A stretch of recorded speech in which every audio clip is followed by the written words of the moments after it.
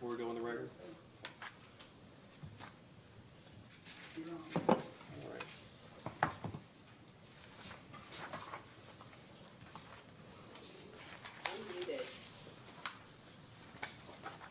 Muted. Thank you.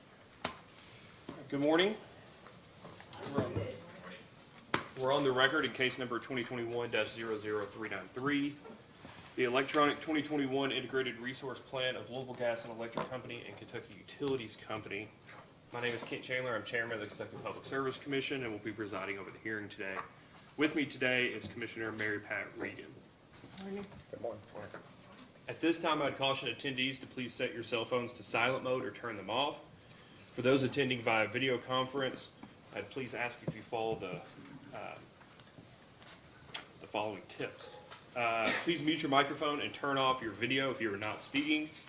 If you use a phone for audio and a computer for video, please turn off one of those audios. If you're in a room with several people on their own computers, please turn off the computer audio for all but one computer. If another participant is in a nearby office, close the doors between the offices. Use wired headphones or wired earbuds. Keep a charger nearby in case your battery runs low. And finally, most importantly, please alert the commission or commission staff if you are experiencing technology failure that prevents your participation at the hearing today. Attorneys participating remotely should contact the staff attorney at the previously provided contact information if you're having those issues. The hearing today is for the purpose of taking evidence on LG&E and KU's integrated resource plans. Before we get started on anything else in earnest, we'll have an entry of appearance of counsel. First for the companies LG&E and KU. Thank you, Your Honor. Kendrick Riggs and my colleague Duncan Crosby of Stalkeen and Ogden, Louisville, Kentucky. Also appearing is Ms. Sarah Judd, in-house counsel for LG&E and KU.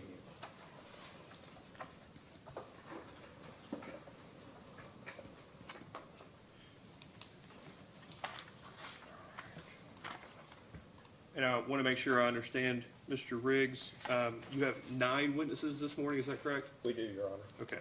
And can I just ask as a housekeeping matter, do you all know which one you and Mr. Crosby are going to be introducing those individual witnesses? Yes. Do you mind to run down that list before we go to the next counsel? Oh, happy to. So the order of witnesses will be Mr. Sinclair, and I will present Mr. Sinclair. Mr. Wilson, Mr. Crosby will present Mr. Wilson. Mr. Ember, I will present Mr. Ember. Mr. Schramm, Mr. Crosby will present Mr. Schramm. Mr. Beller, I will present Mr. Beller. Mr. Garrett, I will present Mr. Garrett. Mr. Bevington, Mr. Crosby will present Mr. Bevington. Ms. Saunders, Mr. Crosby will present Ms. Saunders. And then Mr. Conroy, Mr. Crosby will present Mr. Conroy. Thank you for indulging me, Mr. Riggs. For the Office of the Attorney General, Good morning, Chairman. For the Attorney General, I'm Lawrence Cook. just you today, Mr. Cook? I believe so. And for the Kentucky Industrial Utility Customers. Morning, Your Honors. Mike Kurtz for KIUC. For Louisville Metro, Morning, Your Honors. Quan Nguyen, Jeff Derwin, and Allison Smith on behalf of Louisville Metro. and will it just be you, Mr. Nguyen, asking cross-examination? Yes. For the Sierra Club. Good morning, Your Honor. Joe Childers for Sierra Club. Ms. Henry will not be with us today, and I will be doing the cross. Okay, thank you, Mr. Childers. And for the joint interveners, Metro Housing Coalition, Kentuckians for the Commonwealth, Kentucky Solar Energy Society, and Mountain Association. Good morning, Commissioners. Tom Fitzgerald, Kentucky Resources Council, representing joint interveners. Okay, just you today, Mr. Just me. Fitzgerald. Thank you. All right, and for Southern Renewable Energy Association. Good morning, Mr. Chairman. David Spinar and Randy Strobo, and with us today are witnesses who sponsored the written comments, Dr. Jennifer Chen and Miriam Toomey. Great. Nice to see you, Ms. Chen. Chairman. Yeah, Mr. I'll let you fix your error, Mr. Fitzgerald. Thank you very much. I had not looked over that. With me today is Ashley Wilms, who is the new director of the Kentucky Resources Council. She will not be questioning today, but I just wanted to make sure that her appearance was over. Thank you. And for commission staff. Ben Bellamy, hired for commission staff. I'm here with Mary Beth Purvis. All right, Mr. Riggs, confirmed that public notice had been given and filed in the record yesterday. Is that correct? That's correct. There are no issues with the notice.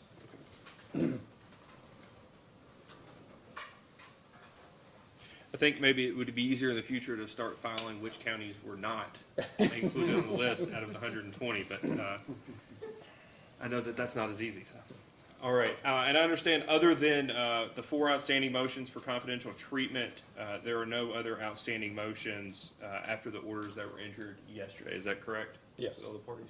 Okay. All right. And Mr. Cook, just want to clarify, your motion to participate remotely if we go tomorrow, is that right? Yes, That's only if there's okay. a second day. That's Okay. correct. Yes. I suspect we'll know that by about 3 or 4. Yes, sir. All right, so pursuant to the public notice and the commission's orders in this case, call-in instructions were posted to the Public Service Commission website with instructions for anyone that would like to provide public comments. They could do so by emailing the Public Service Commission and indicating as much, providing their contact information, in which they were then given the pertinent information to call in today or sign in today and provide those public comments. We currently have 24 individuals that have signed up to provide public comments. When I walked in, not all 24 had arrived yet. As per practice, we will take those in the order in which the individuals signed up to provide public comments. I would ask that everybody continue to stay on mute until your name is called.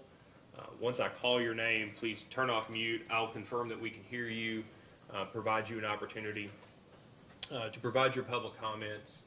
Given the number of public comments that we received, we're going to ensure that each caller has 4 minutes, at least 4 minutes, to provide their comments. Once you get to 3.5 minutes, I will just make a short note and let you know that you have 30 seconds remaining.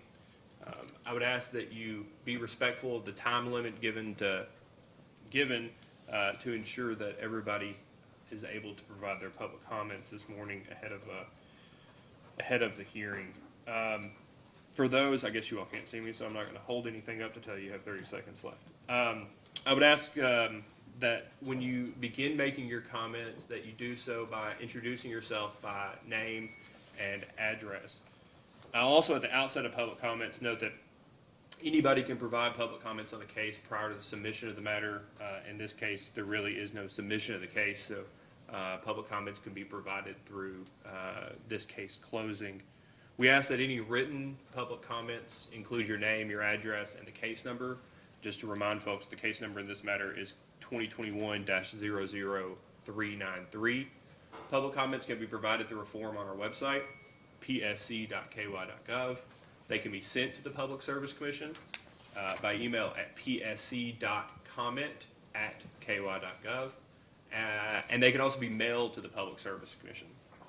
The mailing address for the PSC is 211 Sauer Boulevard, S-O-W-E-R Boulevard, Frankfort, Kentucky 40601.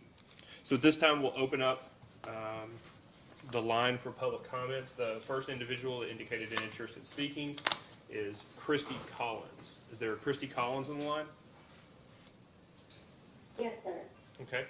Please state your name and address, and I will start the timer whenever you begin your comments, and you'll have 4 minutes. My name is Christy Collins. I reside at 419 West Lane in Bullitt County, Kentucky. My comments would go to case 2021-00393.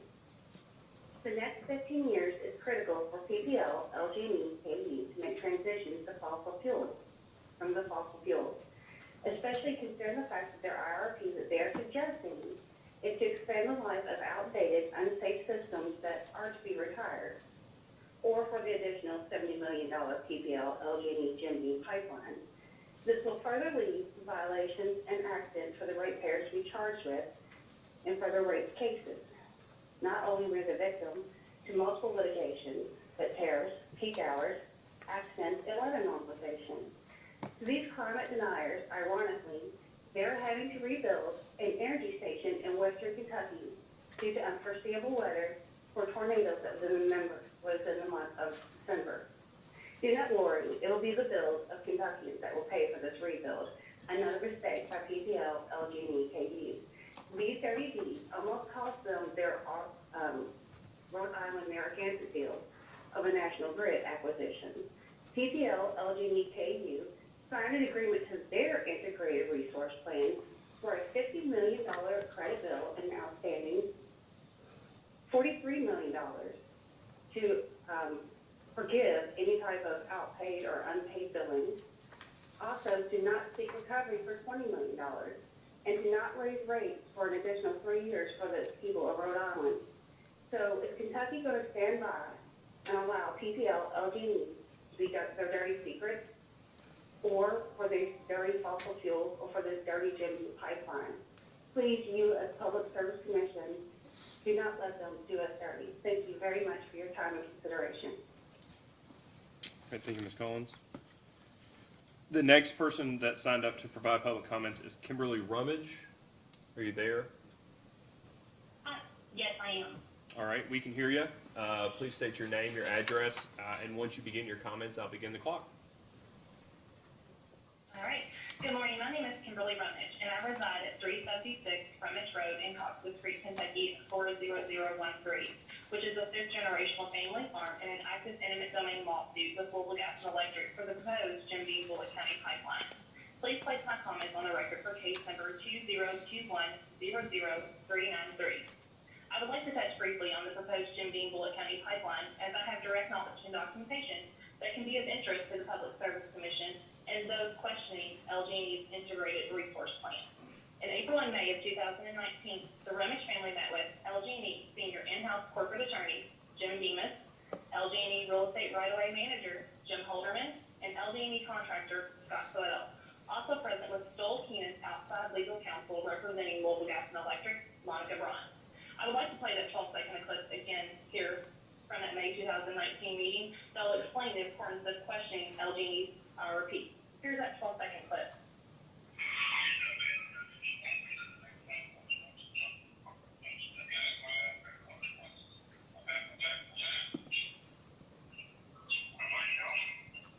You just heard LG&E's real estate right-of-way manager, Jim Holderman, tell our family when asked what to do in the event of an explosion due to a lack of resources to run like hell. I would ask that the Public Service Commission, along with additional representatives from LG&E, to truly evaluate and determine if there's a better alternative to their continuous use of dirty fossil fuels here in the state of Kentucky, especially if their only response is to run like hell to a Kentucky family when asked what options are available in the event of a dangerous high-pressure commercial methane pipeline with the explode across their farm, which happens to be in a floodplain, a one-lane road, no city water, and limited cell phone service. Moving into 5 years of litigation with LG&E, I've learned a lot in how Kentuckians, along with our public safety, seems to be the last item LG&E has on their agenda. LG&E does not like to be questioned by the ratepayers, stakeholders, or any special interest group. And why the Public Service Commission should question their agenda for the LG&E's IRP, and how we can move forward here in Kentucky with technology and advancements versus remaining in the dirty fossil fuel industry to help protect Kentuckians with no voice. I have another 50-second clip that I would like to play for you from their LG&E meeting that will explain why LG&E preferred no public comment. Here's that audio.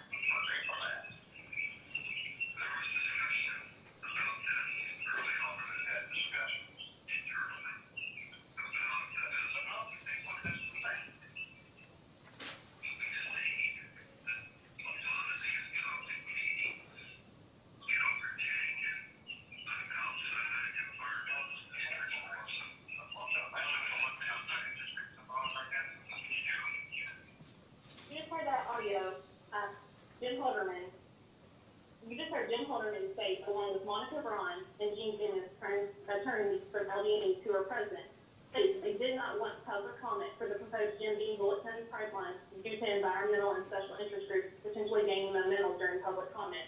These statements and audio only show a small glimpse of the 4 hours of recorded meetings along with our family and the vile, arrogant statements that LD&E represented in legal counsel when they thought their women important was listening. Louisville Gas and Electric clearly wants to keep Kentucky at a disadvantage for their integrated resource plan, continuing to contaminate our water, soil, placing ratepayers and Kentuckians with their backs to sinking with the dirty fossil fuel. Ms. Rummage, you have 30 seconds remaining. Okay. If LD&E cannot about by code and law trying to railroad Kentuckians with their dirty fossil fuel and their everyday practices, one example would be the Calgary line is contaminating our waterways with coal tar and asbestos. I would like to thank the Kentucky Public Service Commission today for allowing us to comment and allowing us to speak, as LD&E clearly would prefer us not to.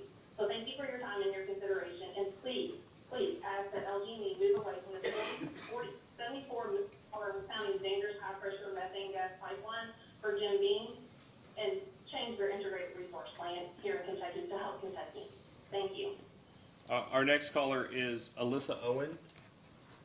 Alyssa Owen there.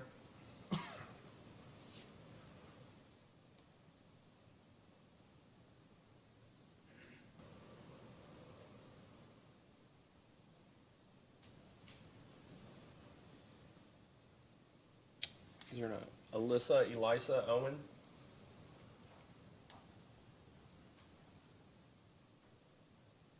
Okay, we'll come back. Carolyn Cromer.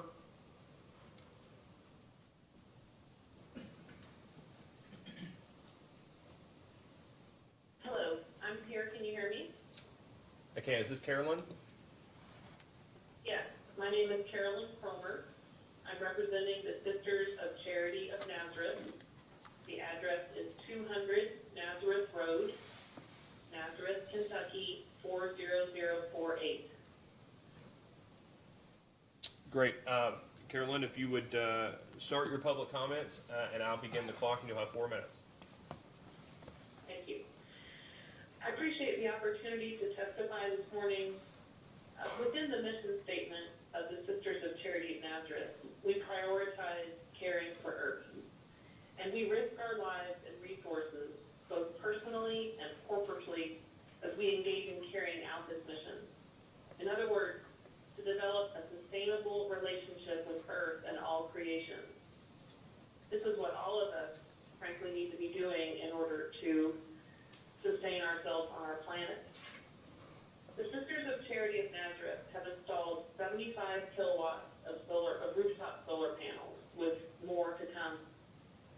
We're taking big steps to reduce our carbon footprint for Earth and all life. Each of us depends upon clean water, nutritious food, and clean oxygen going into our lungs. The LG&E KU plans to burn coal for 40 more years while not considering rooftop solar as an important part of this energy mix is irresponsible and speaks of misplaced priorities. That of placing profit over planet and all life. We must include a wide array of options that include as many renewables as quickly as possible into this plan. As an international organization, we have members in India, Nepal, Belize, and Africa who experience firsthand the impact of the continued burning of coal and other fossil fuels. There are more floods and higher temperatures and more deaths as a result. Just last week, I was on a meeting with a sister from India, and it was 111 degrees there. Flooding, wildfires, and more intense heat also prevalent here in the United States, with more individuals are being displaced and dying. This impacts those with whom we minister, as these individuals are low income and often on the margins of society. Morally, we cannot allow these disasters to continue to plague these individuals psychologically, emotionally, and economically. We cannot allow the increased prices of energy to keep our low-income sisters and brothers in debt bondage. We, as Sisters of Charity of Nazareth, are making incremental progress towards our commitment to eliminate greenhouse gases by 2037. That's the pledge we've made to ourselves. We don't expect anything less of those who have the means to actively keep Earth's threshold for increased temperature beneath the 1.5 degrees Celsius that was internationally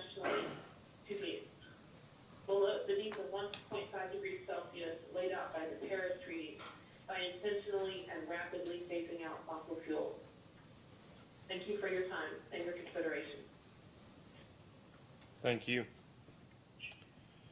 The next speaker is Kara Cooper. Kara, are you there?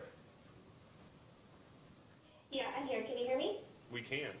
Please state your name and address, and then once you begin your comments, I will start the 4-minute timer.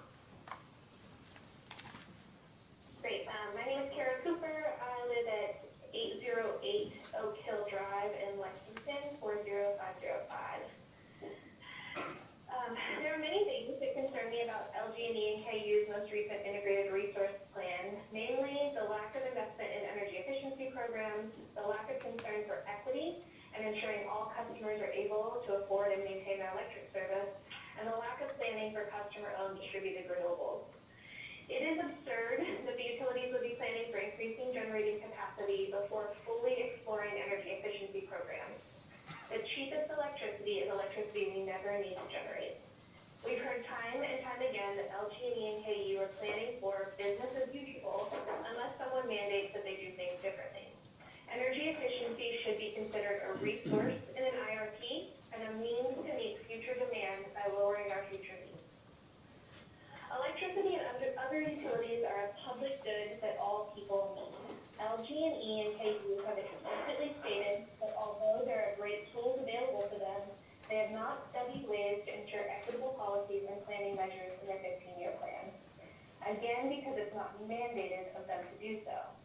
We need the PSC to ensure that LG&E and KU study the benefits of incorporating equity-driven policies such as quantitative energy equity metrics, income-based rates, and expanding other programs that help people lower their bills and keep the lights on.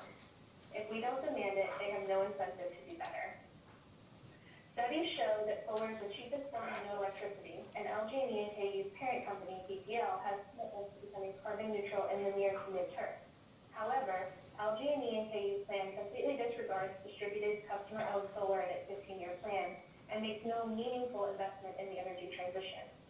As the PSC found in the LG&E and KU net metering case, net metered rooftop solar benefits both customers and utilities by lowering peak demand, taking stress off of centralized generating systems, increasing the resiliency of the grid, and more. The future is not just renewable energy, the future is distributed renewable energy. And we need our utilities to be planning for this future in terms of future generating capacity and grid infrastructure investment. If left to their own devices, our utilities will continue to not plan for the future and leave customers holding the bag for bad investments and poor decisions because it maximizes shareholder profits in the short term. We should not be held responsible for paying for utilities' blatant refusal to acknowledge the writing on the wall. Without using hyperbole, our lives and our children's lives literally depend on it. As the Public Service Commission and not the Utility Service Commission, we rely on you to be the gatekeeper between utility shareholders' interests and the public interest. We rely on you to do everything in your power to ensure that LG&E and KU's plan for the future looks out for all of us. Thank you for taking that responsibility seriously. Thank you, Kara. The next individual that has signed up to provide public comment is Mary Miller. If Mary is there, I just ask that you take yourself. Yes, I'm here. Great. Mary Miller. Great. 417 acres.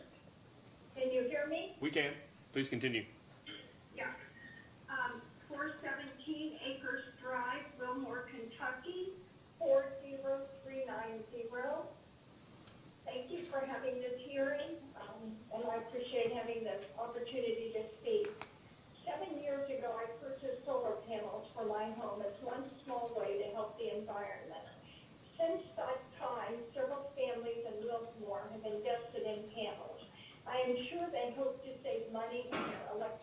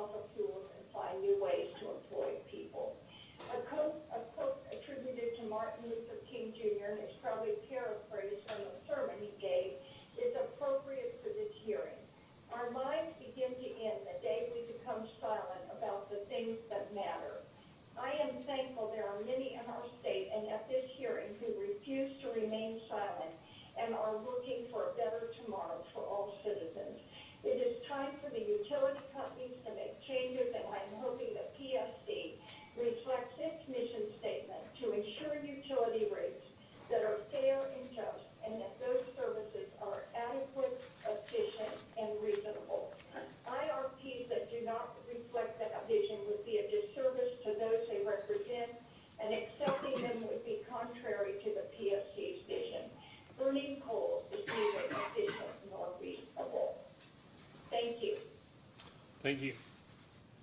The next caller is Carmel Bowman. Carmel. Okay,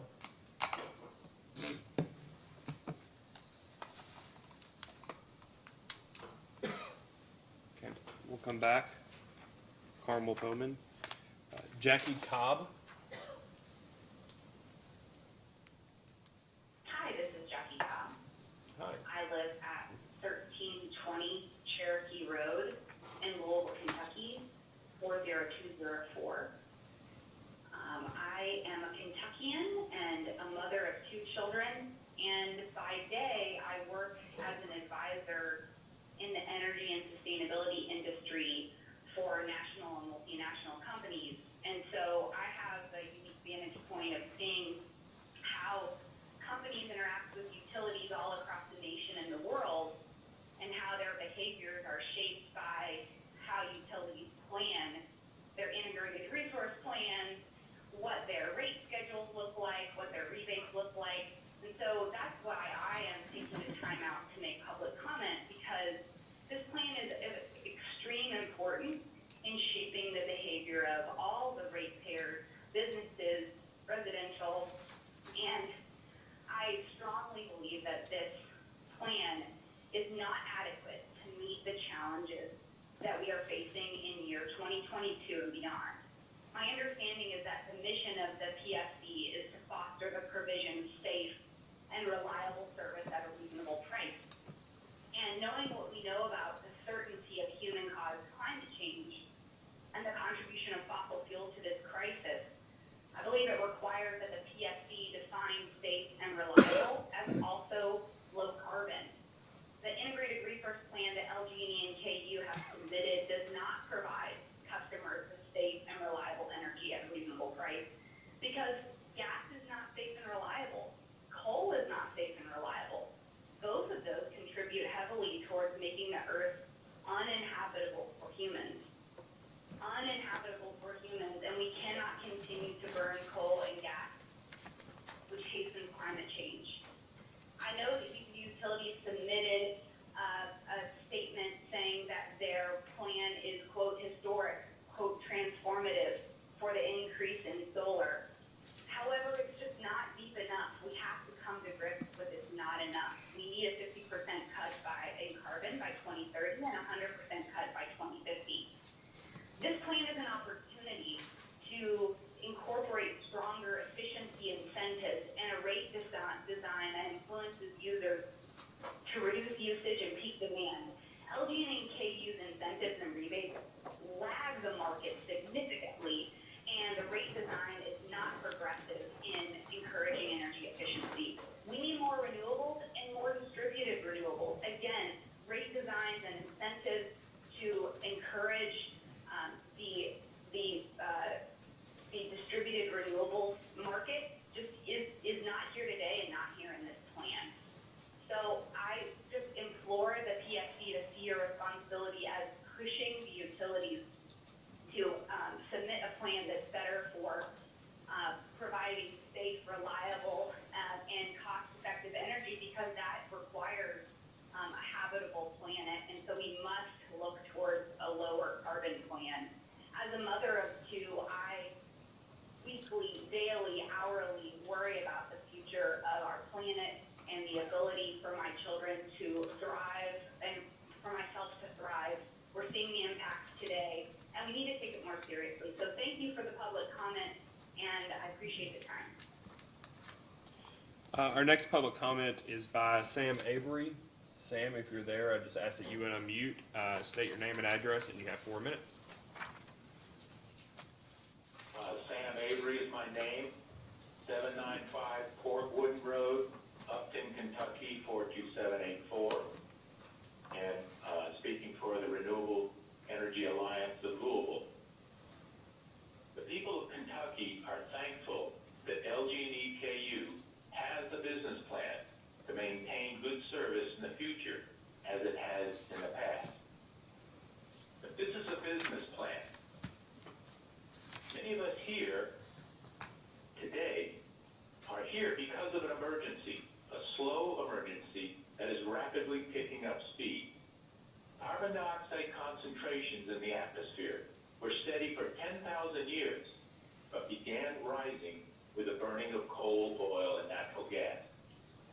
we are breathing right now contains 50% more carbon dioxide. This changes how the atmosphere behaves.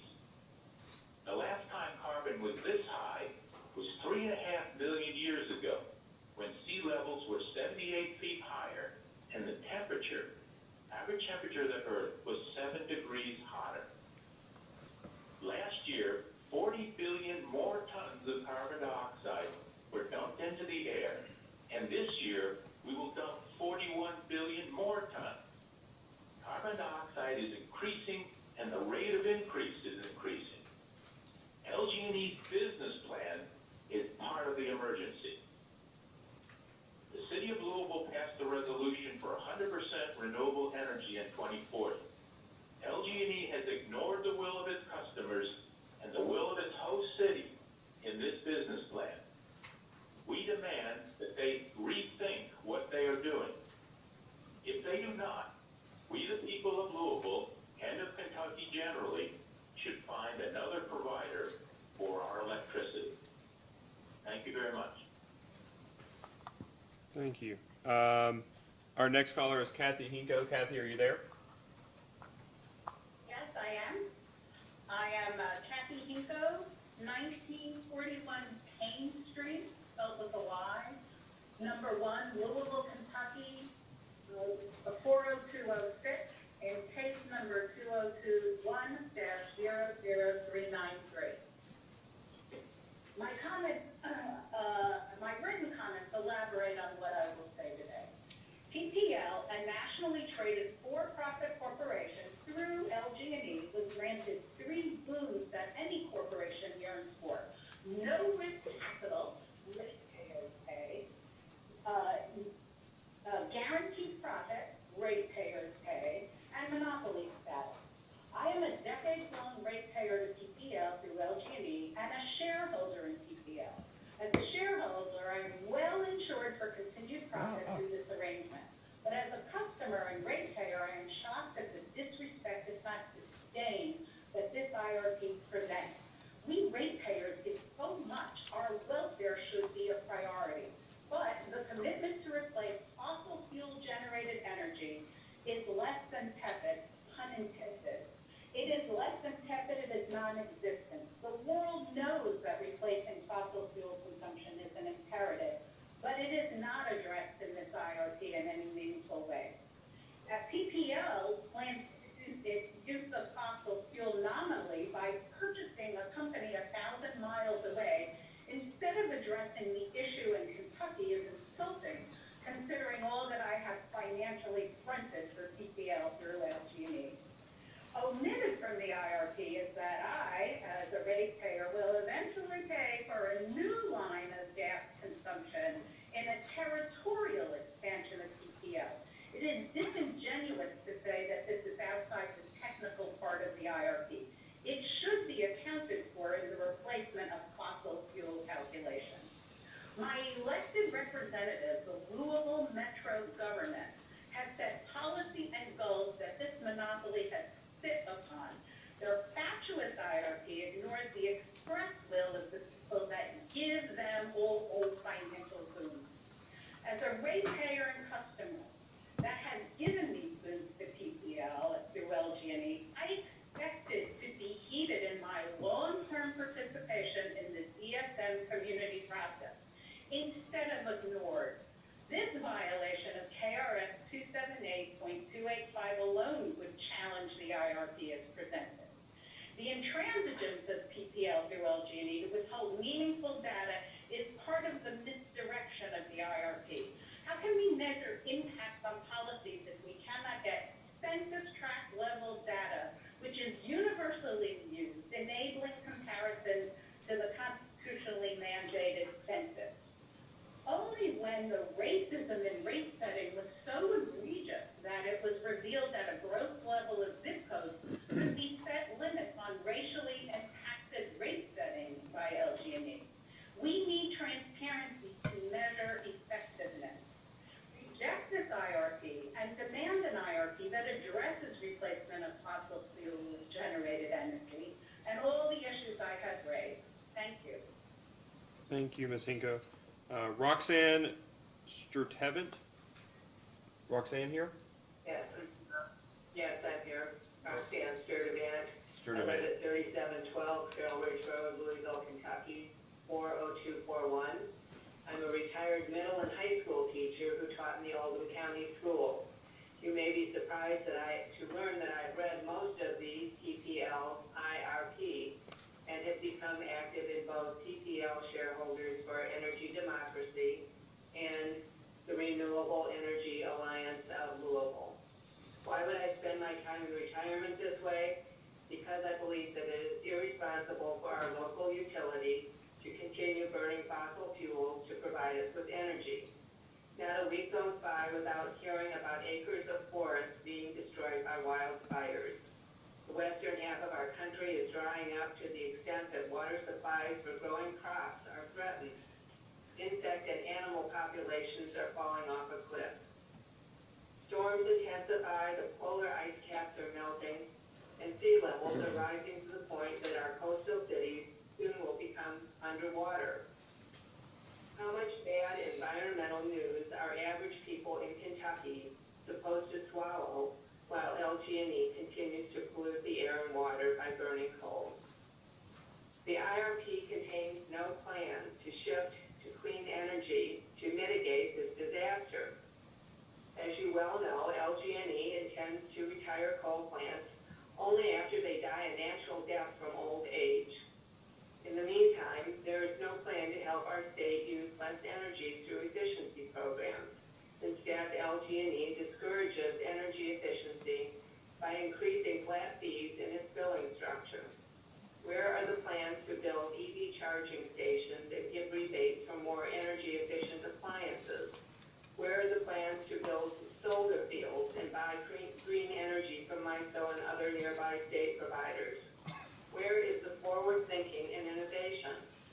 In this age of technology, research, and invention, what other company today would be satisfied with predicting no change to its aspirations and operations in the next 15 years?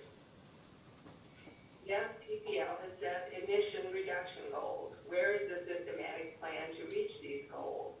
Instead, they distract us with claims about their small-time clean energy endeavors, such as partnering to do battery research, improving their corporate fleet, and investments in clean energy research hedge fund. We are not fooled. Who is developing the plan to clean up their core business, which is the generating of energy by burning fossil fuels? The state of Rhode Island is served by the Narragansett Electric Company, now called Rhode Island Electric. It was recently bought by TPL. Rhode Island has created a law that will require the state's electricity to be offset 100% by renewable energy by 2033. This is 17 years ahead of the rest of the country. How will they do that? They have committed to it already up and running. Rhode Island utilities will buy renewable energy certificates in a regional marketplace called the Regional Greenhouse Gas Initiative. The Regional Greenhouse Gas Initiative is a cooperative effort among 11 states to reduce emissions. Renewable energy providers in the collective will generate green energy equivalent to 100% of the energy produced by the utilities. The money to buy green energy and pay for other energy savings programs will come from requiring power plants to buy 1 carbon dioxide allowance for every short ton of CO2 they emit at a current cost of about $13. This gives the utility an incentive to reduce greenhouse gases. Roxanne, you have 30 seconds. Decide how to spend this money to reach its net zero emission goals. They can buy solar farms, purchase charging stations, winterize homes, give direct bill assistance, and promote greenhouse gas abatement. They can tailor spending to the needs of their state while creating jobs. This is a real program that has been implemented in 11 northeastern states, including our neighboring state of Virginia. It's been in operation since 2009. It is a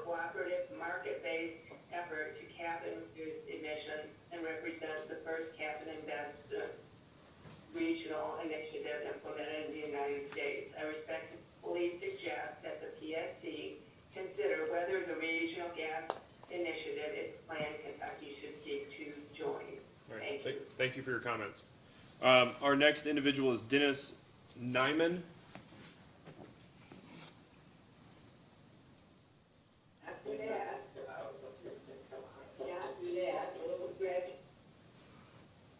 Dennis, can you hear me? Okay, we'll come back. Amanda Fuller.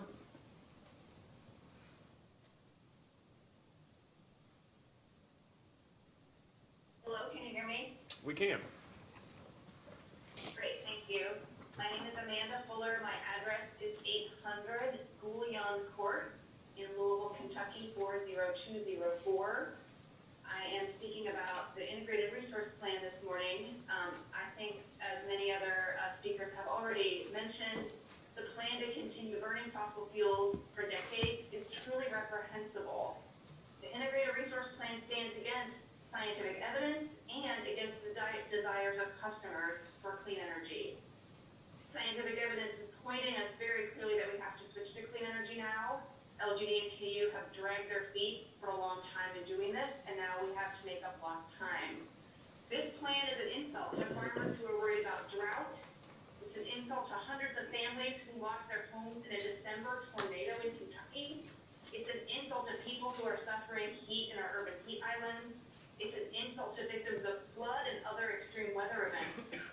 It's an insult to Kentuckians who suffer health impacts from air pollution from burning fossil fuels. I asked the Public Service Commission to reject this plan, ask for one that transitions us to clean energy 100%. I'd like to see it by 2030. Ratepayers and all Kentuckians deserve better, and I would support seeking a new energy provider if LGD KU does not present us a plan that's in step with current science and economic forecasting. Thank you. Our next comment is from Maggie Hettinger. Maggie here. Come back.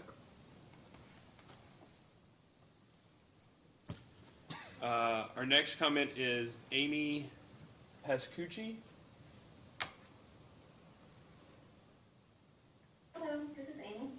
All right, please proceed. Hello, this is Amy Pascucci. I'm calling from Bardstown, Kentucky. My address is 526 South 6th Street in Bardstown, 40004.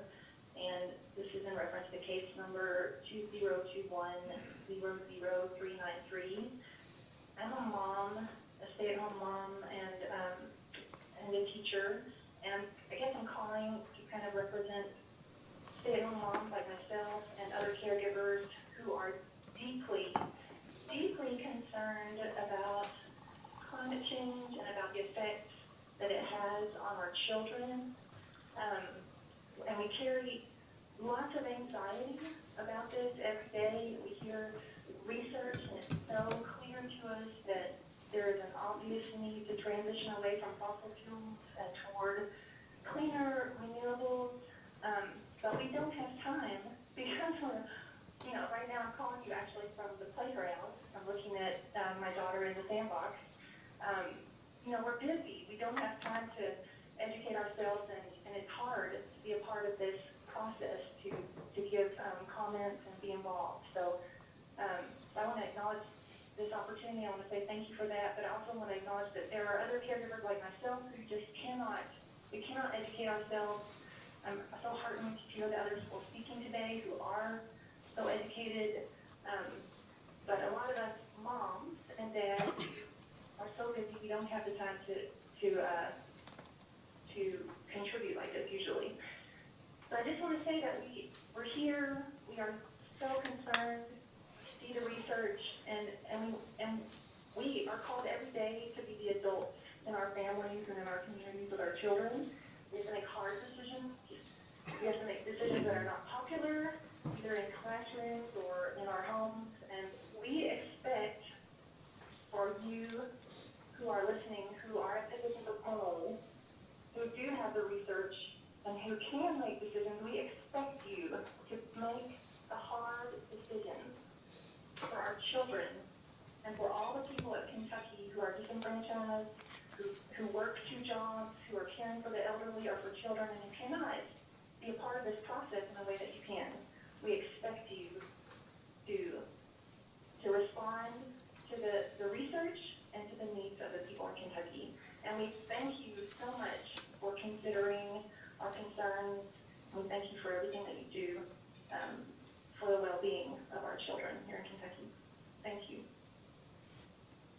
The next individual is Ronald Mobby.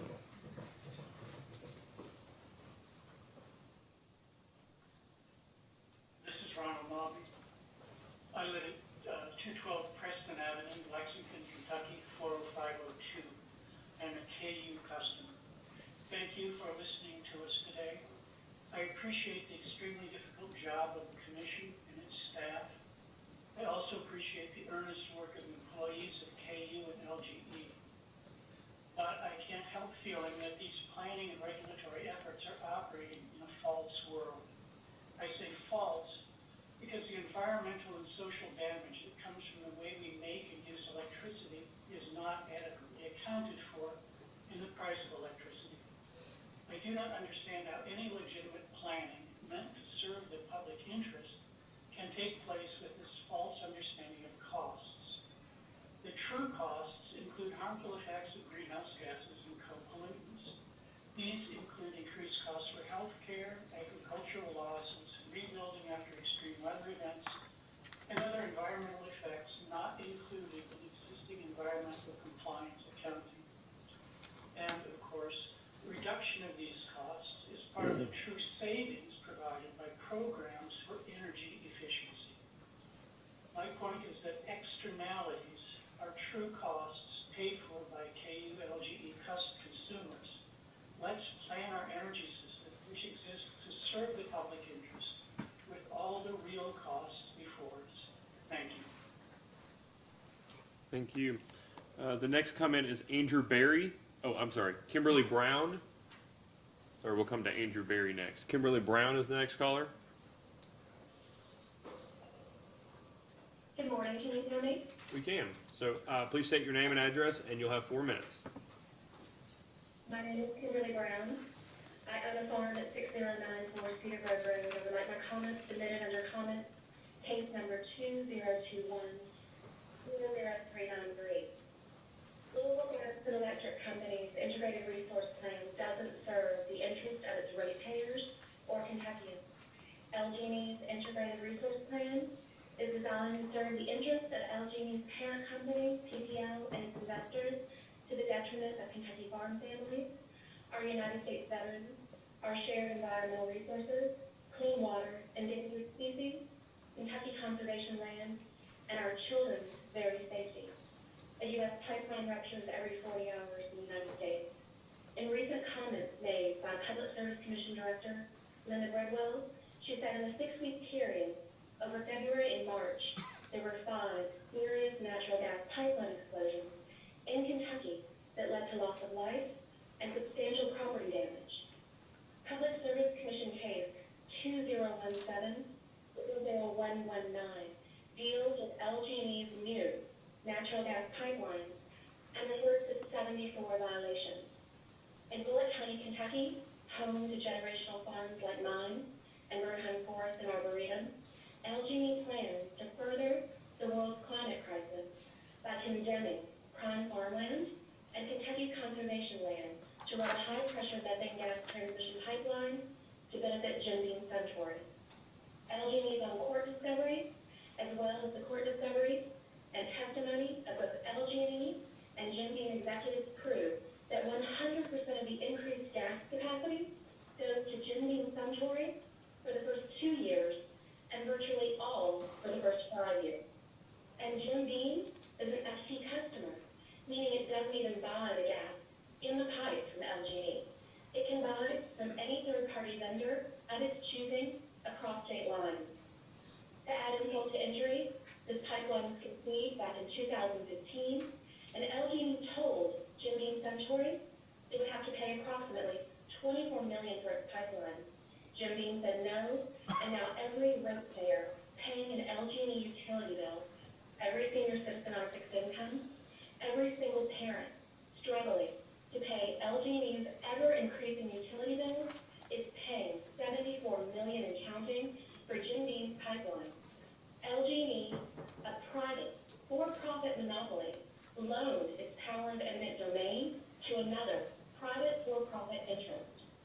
This is private greed, not public greed.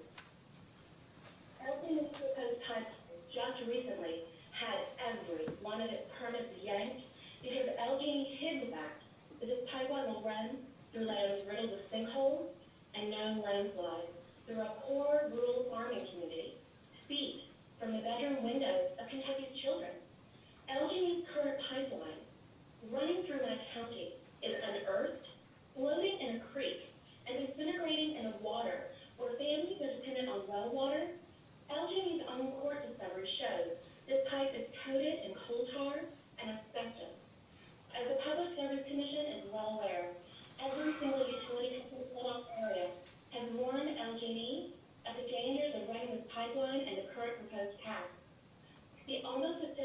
Mid-Valley Pipeline just ruptured, spilling 201,000 gallons, creating the second largest spill our neighbor Tennessee has ever seen.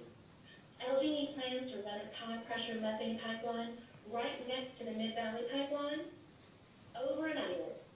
It just had to be discussed in our area in April, and LG&E's proposed pipeline passed due to pipeline integrity issues. LG&E proves time and again they don't care about public safety.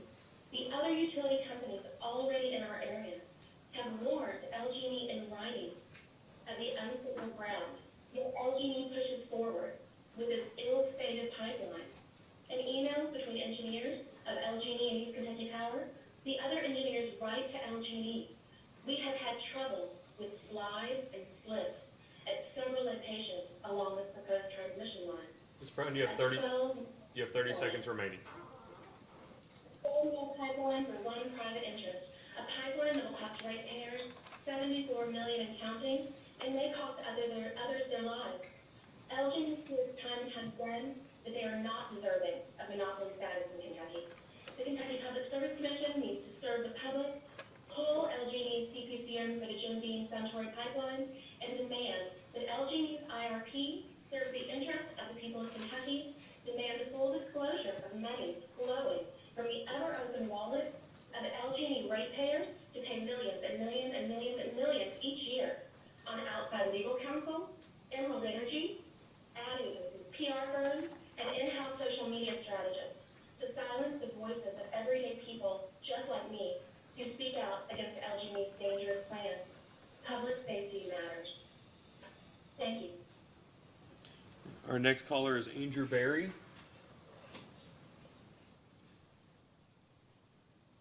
Yeah, thank you. This is Andrew Berry. I represent Bernheim Arboretum and Research Forest.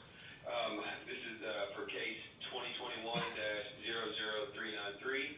Our address is 2427 Claremont Road, and that's in Claremont, Kentucky, here in Bullock County.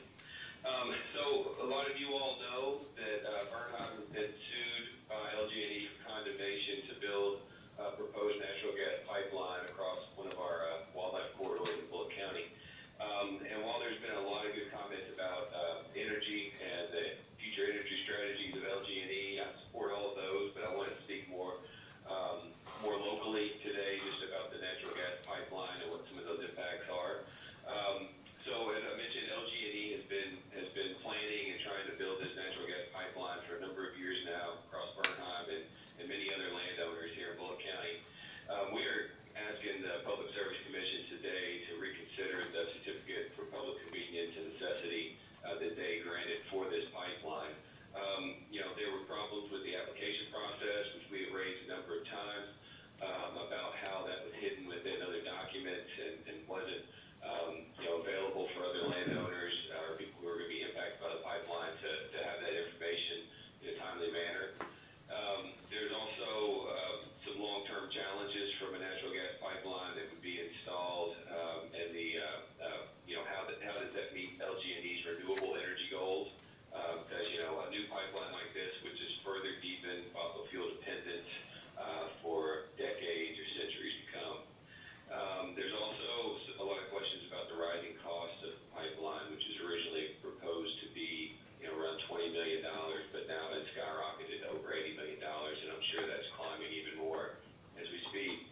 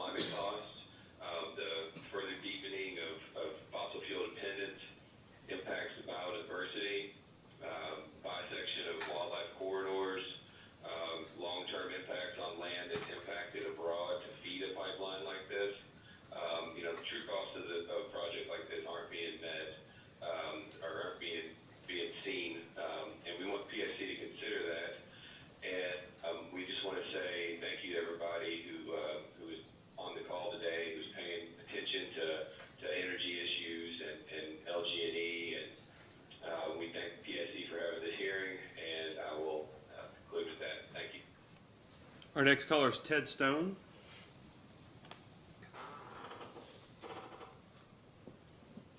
Ted Stone.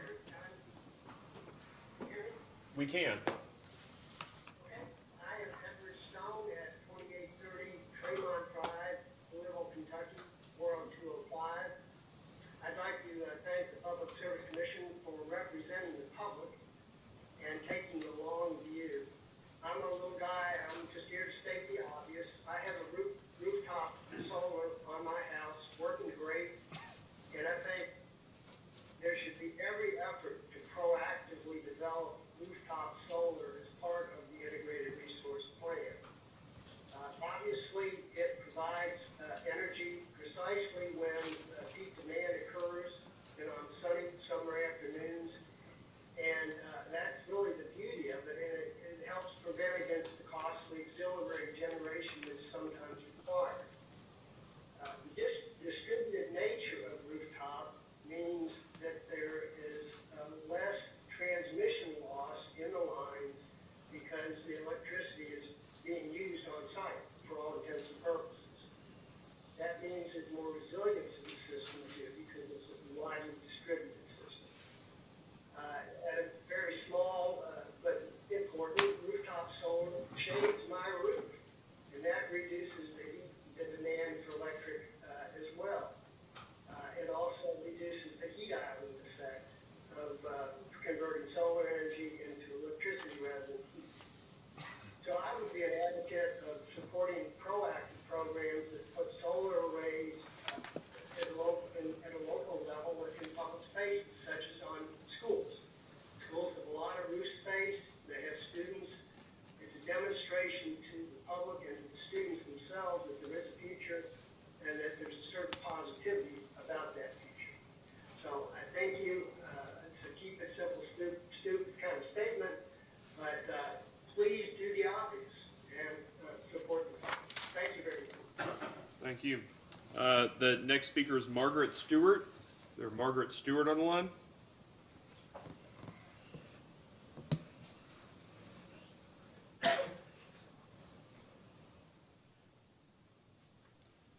And Zoe Strecker. Yes, hello, can you hear me? We can. Please state your name, address, and you'll have 4 minutes once you begin your comments. Yes, thank you. My name is Zoe Stricker. My address is 621 Keeley Avenue in Lexington, 40508. I also, my farm is within sight of the E.W. Brown Power Plant in Mercer County, not on LG&E, but I feel directly affected by that relationship physically as well. My comments are in reference to case 2021-00393, and I really appreciate everything that's been said today by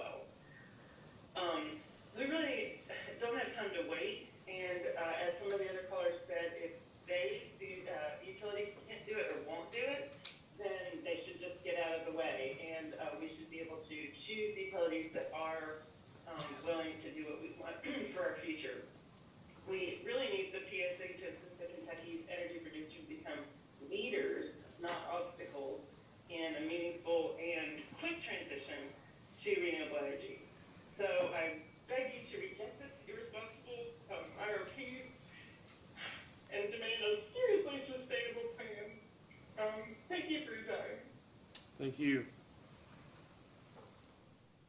The next caller is Isabel Cochrane. Oh, yeah, sorry. If you, yeah, I think the microphone should be turned on. I messed the sign up wrong. That's okay. Yeah, my name's Isabel Cochrane. I live at 816 West High Street, Lexington, Kentucky, 40508. I am disappointed in this plan for several reasons, so I'm just going to go through some of my notes. I don't think that it is what's best for the well-being of Kentuckians, our environmental health or financial health. I think energy efficiency programs would help both low-income customers and the utility by reducing the need to produce excess electricity. Instead of considering energy efficiency programs as a resource in their plan, LG and EKU have failed to propose any new energy efficiency programs. People are struggling to pay their bills, and we need to give them as many options as possible to lower their monthly payments and conserve electricity. I think that that equity is not meaningfully represented in the plan. There are many tools available for the utilities to study the impact of different planning scenarios on the most vulnerable people in our communities and to ensure that low income and communities of color are not disproportionately impacted. Not only have LG and EKU not taken the time to consider equity impacts, they've also not made equity-related data available for the public to consider either. As a monopoly, they must be regulated to consider affordability and racial equity. I think one that's been touched on a lot is, and it's kind of absurd about the plan, is the lack of importance on renewable energy. The next 15 years are really critical for making a rapid transition in the face of climate change. And LG and EKU plans to burn coal for 40 more years and are not considering rooftop solar as an important part of the energy mix. This is incredibly irresponsible.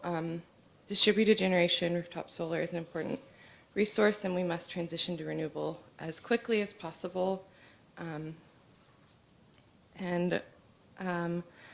I also just wanted to touch on the planning process of this and the public input in the future. I think the public and public advocates should be brought into the process prior to the IRP being written through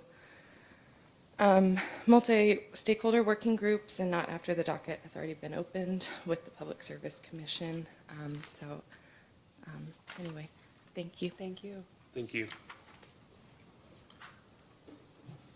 The next individual is Debra Girth. This is Deborah. Hi, we can hear you. I live at 461 Silver Maple Way in Lexington, and I'm a residential customer of KU. I don't pretend to understand the intricate details of the utility business as well as some of the other speakers today, but I do know two things. We are already feeling the effects of global climate change in Kentucky, and these changes will affect energy markets. KU has shown that it is not yet serious about creating a strong, resilient system that will be able to cope with chaotic energy markets. As a monopoly utility, KU may not feel the same kind of pressure to plan carefully that a normal business would. If they drop the planning ball, the captive ratepayers will be paying anyway.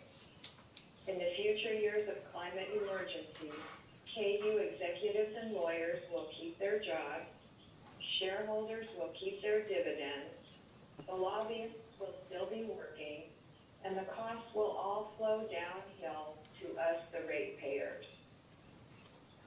I am not asking KU to solve the climate crisis, but they must be expected to create a realistic and transparent business plan that can withstand the market disarray of a changing climate. The key to such a plan is a resilient system, one that uses all the tools of renewable energy, distributed generation, grid design, and conservation. A strong, resilient system would protect us ratepayers from avoidable costs when energy markets and weather become more disordered. It is a matter of fiscal urgency that KU plans seriously and well for climate change. Most customers will be really harmed by ballooning costs for electricity, and with better planning, we can be protected. Thank you, Commissioners, for listening to my concerns. Thank you, Ms. Girth. And the final individual to sign up is Judith Humble. Judith Humble.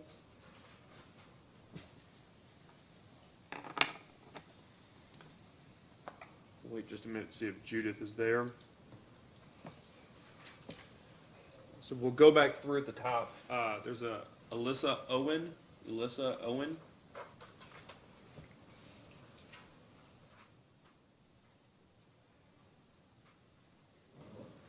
Not hearing anything from an Alyssa Owen.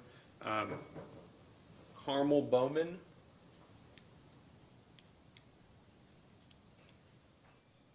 This is Judith Blythe here. Oh, great, Judith. Please begin, state your name and your address, and then when you start your comments, I'll begin the timer. All right, thank you very much. My name is Judith Humble. I live at 144 Lincoln Avenue in Lexington, Kentucky, zip code 40502. I am a lifelong resident of Kentucky who has always received my electricity through Kentucky Utilities. In addition, I work with the Bluegrass Climate Action Team in Lexington to do climate education and outreach in our community, and also to work with our city government to support decisions that will reduce greenhouse gases as our community continues to develop.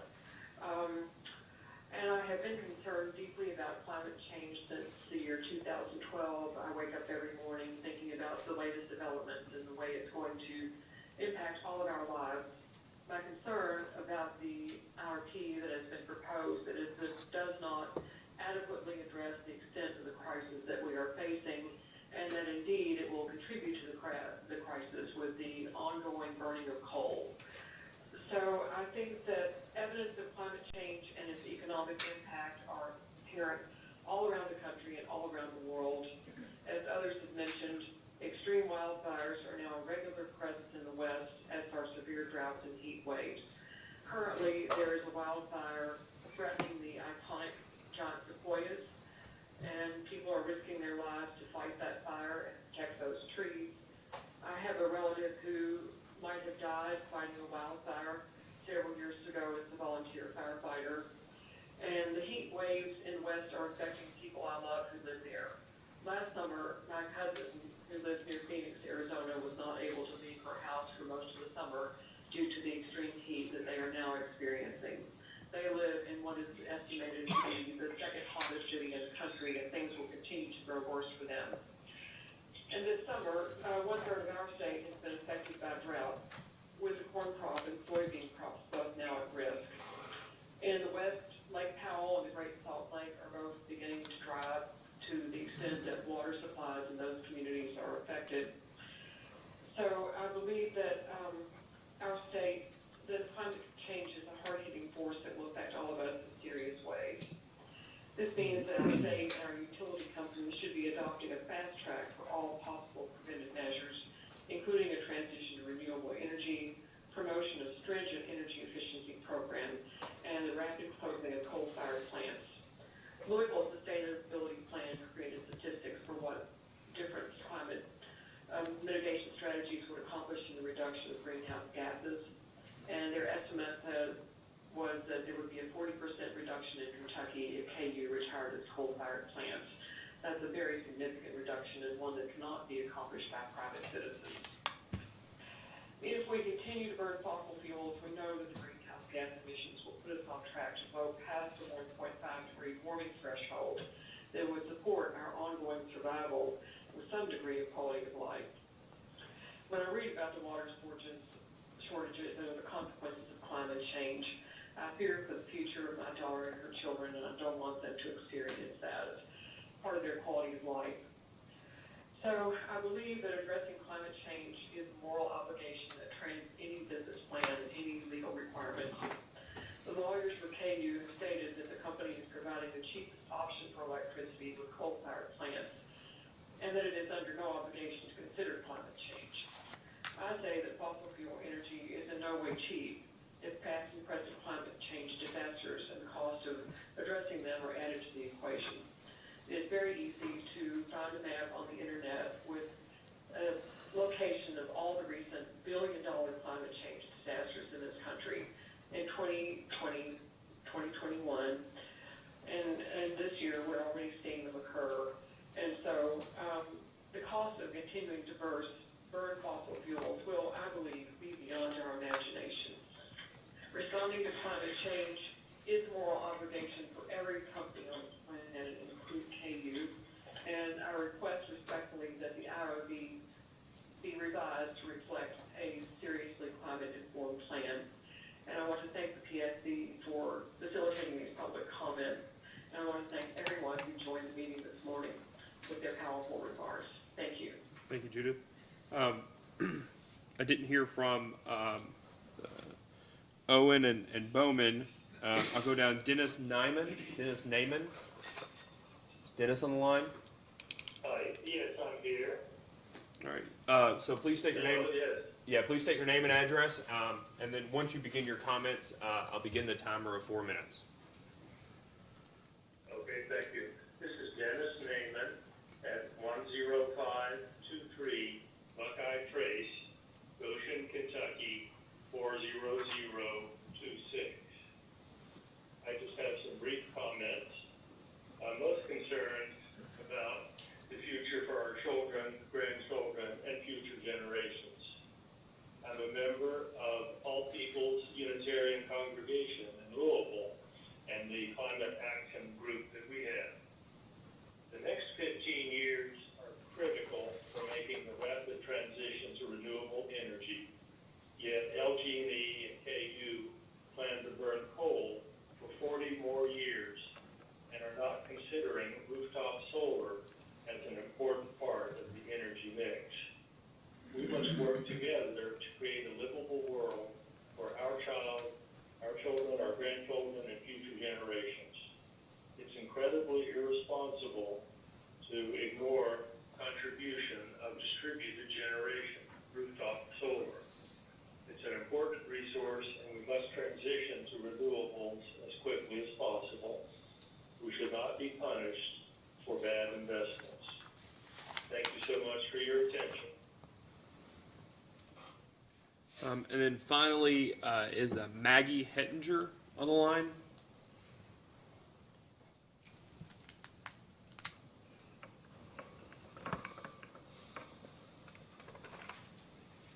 Maggie Hettinger. Can you hear me? We can. Oh, good. Thank you so much. So if you'll state your name and address, when you begin your comments, I'll start the timer for 4 minutes.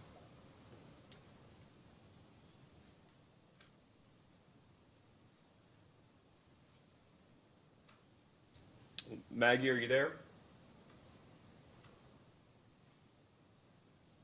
Now can you hear me? We can. Thank you so much. My name is Maggie Hettinger. I am at 131 East Pioneer Court, Lebanon Junction, Kentucky, 40150, and the case we're talking about is 2021-00393. I am a Bernheim Forest neighbor, and I'm a volunteer for Citizens Climate Lobby. I'll be really short. My main concern is the need for stability and speed in transitioning electric power to renewable carbon-free production. We believe here in my household, that distributed home and business solar component of utility is a desired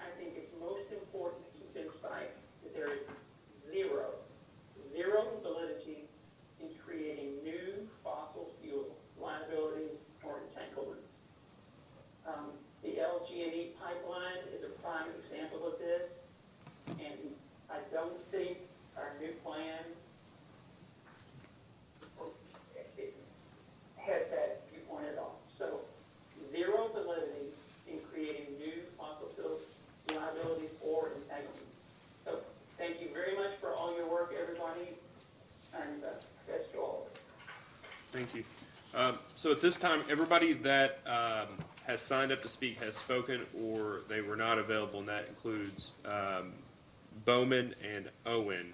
I would ask at this time if there's anybody on the line that hasn't spoken but signed up to provide public comments that they indicate as much now. Please unmute yourself and state your name.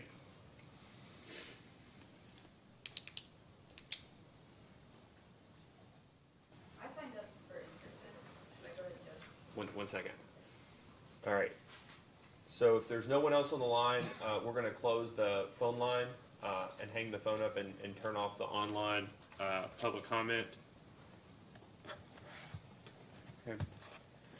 All right. So now for anybody that's a member of the public in the room that would like to provide public comment, we just ask that you come to the microphone and again, state your name, your address. We'll give you 4 minutes. We'll do a timer. Just first come, first serve. Anybody that's interested in providing public comment.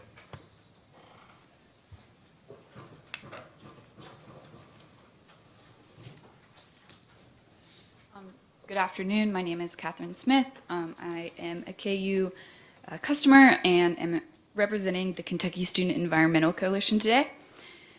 And I'm here today because I'm one of many youth living in Kentucky who are already having to bear the brunts of climate change, and frankly will have to feel the impacts of it much longer than many of the people who have written the LG&E and KU IRP. Many friends know these impacts too well.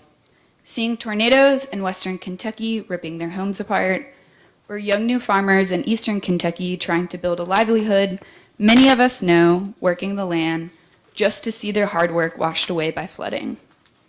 These are the effects of a rising climate and why I need LG&E and KU to actually step up and be a leader in creating a smart, innovative, and forward-thinking plan that actually considers the well-being of the Kentuckians they're supposed to be serving. I need them to realize the impact that their decision-making makes on the very real lives that we live in Kentucky with this plan. We know LG&E could be utilizing equity tools that they have access to. We know they haven't been proposing any new energy efficiency programs that are necessary for many ratepayers that are struggling to pay their bills. We know they have plans to burn coal for the next 40 years, and that they fail to explore the benefits of renewable energy and rooftop solar. And we know they aren't working towards these solutions because they currently have a proposed pipeline project that would go through Bullitt County that would put Kentuckians at risk for their safety, of landslides, of fires, would impact endangered species, would increase costs for ratepayers who would have to ultimately pay for this project, and would solely benefit a multi-million-dollar corporation for the first 5 years. We also know that pipelines rupture every 40 hours in the US, and this pipeline would certainly be one of these, or would certainly be a part of these failures. That to me does not sound like a plan that is working for the interests of the people who live here and have spoken today. We are in 2022. There are so many solutions to these issues I've brought forth today that are already being implemented across the country. I want to see Kentucky be a leader and not fall behind. This could incorporate equity tools, create energy efficiency programs, look to renewables and rooftop solar, and end this pipeline project. I want to see LG&E utilize these common sense strategies in their plan that actually improve our lives instead of putting extra money in their pockets. Let Kentucky shine as we plan for the next 15 years, building a better future for the state and the generations to come, instead of turning the clock backwards. Thank you for your time today. Thank you.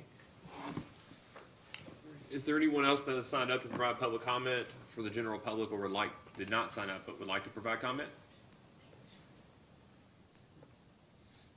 Okay, seeing none and hearing none, we will take a short recess. I know we got started late.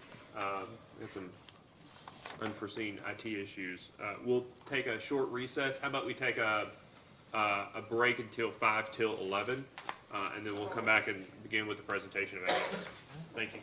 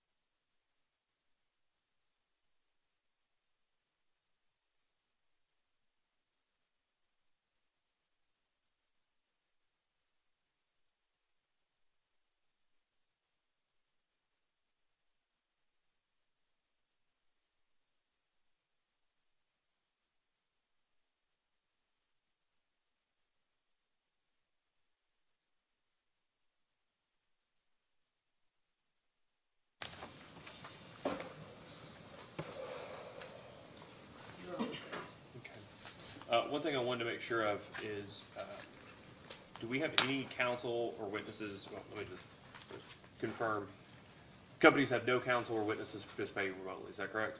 That's correct. Okay. Sorry, I'm already asking leading questions. Counsel. I just wanted to confirm, so nobody's online for you all. Mr. Cook, you're here today. Mr. Kurtz, just you? Yes. Okay. And for the city of Louisville, both of you all are here, nobody remote? Correct. Okay, needing to participate remotely. Mr. Fitzgerald, you and your co-counsel are both here. And Mr. Childers, it's just gonna be you today. Senator's not gonna be able to make it. And then Mr. Spinard, both of you all are here. This is, Yes, Mr. Chairman. this is the entirety of it. Okay. So, are we on the record? Yes, sir. Candace, let's go off the record for just a minute. I'd like to.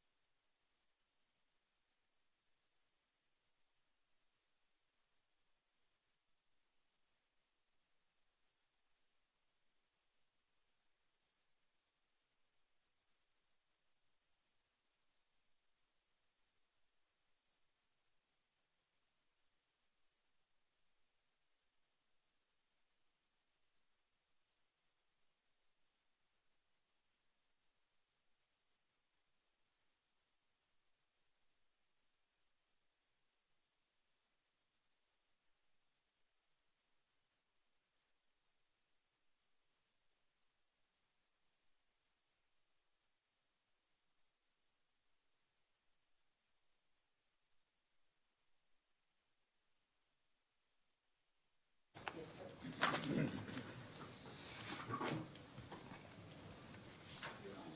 Okay, we're back on the record in case number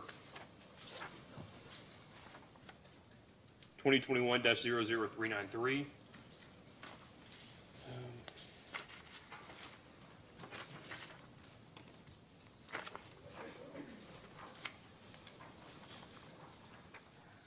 Okay, Mr. Riggs, are you ready to call your first witness? Yes, Your Honor. Mr. Sinclair, please.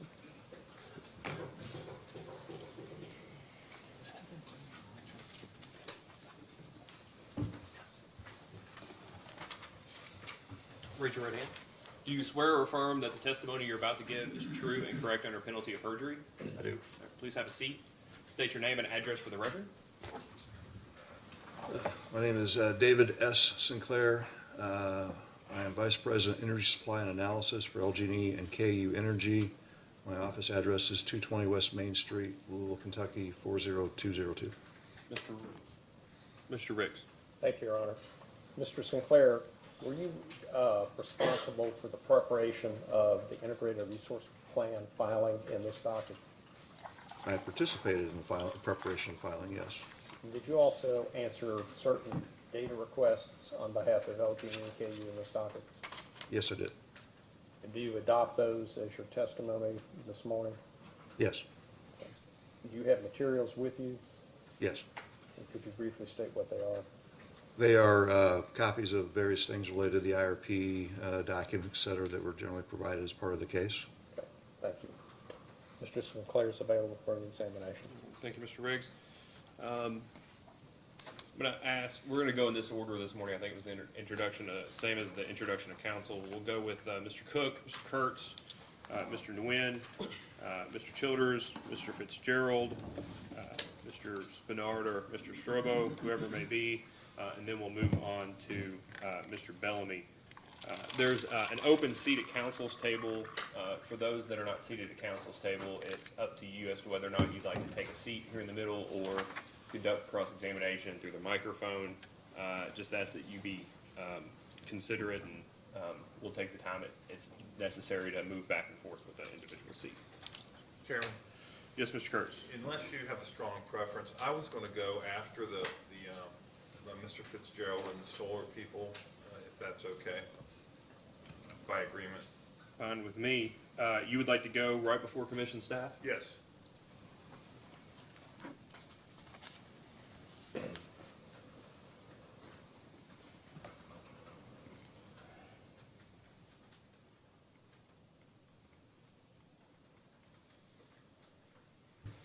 Just because people are watching the hearing finally, you want to upstage everyone else? Is that it, Mr. Kurtz? I don't know. All right.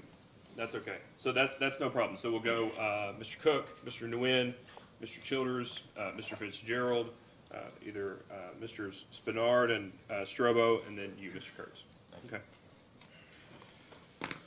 All right. Mr. Cook, do you have questions for this witness? Yes, I do. Thank you, Chairman. Good morning, Mr. Sinclair. Good morning. I have a few questions for you today, and in light of the fact that in this case there was no pre-filed written direct testimony, I'm going to address them all to you. But if you prefer to have another witness address those, just speak up, let me know, and we'll handle it that way, okay? Okay. Okay, thank you.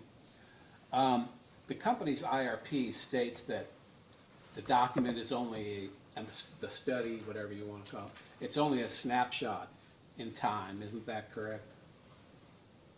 Yes. Okay. And is one of the reasons for that because given the number of issues analyzed and the overall pace of change today, the results of your IRP analysis for this docket, which were run last year, could easily be significantly different if it was run today? Yes, there can be events that can happen between the time you prepare a study and the time that we have a discussion like this. Yes. Okay. And maybe one of the issues that obviously happened a few months ago was that Russia invaded Ukraine. And it seems that as a result, the energy prices have essentially gone haywire. Would you agree? Well, energy prices certainly gone up. Yeah. I'm not sure what the definition of haywire is, but they're certainly higher than they were pre-invasion, yes. Okay. And unless I'm mistaken, I've been at this for about 17 years. Is there any way that for anybody to keep up with all this pace of change on a real-time basis? I'm not sure what you mean by that question. Well, is it safe to conclude that if the company performed energy price forecasts today, that there would likely be a significant difference from the results that were produced last year. Are you, I don't want to be difficult, are you talking about short-term, long-term? What do you, when you say forecast, because different horizons can I know the affect that. company did do short and long-term, and was there also like a medium term? Well, I'm just saying that you said price forecast, and I think I'm just trying to get Right. clarity in general. Your Yeah. question seems a general question. I'm just saying the time horizon could be more impacted in the near term by near-term events, and long-term it may be less impacted or not at all. I don't know. It depends on the hypothetical event. Okay, thank you.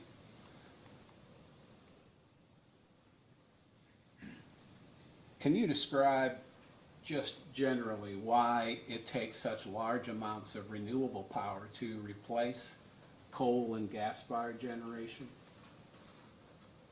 Okay, well, when you say renewable, I assume are you primarily talking about wind and solar, or are you talking about anything else? Wind and solar. Wind and solar, okay. So when you say amounts, you mean like nameplate capacity? I'm not trying to be difficult, I'm just trying to make sure I'm No, clearly you're- answering your question. You're right. Okay. Capacity. Yeah. So, all generating technologies have different capabilities of producing energy under different circumstances, right? And that production of energy in the electricity world is a function of when customers want it, right? You said because it's essentially produced at the speed of light instantaneously, right? So, a technology like solar works when there is sun. And so that's a challenge at night. It's a challenge when clouds occur. So so that's a geographic question as well. So different regions of the world have different solar resource, they would call them, where you have clouds, et cetera. There was a comment earlier by one of the commenters about being in Phoenix. I lived in Phoenix for 12 years, and it's called the Valley of the Sun for a reason, because there's not a lot of clouds there. So the same solar plant in Kentucky will produce a different amount of energy than one in Arizona, simply because of cloud issues, for example, right? Likewise, wind, again, is to be a function of location. Different parts of the world have different wind characteristics, different times of the day, different times of the year. And so you have to understand then when that wind is blowing to understand the output of a potential wind farm.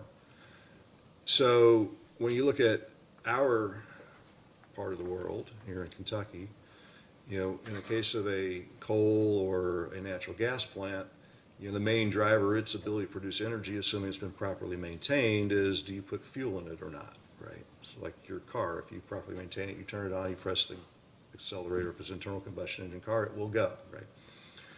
So therefore, those plants, their output is varied based on whenever customers have wanted it. So if you say,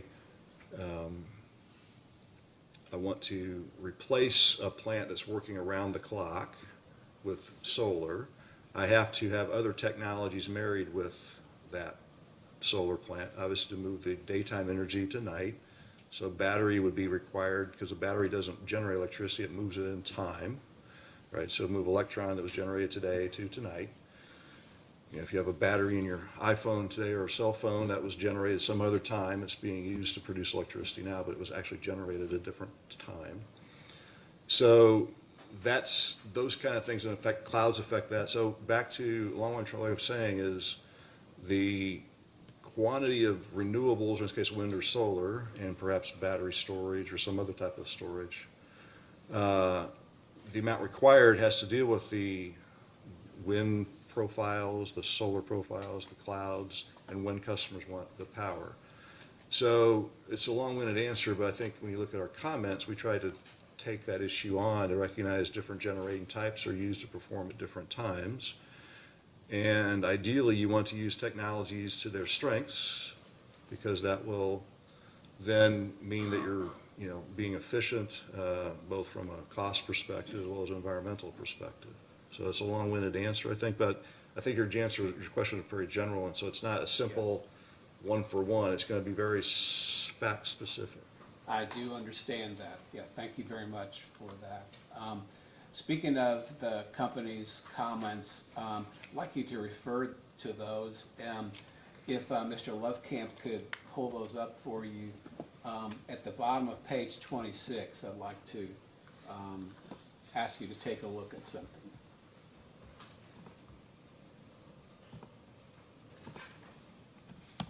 Wish I had that document.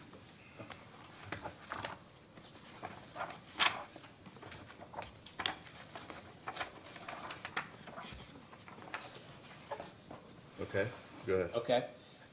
The bottom of page 26, and then extending over to the top of the next page, there's a sentence that begins, "The cost of a wind turbine in Kentucky." Could you just read that sentence?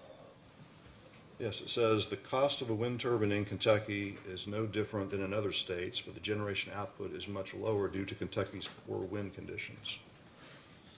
Okay, thank you. So based on the company's data set forth in the IRP, is it safe to conclude that wind would not be as cost-effective of a resource here in Kentucky as it would in some other locations where wind can produce a higher capacity factor, say western Kansas?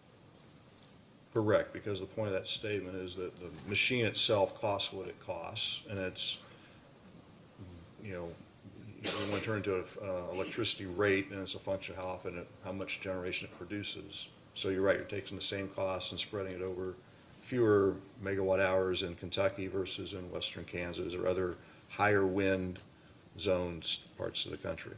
Okay, thank you. And given current technology, could wind ever be a least cost resource for Kentucky, at least within the IRP planning period?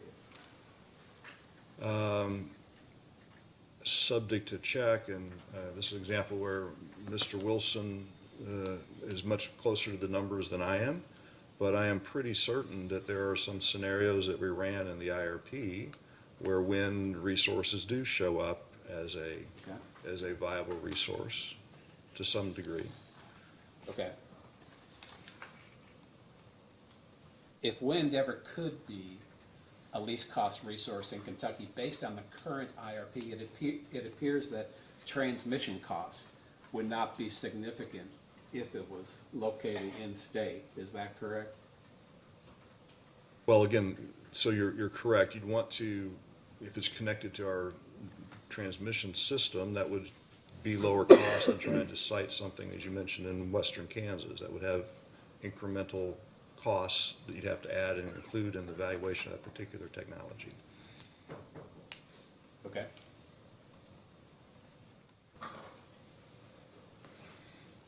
Did any of the interveners in this case, including the AG, perform their own resource modeling or reserve margin analyses?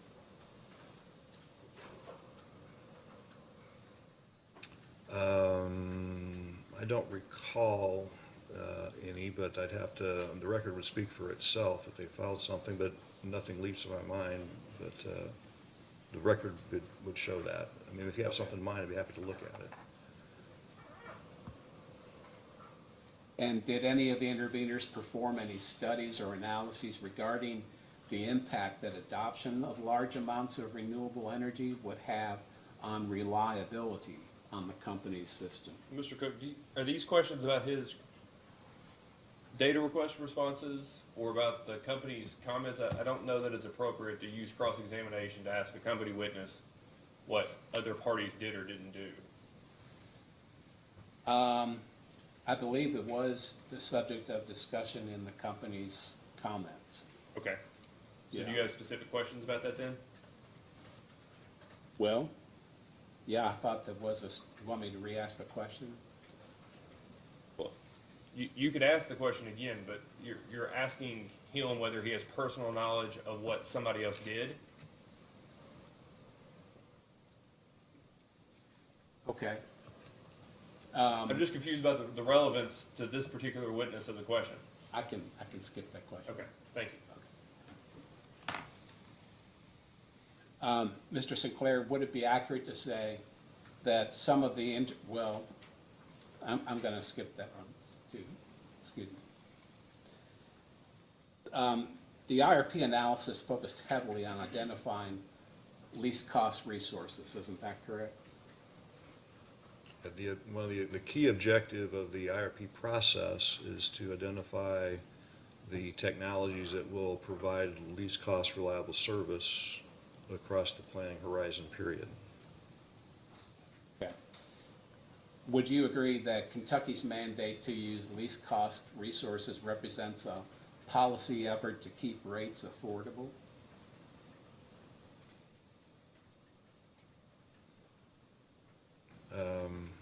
Yeah, I'm not sure I'm the best person to opine upon that per se. I mean, our planning reflects compliance, all laws and regulations, and meeting load across a broad range of weather conditions, customer types, et cetera. So, minimizing, from a mathematics perspective, we're trying to minimize the cost of energy subject to a following set of constraints, and those constraints are laws, regulations, et cetera.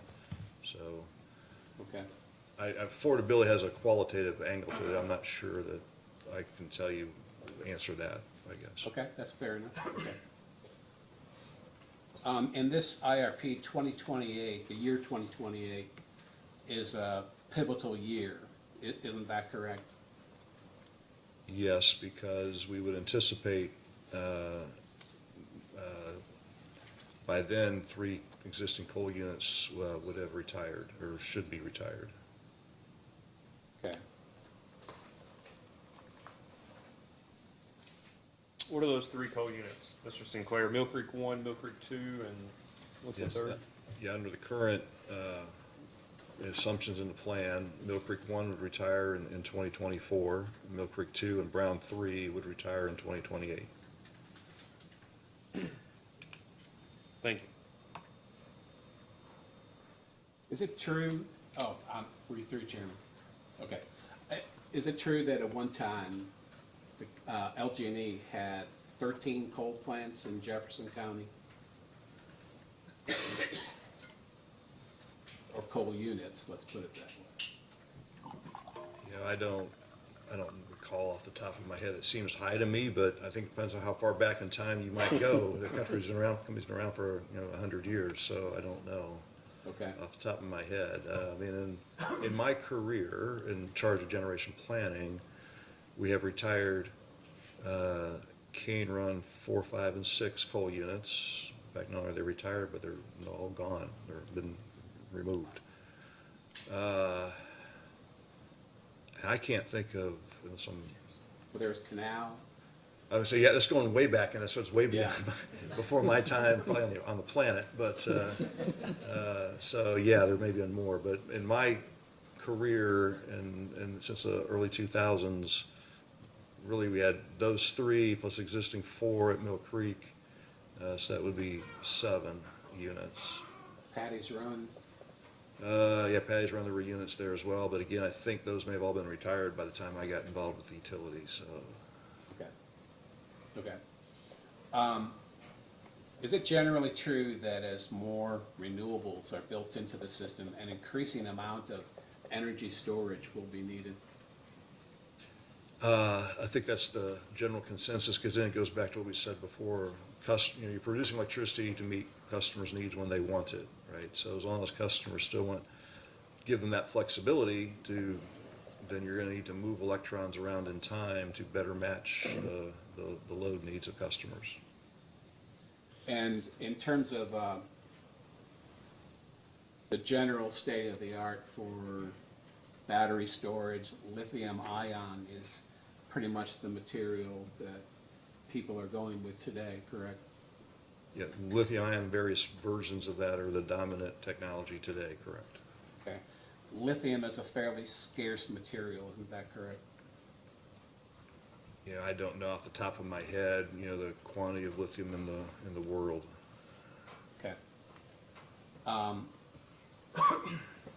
So obviously research continues into developing more economical ways, but until that happens, for now, storage is fairly expensive, isn't that correct? it adds cost. Or again, think of it as electron warehousing. So you're warehousing electron to use at a different time. So it's adding costs to the generation process. Whether it's, again, expensive is kind of a value judgment there, but I'm just saying it adds costs, so.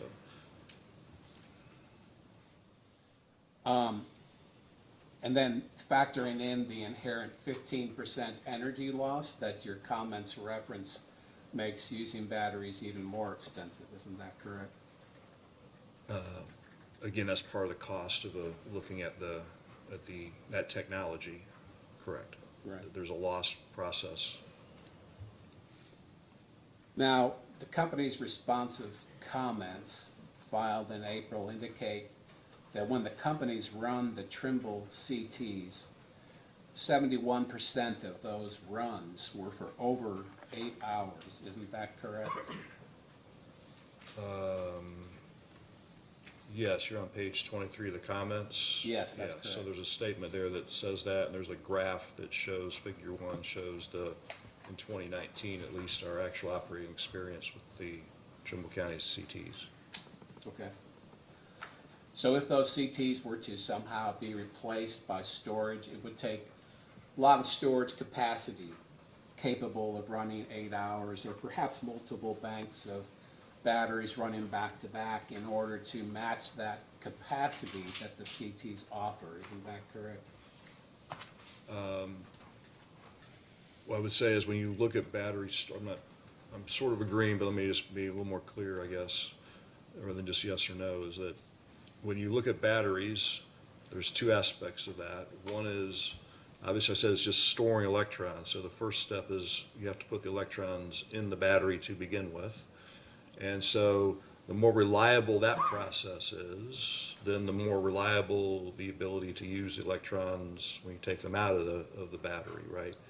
So to your point, if we were going to require on a regular basis, like we were talking about here, 8 hours of energy and we had no other technology, we would have to make sure that we had adequate batteries and adequate generation to reliably charge the batteries to be able to draw them out. So time, cloud conditions, if you're talking about charging with solar, wind conditions, you're charging with wind, or if you're charging with fossil fuels, you don't care about that unless, assuming you have the capacity.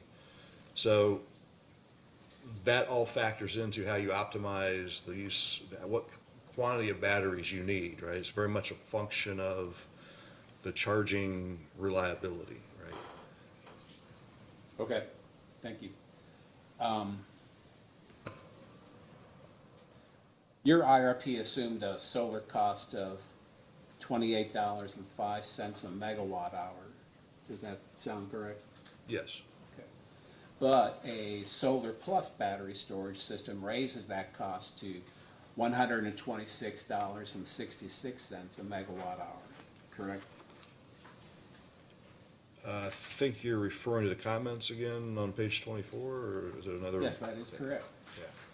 So yeah, the comments there were meant to clarify again this idea of, we take solar energy that's generated when it's generated, and we want to move that electron to the nighttime or to some other time that there's a battery required to do that, and so that battery cost is reflecting in that $126 number, right? So it's, again, it's not saying, it's only moving the electron to the extent it was generated to begin with. So if we had a bright sunny day all day long, would give you that electron tonight. If it was, say like last Friday, it was very cloudy and stormy in the Kentucky, and so we didn't generate much from our solar plant, and so you may not have had it there to move tonight. But that's the basic idea, is I'm going to take the building block of, I'm going to move an electron from the daytime to the nighttime. That would be the incremental cost of doing that, yes, or the total cost, rather.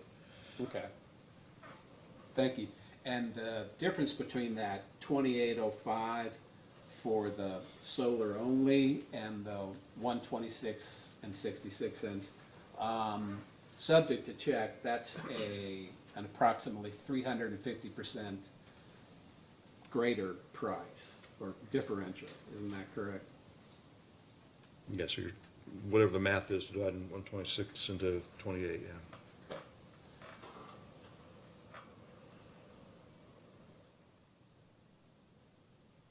Is it, given that the big push for EVs and that they too will be using lithium ion, is it safe to conclude that lithium will be in high demand? Yes, in fact, there's a great study that came out about a year plus ago from the International Energy Agency that looked at all the, they call it clean minerals required, meaning lithium, cobalt, nickel, copper, et cetera. And it just pointed out, you know, in a clean energy transition, the amount of those minerals that would be required compared to today's levels, which is also why you're seeing lithium prices today are much higher than they were 3 or 4 years ago. So I think there's a growing recognition that, you know, the clean energy transition will require a lot of minerals that the current supply chain has not been, you know, again, being the economist is about supply and demand. So the demand curve is about to shift radically if we go through that clean energy transition. And so the supply of mines, et cetera, are going to need to catch up with that. Until that happens, you will see elevated prices compared to the past. Right? Okay. So given that mismatch between supply and demand, it's almost certain that there's going to be price increases. Is that correct? I'm not saying there's a mismatch. I'm just saying that right now prices are high because there's been an increase in demand for EV batteries, et cetera. So you do see, I don't get off the top of my head, I just get reports, you know, monthly on these kind of things, but they're much, much higher lithium prices and cobalt prices and other prices than they compared to, say, 2, 3, 4 years ago. Okay. Which is not surprising given the interest in growth in electric vehicle demand as well as growing demand, it's small still, but growing demand for utility scale batteries, like you see in California, Australia in particular. So. Thank you, Mr. Sinclair. Chairman, some prepared questions I have. Thank you. So, Mr. Nguyen, do you have questions? I do. Thank you, Your Honor. Just a few. Good morning, Mr. Sinclair. Good morning. Would you be the person that ultimately oversees the process for the IRP? Well, I oversee large parts of it. You know, the IRP consists of the sales forecast part, the generation planning piece. There's a technology discussion, so all those areas are under my management responsibility. There's a transmission component to it that's under Beth McFarland, and then there's I'll call it the DSM side of it, which is under Eileen Saunders. I think those are and there's also environmental part, which is under Philip Ember. Okay. I remember all the components properly. But I guess I'm talking about just the overall process. And then in terms of, in the company's responsive comments, at the very beginning, it deals specifically with the pre-stakeholder process that's been recommended by a couple of the interveners. Would you be involved in that process or the determination of whether or not to have, whether the companies would have a pre-stakeholder process? Well, if I understand your question, there's the decision part of whether we are going to do one or not versus if we actually had one, what would my involvement be? Or is that, I'm not sure I quite followed your question. So the company's position is that, the company objected to the recommendation for a pre-stakeholder process recommendation by a few of the interveners. A pre-filing stakeholder process as opposed to a pre-filing stakeholder process as opposed to a post-filing stakeholder process? Yes. Okay. So, in essence, the argument was that the IRP process, the formal IRP process itself is a stakeholder process, and therefore there shouldn't be any recognition of a pre-filing stakeholder process. Are you familiar with that particular objection? Yes, I am. Okay. So would you be involved in whether or not there would be a pre-filing stakeholder process for the companies in terms of the IRP process itself? So again, I mean, to be clear, I'm not trying to be difficult. Yeah. You're saying if the company were to make a decision about that, would they consult with me on whether we should have such a process? Right. I would think I might be consulted, but I'm not saying they would, so. Who do you think would be consulted? Well, a lot of decisions at our company of this magnitude would be, we have the major internal stakeholders, like I said, the folks we just talked about, transmission people, energy efficiency people, my folks, the regulatory people, the legal people. I think there would be some discussions and a consensus reached, and a recommendation will come out of that process. Okay. Recommendation to whom, or to Well, to what? You're asking me if there's going to be if there's a voluntary one, then I think it would be that. If there's ordered on it, it wouldn't really matter what we had to say about it, right? Can I ask a question, Mr. Nguyen? Yeah, I right. may get to the heart of this. You used a pronoun earlier, they, that they might include you. Do you know who was the they that you were, they might consult you? Who was the they you were referring to? That would be the people you report to, the C-suite? Yeah, it'd be the senior management of our company, yes. Okay, CEO, COO? Among others, yes. Okay. So ultimately, it would be decided by the executive leadership team then? But, I'm sorry.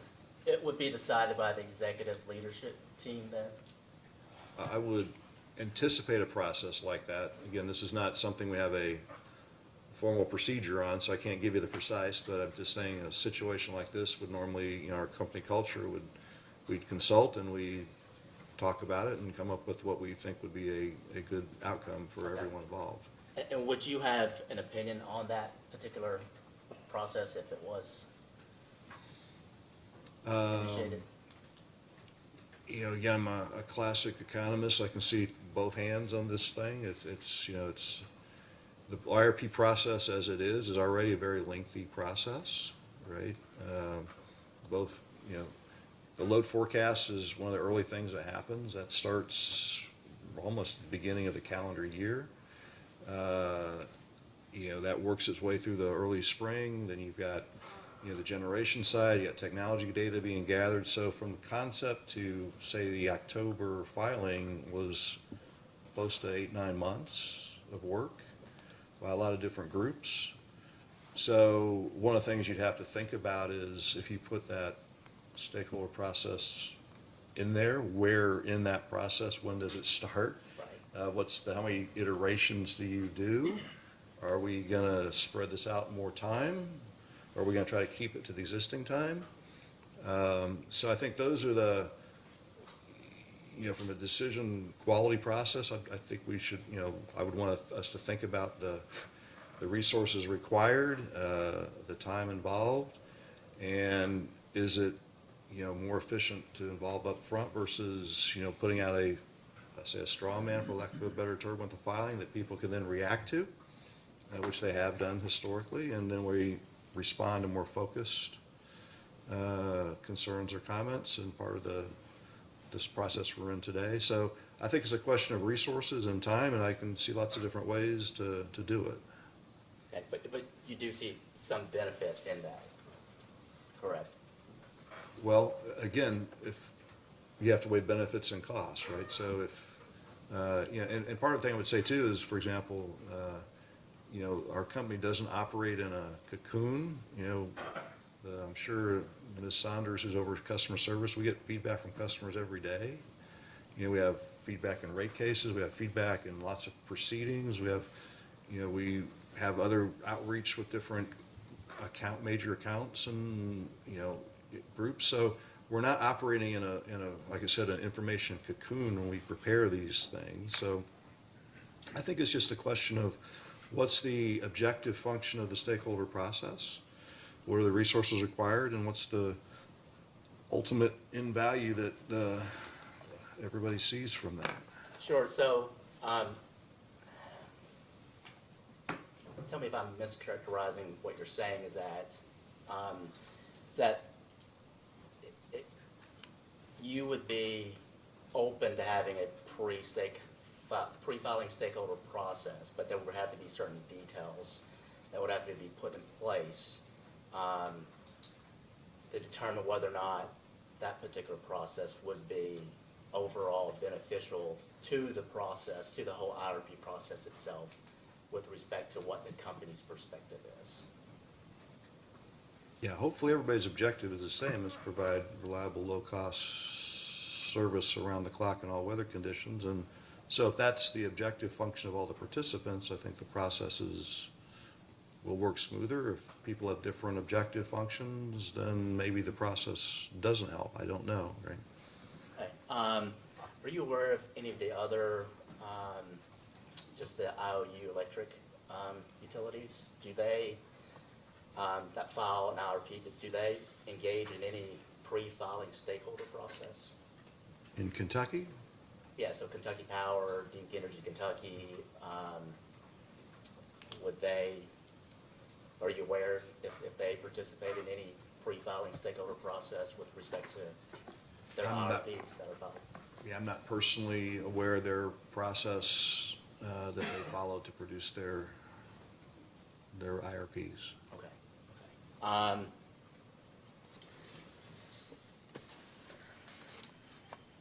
Would you be the person that would be knowledgeable about the components that make up the net metering, the NMS2 export rate? The rate components? Yeah, for the net metering service too. I have a general knowledge, but if it's a rates question, I would think Mr. Conroy might be better positioned to answer specific rate kind of questions. Okay. And then with respect to retirement information, specifically with the coal units, the IRP sets forth within the time period, and you just mentioned earlier with Mr. Cook, by 2028, Mill Creeks 1 and 2, and also Brown Unit 3 will be retired. That's the assumption in the IRP, yes? Right. And then by the end of the IRP period of 2036, is that the end of the IRP period? Yes, the requirements for 15 years, so that's through 2036 in this case. There's going to be a number of other coal retirements as well. Is that correct? I believe it's Jet Unit 1 and Jet Unit 2 are the other coal units that would be retired, in that they're under the, according to their existing book life, would be retired in that year, yes. Right. And then that would leave only remaining Trimble County 1 and 2, is that correct? And Jet 3 and 4 and Mill Creek 3 and 4. So Jet has 4 coal units today. Right. And Mill Creek has 4 coal units today. And Trimble County has 2 coal units today. So that's correct. So by the end of the, if I remember correctly, by the end of the 2030s, the expectation would be that only maybe Trimble 2 might be the only remaining coal unit. I'd have to double check that. It may be Trimble 1 as well, but it's and I kind of a believe it ways is out there. Trimble 1. Trimble 2 would be 2066. Its current book life is through 2066. Right. Our parent company, PPL, has, recently stated that it would not, well, I don't want to say the precise language, but it's basically, we would not burn unabated coal at Trimble 2 beyond 2050. So in other words, if there is not carbon capture sequestration capability by 2050, they would intend to not operate that plant. That's their current commitment. Okay, that's perfect response to lead me into the next question. Okay. So by 2050, is LG and KU's position, even though it's being driven from PPL, by 2050, Trimble County 2 would be retired unless there are some abatement process that is economically in place to address the emissions of CO2. Is that what? That's what my you're saying? understanding of the commitment, yes. Okay. Can you be a little bit more specific in terms of what this emissions abatement qualifier, what does that mean? Well, the PPL has commitment to have net zero carbon emissions by 2050. So, and they've been clear, if you look at their climate assessment report from 2021, that they want to minimize the use of carbon offsets to meet that commitment. And so that's why their statement that we will not be burning unabated coal beyond 2050 means that unless there's carbon capture and sequestration technology that would be commercially viable by 2050, then that plant would not be operating beyond that point. Is the unabatement of emissions, is that associated with a coal unit or is that associated with a natural gas fired unit? The commitment that they have is related to Trimble County Unit 2 and coal only.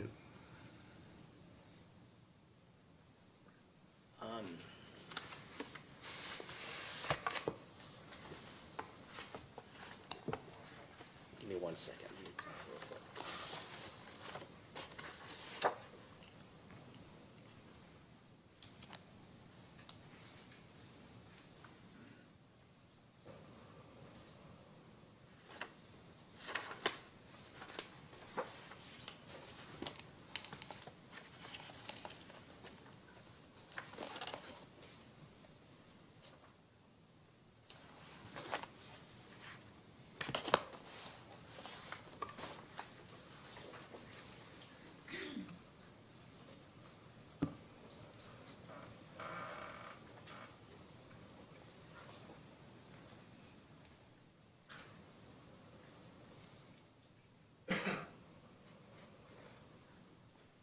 Okay, so specifically it's with respect to Trimble County Unit 2 for that, I guess, that particular goal. Yes. Okay. Are there any particular goals with respect to any of the natural gas-fired units? Other than we have emissions reduction goals, both at 2030, 2040, and net zero by 2050. So obviously gas emissions would be part of that overall emissions reduction commitments and targets. And then in the IRP itself, there's discussions about carbon capture from a gas unit as well. Is that correct? Yes, our original filing assumed that EPA would come out with new source performance standards for new combined cycle plants that would require carbon capture. So that was reflected in our technology choices when we originally filed. We were asked, in the course of the data request, to run cases removing that restriction. We ran those cases as well. But so you're correct, the carbon capture was part of the technology choice, and we also mentioned a lot of work that we're doing to fund research related to carbon capture, related to gas in particular, some of that with the University of Kentucky. And that's ongoing, is that correct? Yes. Okay. Do you know when that will be completed, that project? Well, there's a lot of ongoing work. It's research, so I don't know. It's hard to predict an end date to when they find the solution that will make sense. Is it both the capturing and the storage as well, both components with respect to a natural gas-fired unit? Yes, because if you don't either store it or find an alternative use for it, so there are industrial uses for CO2, then there's no point in capturing, right, because you're just releasing it back into the atmosphere. So the test projects, many of them are focused right now on capturing. In the past, the state has looked at some work at geological studies, looking at the state's geological formations to try to figure out what potential storage would be available in different areas of the state. So there's a lot of work going on there. The other thing that people talk about on the gas side too is, which is a little different than the coal side, is there's a lot of research going on around hydrogen. And so if you are combusting hydrogen that would not be emitting the CO2. So there's a slightly, around gas, there's some other angles that besides just sequestration that are being looked at. Okay. Yeah, I just want to focus on the storage part of it for now. My understanding is that LG and KU have done analysis with respect to CCS for their coal units. Is that correct? For a lot of years, we participated in different projects looking at carbon capture on coal units, and we've, like 4 or 5 years ago, we kind of scaled back on that. We just, given the age of the coal fleet, we didn't see it was ever going to, we didn't think it was likely to make, if it was ever developed, to make economic sense to retrofit an existing coal plant with even the solution could be found. So the shift, and really you see the shift in the industry is more focused on gas than it is on coal these days. Okay. So with respect to the coal units, did the companies determine that there wasn't any viable geologic formations that would allow for the storage of the captured CO2 from the coal units for where they are geographically located? As part of that study that I mentioned, I don't have the data of it off the top of my head, but we could certainly provide it if somebody's really interested in it. But the Kentucky, I think it was Geological Survey, looked at areas around or close proximity to our existing plants and then did some measurements of what they thought would be the potential volume of CO2 that could be sequestered at those in nearby areas. Again, because if you build a pipeline, you can move it long ways, right? So the question is, what are the economics, how far do they drive you to move the CO2, right? So, but yeah, that study identified all those things that you're inquiring about. The volumes, the potential volumes would be in the different areas within the state nearby our existing plants. Okay. Has there been any geologic studies done with respect to where the gas plants are located and whether or not there's viable physical geologic formations to even have CCS be viable? Well, because we built the Cane Run combined cycle plant at exactly the same site as the previous mentioned Cane Run 4, 5, and 6 coal units, that was part of that study. Again, I don't remember off the top of my head the volume associated with it. That's our only major CO2 emitter from a natural gas perspective now is Cane Run 7. So, it's one of those things that we'll have to see what the future holds for future generation, but you're correct. If you're going to sequester it, you have to know that information, or you have to develop the industries that utilize CO2 as part of their process. YMCA 5.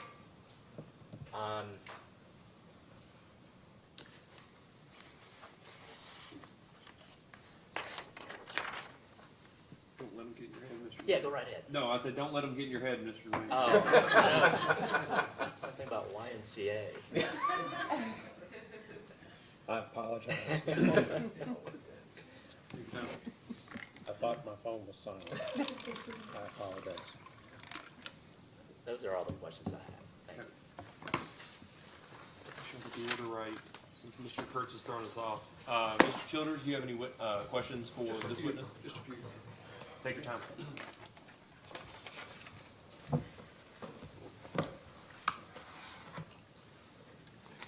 Good morning, Mr. Sinclair. Good morning. I was confused by one answer you gave previously. PPL's commitment by 2020 is to be carbon neutral, correct? 2050 is to be net zero carbon emissions. Zero carbon emissions. And I was unclear as to whether, what would happen with these gas units at that time if there is no carbon capture. Would they be taken offline? Well, first of all, Cane Run 7, which is our major, I'll say gas generation that would emit CO2, by 2050, let's see, it came online in 15? So it's getting near the end of its economic life anyway by 2050. So it's not obvious to me what would be the state of play for a decision around a 35-year-old combined cycle plant. Likewise, in that time period, our existing simple cycle CT fleet will be aging and, turnover as well in terms of what technology might replace them. It's to be decided. So, that's why our initial view in the original filing in the IRP was to assume carbon capture for any new combined cycle plants. Your Honor, may I approach the witness and the document and exhibit? You may. Thank you.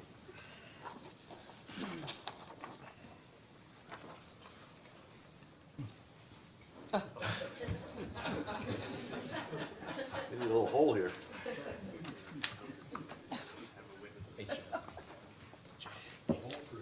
That's right. Thank you.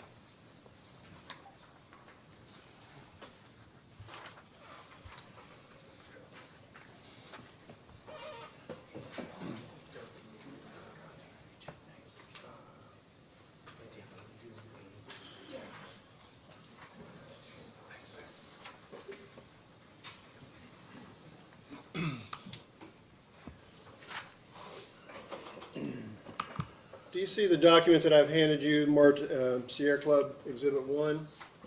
Yes, I do. And that is a news article from June 23rd, 2022 from S&P Capital, correct? Yes. I'm reading the third paragraph down. It says, pending U.S. Environmental Protection Agency regulations combined with some of our coal-fired generating units reaching the end of their useful lives necessitates that we seek newer and cleaner sources of energy to provide safe, reliable service to customers in the future, said David Sinclair, LG&E and KU Vice President of Energy Supply and Analysis. That quote was from you, correct? Correct.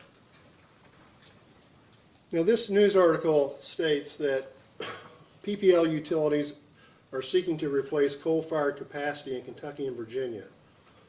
Can you tell the commission, and if we need to go into confidential session, we could. I don't know if we do or not. That's, here's your Let me ask the question. Which LG&E and KU plants does this include, and which ones are the companies seeking to replace? Okay, well, we've talked about, in this time horizon, we'll be retiring the Mill Creek Unit 1. We're anticipating retiring Mill Creek Unit 2 and Brown Unit 3. And in the EPA regulations that we're referring to, in particular, among others, is what's called the Good Neighbor Plan, which impacts NOx emissions. And so we have one other unit that does not have an SCR to control NOx, and that's Gent Unit 2. So we'll be evaluating as part of this what alternatives there would be to Gent Unit 2 compared to investing in an SCR technology to comply with the likely regulations in that area. Thank you. The article also states that PPL and its utilities are committed to net zero emissions, as you've said, by 2050, 70% reduction by 2035, and an 80% reduction by 2040. Are these the same targets for LG&E and KU? And if not, what are the company's targeted reductions? Well, these are PPL corporate-wide targets, and there are no sub-targets for LG&E and KU. We are, as we acknowledge in our climate assessment report in 2021, LG and KU are the only generating units or generating utilities that they have. The only utilities that PPL owns that has generation. So we are the major contributor to their CO2 emissions profile. So our success in reducing our CO2 emissions will drive PPL's success in achieving their goals. In your earlier testimony, I understood you to say that only the 3 existing coal units will be retired in 2028, and then by 2036, there were some additional coal units to be retired. Is that your testimony? Yes, in 2034, according to the existing book life studies, that you would expect to retire Gent Unit 1 and Gent Unit 2 in 2034. Will that allow PPL to reach this 70% reduction in carbon emissions by 2035 if LG&E keeps the other plants online at that time? I think the anticipation is that we will be able to replace those retiring coal plants with lower emitting generating resources, which will allow us to, the company, to meet the 2035 and 2040 targets, yes. Okay, final question. The company's included the assumption of paying for power from OVAC, the Ohio Valley Electric Company, in every scenario presented in the resource planning analysis in the 2021 IRP, correct? Yes, I believe so. Thank you. That's all the questions. Mr. Fitzgerald, can I ask an honest question? It's 1 minute till 12. Sometimes your reputation precedes you. Do you know how many questions you'll have for Mr. Sinclair, or whether we should take a break now? I am loath to say let's go forward after that introduction. It's not as much an introduction as a reintroduction to the room. You know most everybody. Mr. Chairman, if I could, I just, in order to answer that, I really need to find out which one of their witnesses will be covering what topics. So if I could go ahead and begin. If I could ask them that question and then break. Please go ahead. I'm not going to keep you from being able to ask your questions in a way in which you don't feel pressured to move faster or move slower. I just wanted to, I want to be as efficient as possible to make sure everybody gets all their questions answered. Absolutely, Mr. Chairman. I appreciate that very much. Mrs. Sinclair, Tom Fitzgerald, representing the joint interveners. It's good to see you today. I had, because we didn't have pre-filed individual testimony this time, I'm at a little bit of a loss in terms of who to ask the questions to, and I wanted to take a slightly different approach than the General's office, and just ask you if you're comfortable with a particular topic or if you'd like to punt it to someone else. I remember the last case we were all together, Mr. Conroy ended up being stuck with all the questions, so feel free to say, Conroy's got that one, because he's used to it. So one set of questions I had were regarding the modeling details, and I'm wondering, are you the person on that, or is there somebody else who's better? If there's indeed model detail questions, Mr. Wilson would be, I think, better positioned to answer those questions. Wonderful. And about the choice and the comparison of portfolios and scenarios that were run, who would be the best person on that? Again, those sound like they could be detailed model output kind of questions. So again, I think Mr. Wilson is very familiar with all the details of that. Okay, then I'll ask those of him as well. Regarding energy efficiency and DSM and how that fits into the IRP process, would that be Saunders? Well, if energy efficiency assumes that what customers do on their own, that's in the sales forecasting part, so Mr. Wilson can answer questions about what's assumed in the forecast itself. Okay. DSM programs are in either Mr. Bevington or Ms. Saunders. I'm not sure how they've allocated that. But. Okay, well, depending on who comes up first, I'll go ahead and ask those. Great. What about RTO questions? I can answer some of those, and depends on maybe what the detail is, but I am certainly prepared to answer some higher level questions around RTOs. But if there are detailed questions about numbers, I think Mr. Wilson might be better positioned to answer those questions. Okay, well, when I ask those after the break, if you'd rather, kick them to Wilson, that'd be wonderful. And then finally, and I did have a couple of follow-up questions regarding the stakeholder process that I'll give to you after the break. Regarding the role of distributed energy resources, who would be the best person on that? Mr. Wilson, because again, that's built into our load forecast models, so he can answer those questions. I'm sure he can. Perfect. Thank you very much. Mr. Chairman, I'm ready to break, and that will make for relatively short question. So we'll come back to you, Mr. Fitzgerald. You'll be the first to ask a question. Mr. Childers, would you like to move to intro? May I move that into evidence, please? All right, is there any objection to this document? Objection. No objection. All right, so we'll enter this into evidence as Sierra Club's hearing exhibit 1. And I'll wait. I mean, we're going to be here for a while, Mr. Childers. It has gone back and forth as to whether or not some of the S&P articles are available for subscription holders only versus ones that they introduce publicly. I think we would look kindly upon if this is one that's not publicly available, I think it would be one because I think the quotes are from the cover letter to the IRP, but if this is to subscribers only, just ask that after the hearing you file a petition for confidentiality, and I think we'll look favorably upon it. Before we break, I want to mention something to the council for the companies.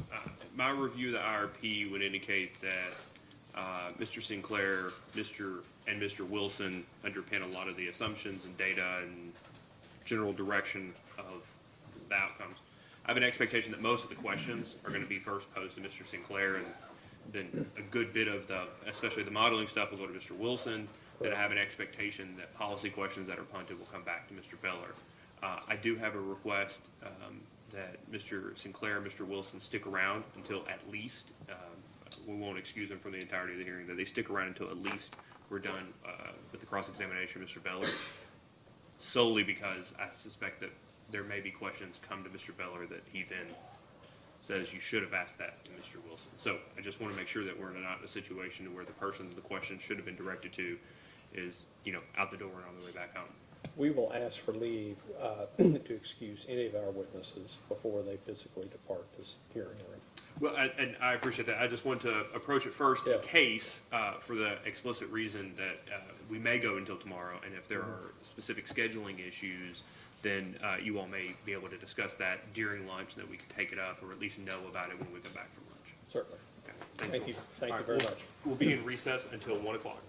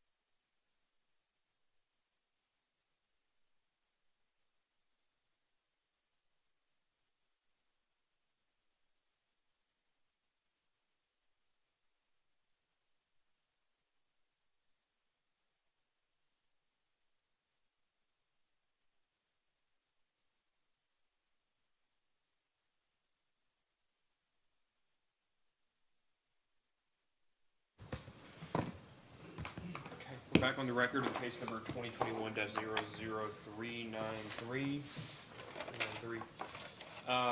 Before we get started, Mr. Fitzgerald, Mr. Riggs, Mr. Crosby, do you all have any witness conflicts if the hearing goes until tomorrow? No. Okay, great. Chairman, the exhibits, Sierra Club 1 should be a confidential exhibit. Okay, all right, so we will, I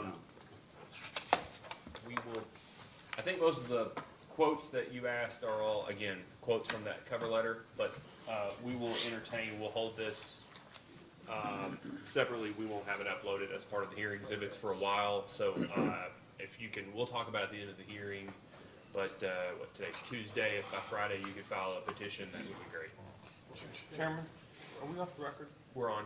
Oh, is that a general policy from S&P Global information needs to be treated as confidential? So some of their publications are public and some of them are subscription only. Right.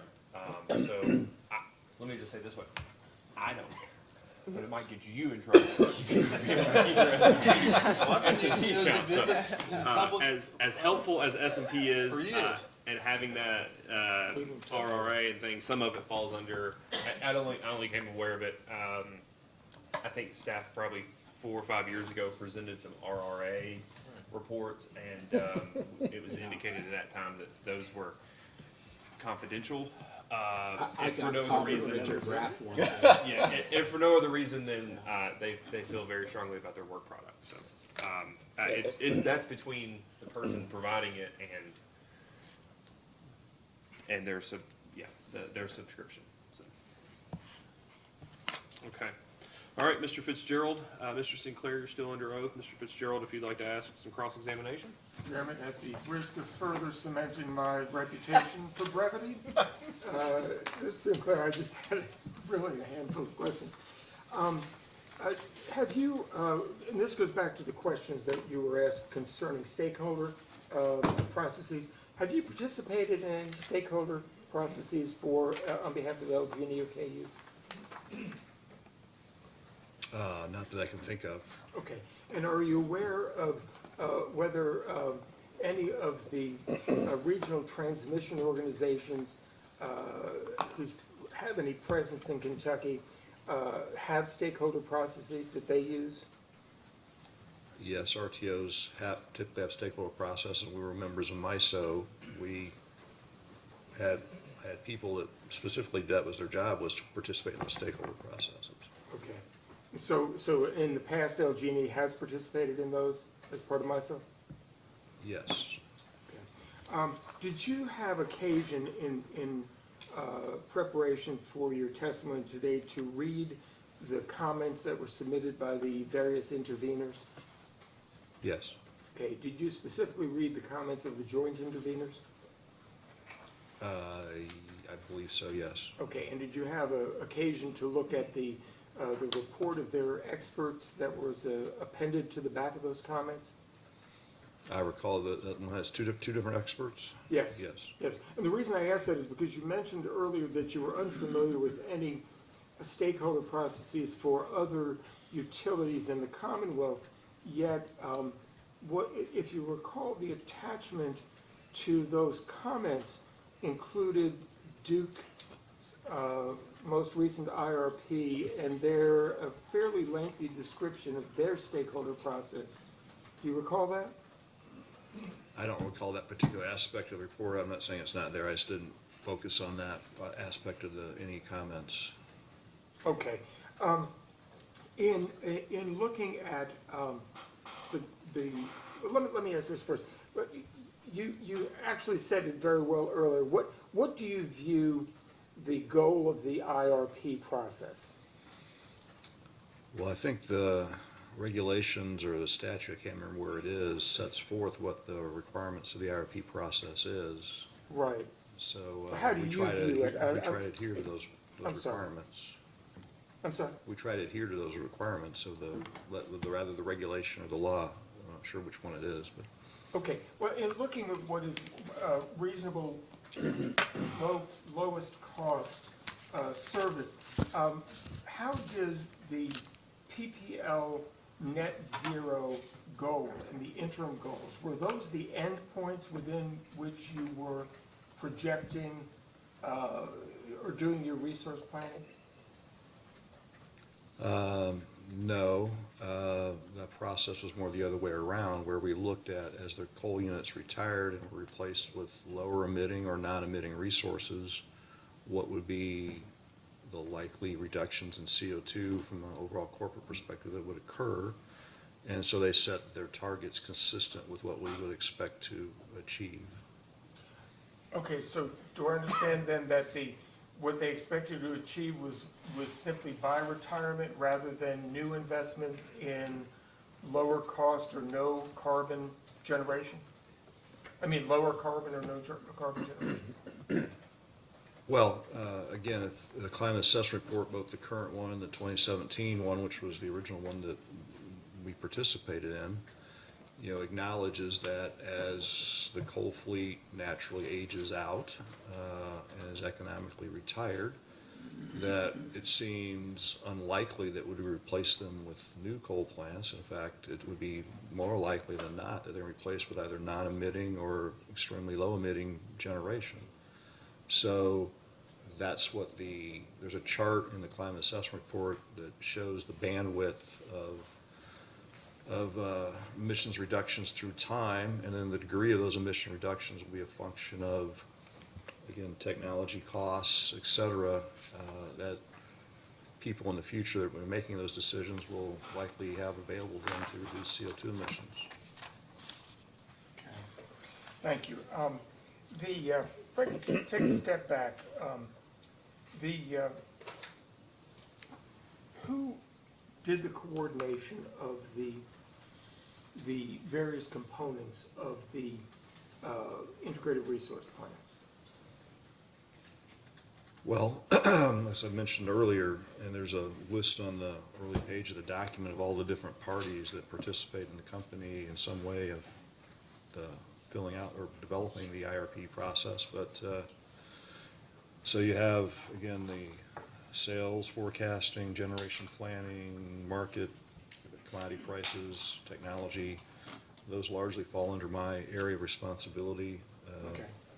I think Rick was finding something here. I can tell you what page it is, but, and then you have the environmental side, you have the DSM side, you have the transmission side. So it's a collaborative effort among all the different parties bringing their expertise to bear on the subject matter to pull together all the necessary information required by the IRP filing. Okay, and is there a particular office or person who's responsible for coordinating all of those pieces? No, again, it's a collaborative effort. So, because the people in Stuart Wilson's group, the sales forecasting generation planning team, they have the lion's share of the paperwork, so to speak. Mm-hmm. They tend to be a major driver, but then there's the regulatory group acts as a coordinator to make sure everybody's getting their sections filled in at the right time and that it's being reviewed by everybody that needs to review it. So it's like I said, it affects pretty much everything in the company. So there's a lot of people that participate in it. I guess it's section 4.1. It's like right, an that's the organization. list. So. Okay, and who would be, is there one person or one group that would be responsible for inputting the assumptions regarding environmental regulation or environmental challenges?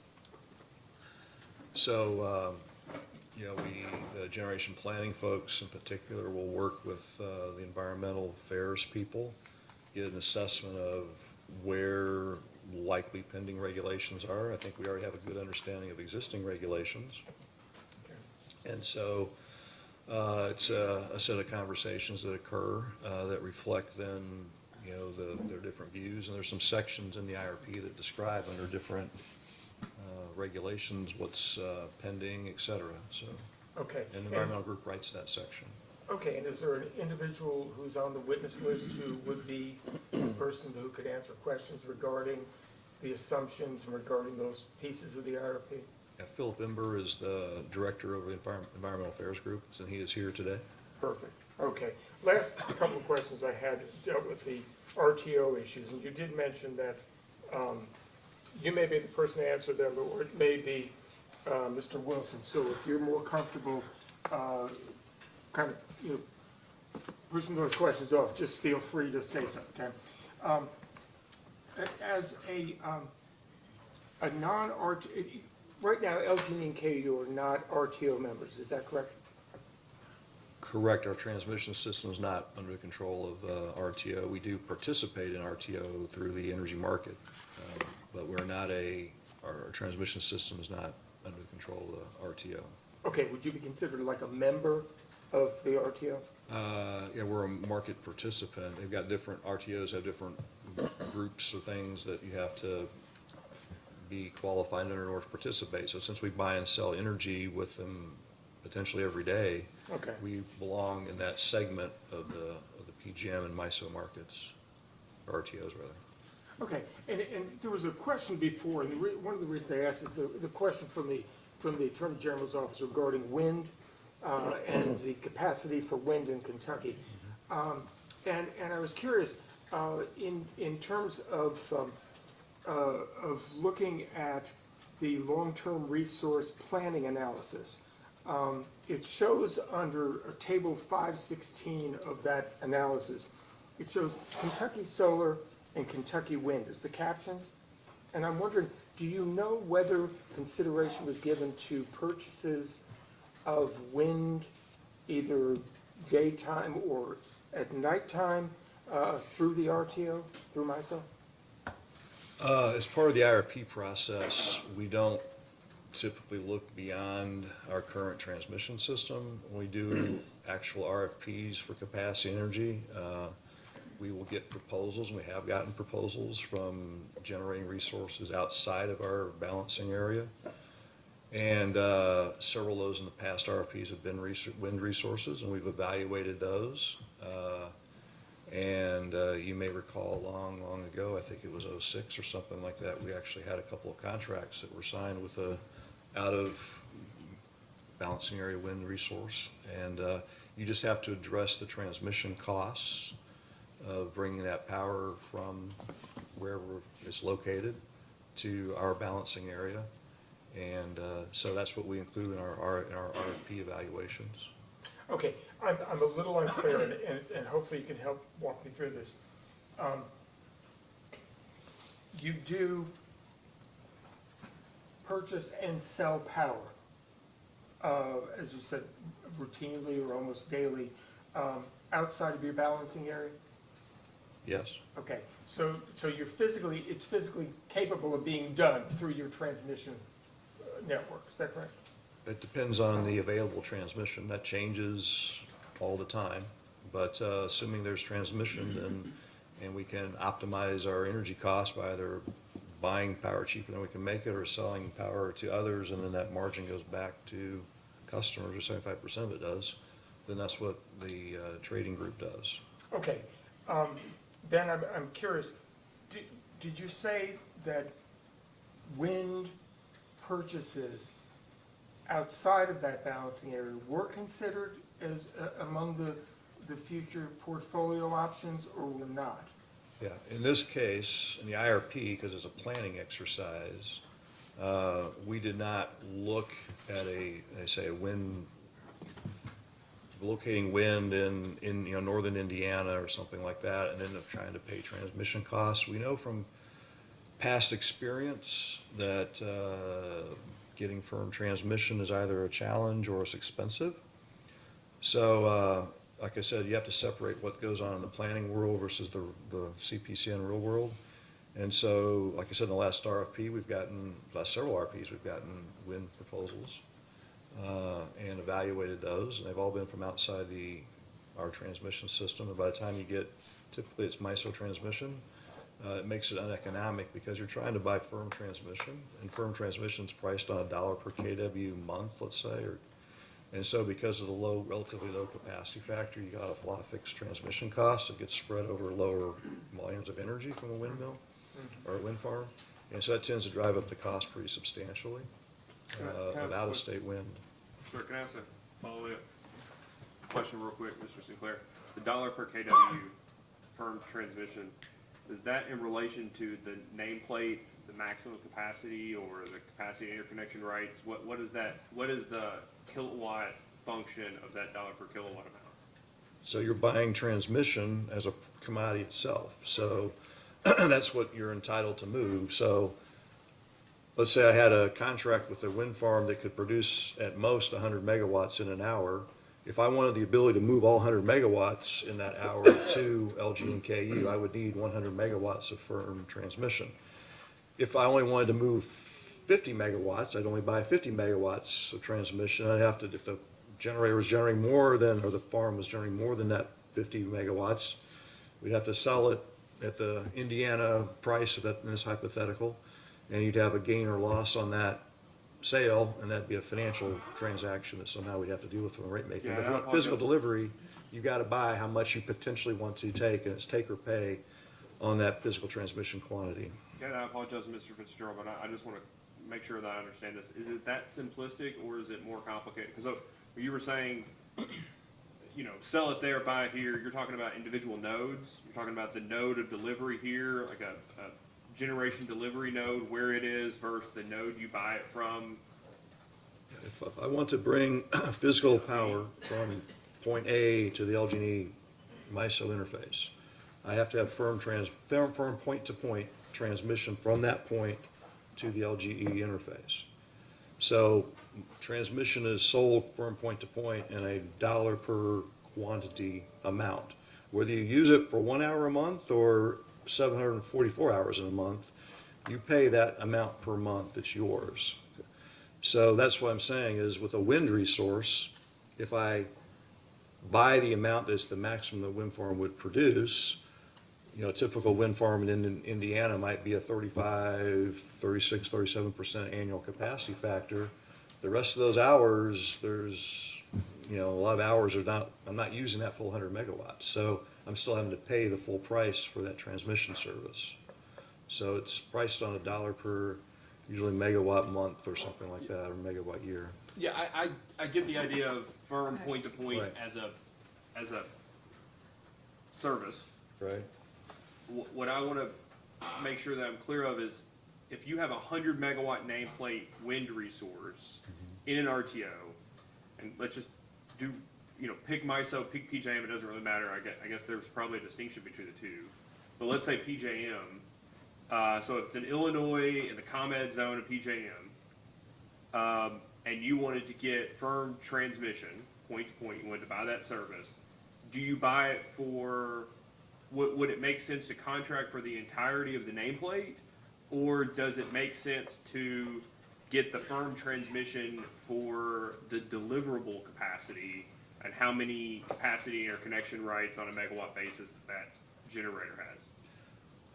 Well, assuming that we're buying this power because we want to physically serve load in our service territory, so we're outside the RTO in this hypothetical, I think, right? Today. So today we're outside of the RTO. So I want those electrons delivered to our balancing area. So while I could financially settle and get money up in that area and not have any transmission, that doesn't physically serve load here in Kentucky. So that you got to kind of get the thought around, what am I trying to accomplish here? So because I want to use all 100 megawatts to serve load, which is why I theoretically purchased this 100 megawatts, because I wanted to use it to serve customers in Kentucky, then I have to be able to move those electrons from that place to Kentucky. So that's the physical delivery process that has to take place. Okay, I understand, but look, level setting, you aren't going to get those electrons. You're going to get some electrons. They're just going to replace each other, right? But on paper, they're yours. You're going to have a contract right to those electrons, is what you're saying, right? Well, again, it depends on where the delivery point of the contract is. Let's assume its delivery point is at the wind farm interface with MISO or PJM. You stick with your hypothetical. The RTO process has a way to deal with that financially, right? But that doesn't serve physical load here in Kentucky. So if I am counting on that, If that power doesn't get to me physically, then physically I have to have other generators in Kentucky that will serve the load in Kentucky. So if I don't buy the total amount of transmission, or I only buy a part of the transmission, then I still have a physical delivery problem in Kentucky. So while I could give customers money if I didn't have transmission, I can't necessarily serve their load. So that's why I'm saying, and you have to think about the physical delivery process. Yeah, I have an appreciation for that. What I'm trying to get around is what the actual practical reality is of having what Mr. Fitzgerald is asking you about, having generation outside of LG&E and KU's balancing area, right? In an RTO.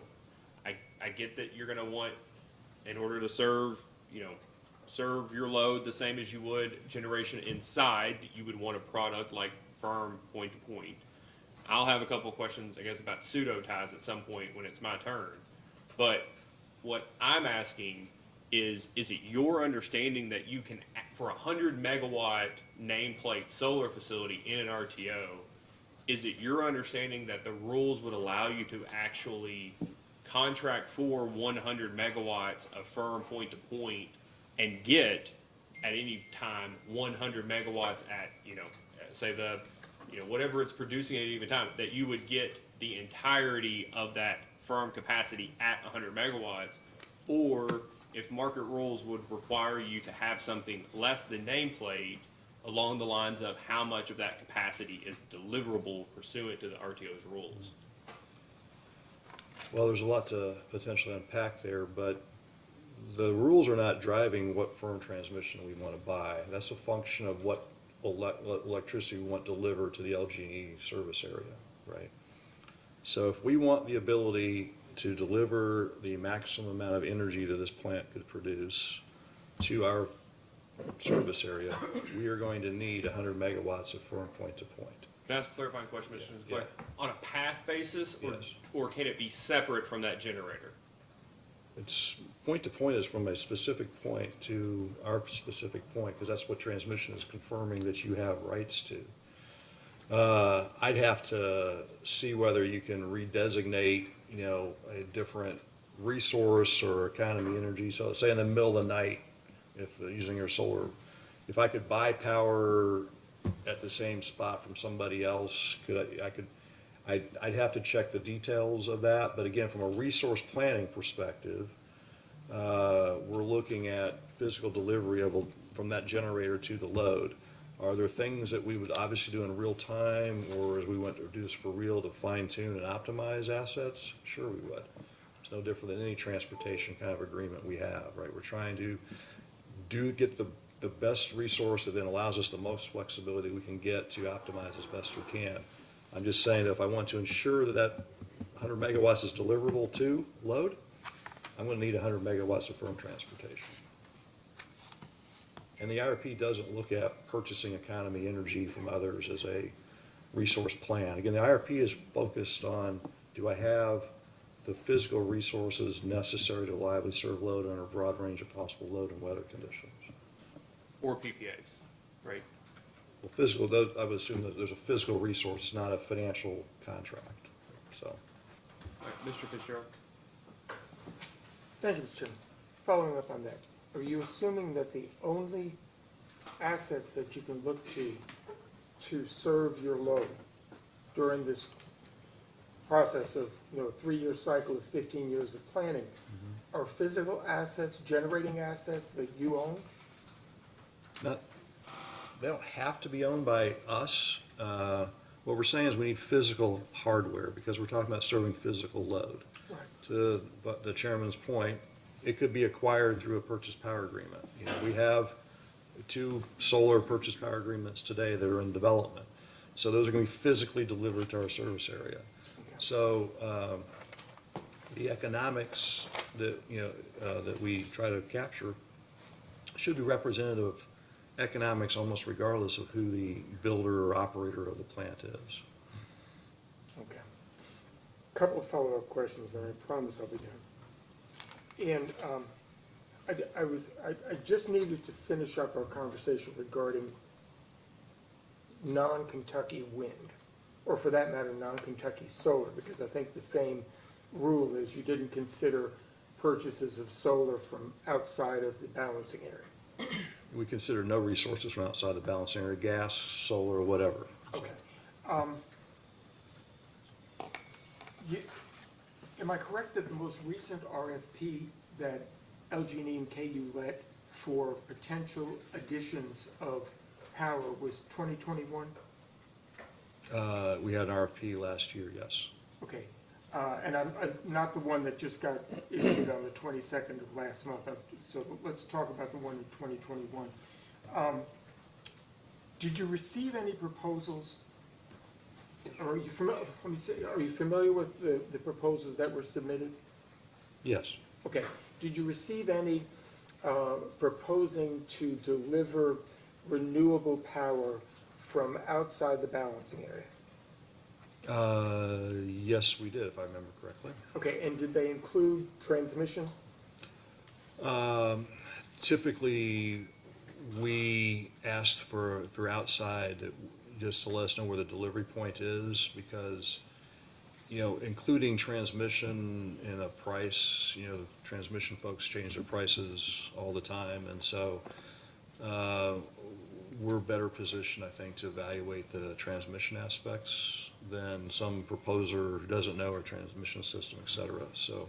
Okay, and then just to wrap this up, if I heard you correctly, and if I didn't, please correct me. You didn't the IRP, not you personally, the IRP did not evaluate non-Kentucky wind because the assumption was that the transmission costs would make it uneconomic. Yeah, primarily, yes. Okay, but those transmission costs, you just said, vary over time. Correct. And I guess my question, and I don't know if this is a fair question or not, if it's not, just say it's not a fair question, is how would you know that out of Kentucky, wind was not an option in terms of your resource planning if it hadn't been analyzed? Well, I come back to, you know, we've been dealing with out-of-state wind proposals, like I said, as far back as the mid to late 2000s themselves. One of, like, for example, the CPCN process that led to the decision to build Cane Run 7, we had several wind proposals in that RFP response that we evaluated. Every RFP I can think of in the last 15 years has had some type of out-of-state wind response, and every one of them was hurt pretty dramatically by the cost of extra transmission. And so, again, from an IRP perspective, you know, this doesn't, as we said, it's a snapshot in time. It doesn't commit us to anything. I would fully expect if we get any out-of-state wind this time in the current RFP, we will fully evaluate that, like we do all of our responses that we receive. So if something changes and that shows up, then that's what we will recommend to the commission that we look to do. Okay, last question. Maybe there's a couple of questions. You said in response to one of my inartful questions that was dealing with the planning world rather than the real world. And I guess I wanted to follow up on that, because we're all here because of a plan that was submitted because it was required to be submitted by regulation. And is there a separate planning process that goes on that is different from what is reflected in this snapshot in time? The process is not really materially different. What I would say is, maybe to clarify as well, it's called Integrated Resource Plan. As you all know, there's a number of different resource plans that come out of this process, right? So it's saying, okay, given uncertainties around load, given uncertainties around technology costs, given uncertainties around environmental regulations, et cetera, what technologies, et cetera, would perform best in those worlds? So it's looking to say, If you think the world looks like this is the set of technologies you would want. If you think it looks like this is the set of technologies you would want. What it doesn't do, and what we have to do, and we've done historically in every CPCN I've been involved in for a long, long time, is you then further stress test those resources to say, what if that world doesn't happen? Because the future by definition is unknown and unknowable in many cases. So you're looking for not necessarily what is the best resource in a particular case, you're looking for the best resources over a broad range of possible solutions. And so that's what my perhaps inartful description. To me, the CPCN is the real world, because that will result in real power plants being built or not, or real dollars being spent, which have real implications for customers. Okay. And do you know what the total cost to LG and KU is for the integrated resource plan process? Not off the top of my head, I don't. And is your assumption is that the ratepayers will eventually see the bill for that? Well, again, I guess I come back to, Robert perhaps can better answer this, but virtually every cost that we incur is inside, is inside staff.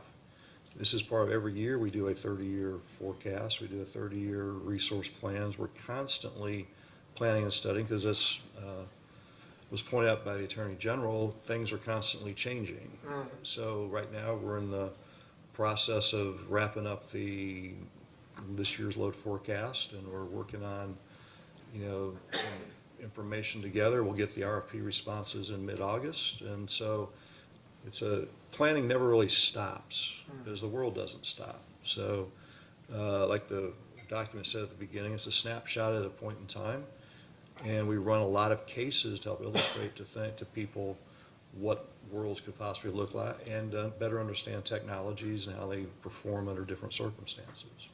So it's a useful process, because if you don't understand that, you can't get to what should we do for real. Okay. All right, that's all I had. Thank you very much. Appreciate your time, Mr. Chairman. Well done. Mr. Spinard? Yes. You have questions for the witness? Yes, Mr. Chairman. Give Mr. Fitzgerald just a minute to... Chairman, I would note that at least the Attorney General's office is impressed by my brevity. Just for the record. Mr. Cook is easily impressed.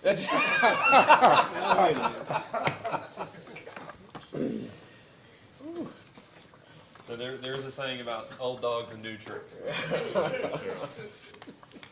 Maybe it's wrong in your case. Mr. Spinard, whenever you're ready. Yes, thank you, Mr. Chairman. Good afternoon, Mr. Sinclair. Good afternoon.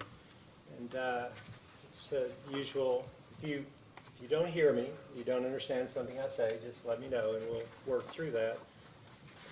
And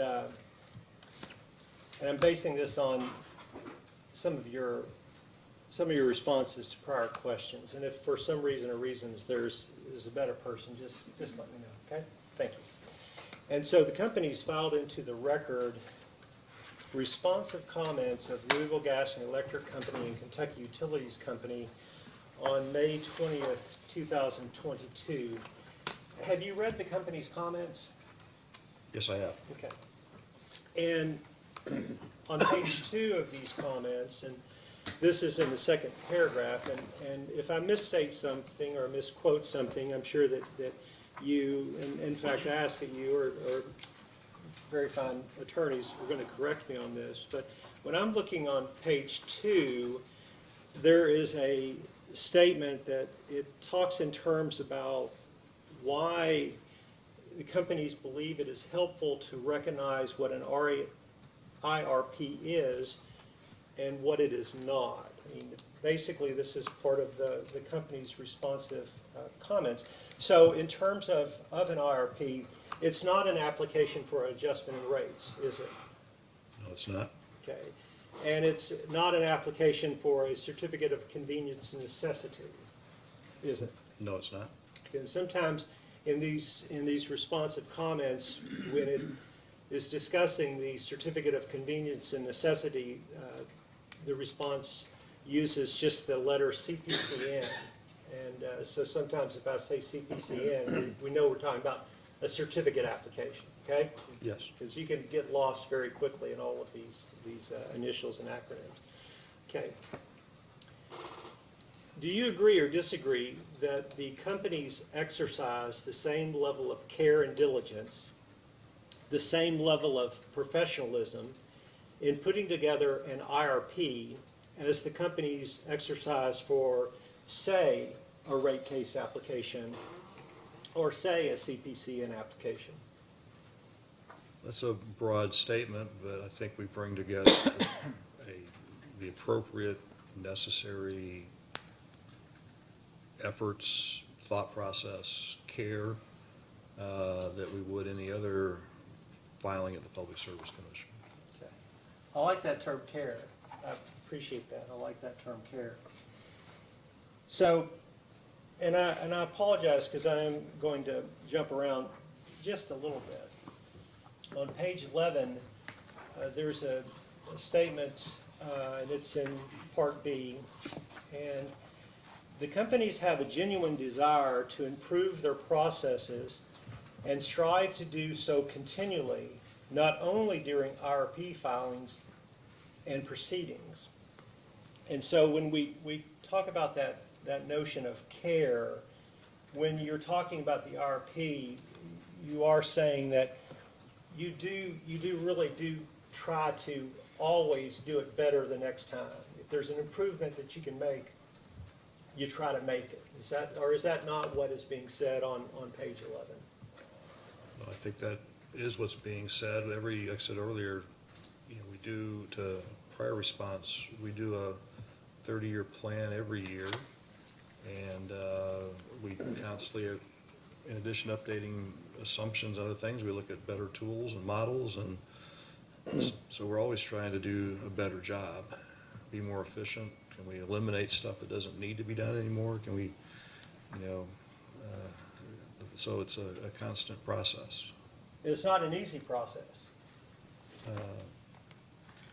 No process is easy if one does it well. So in terms of the Commission's administrative regulation concerning integrated resource planning by electric utilities, and I'm not asking you for legal answers. This is just conversation to your understanding.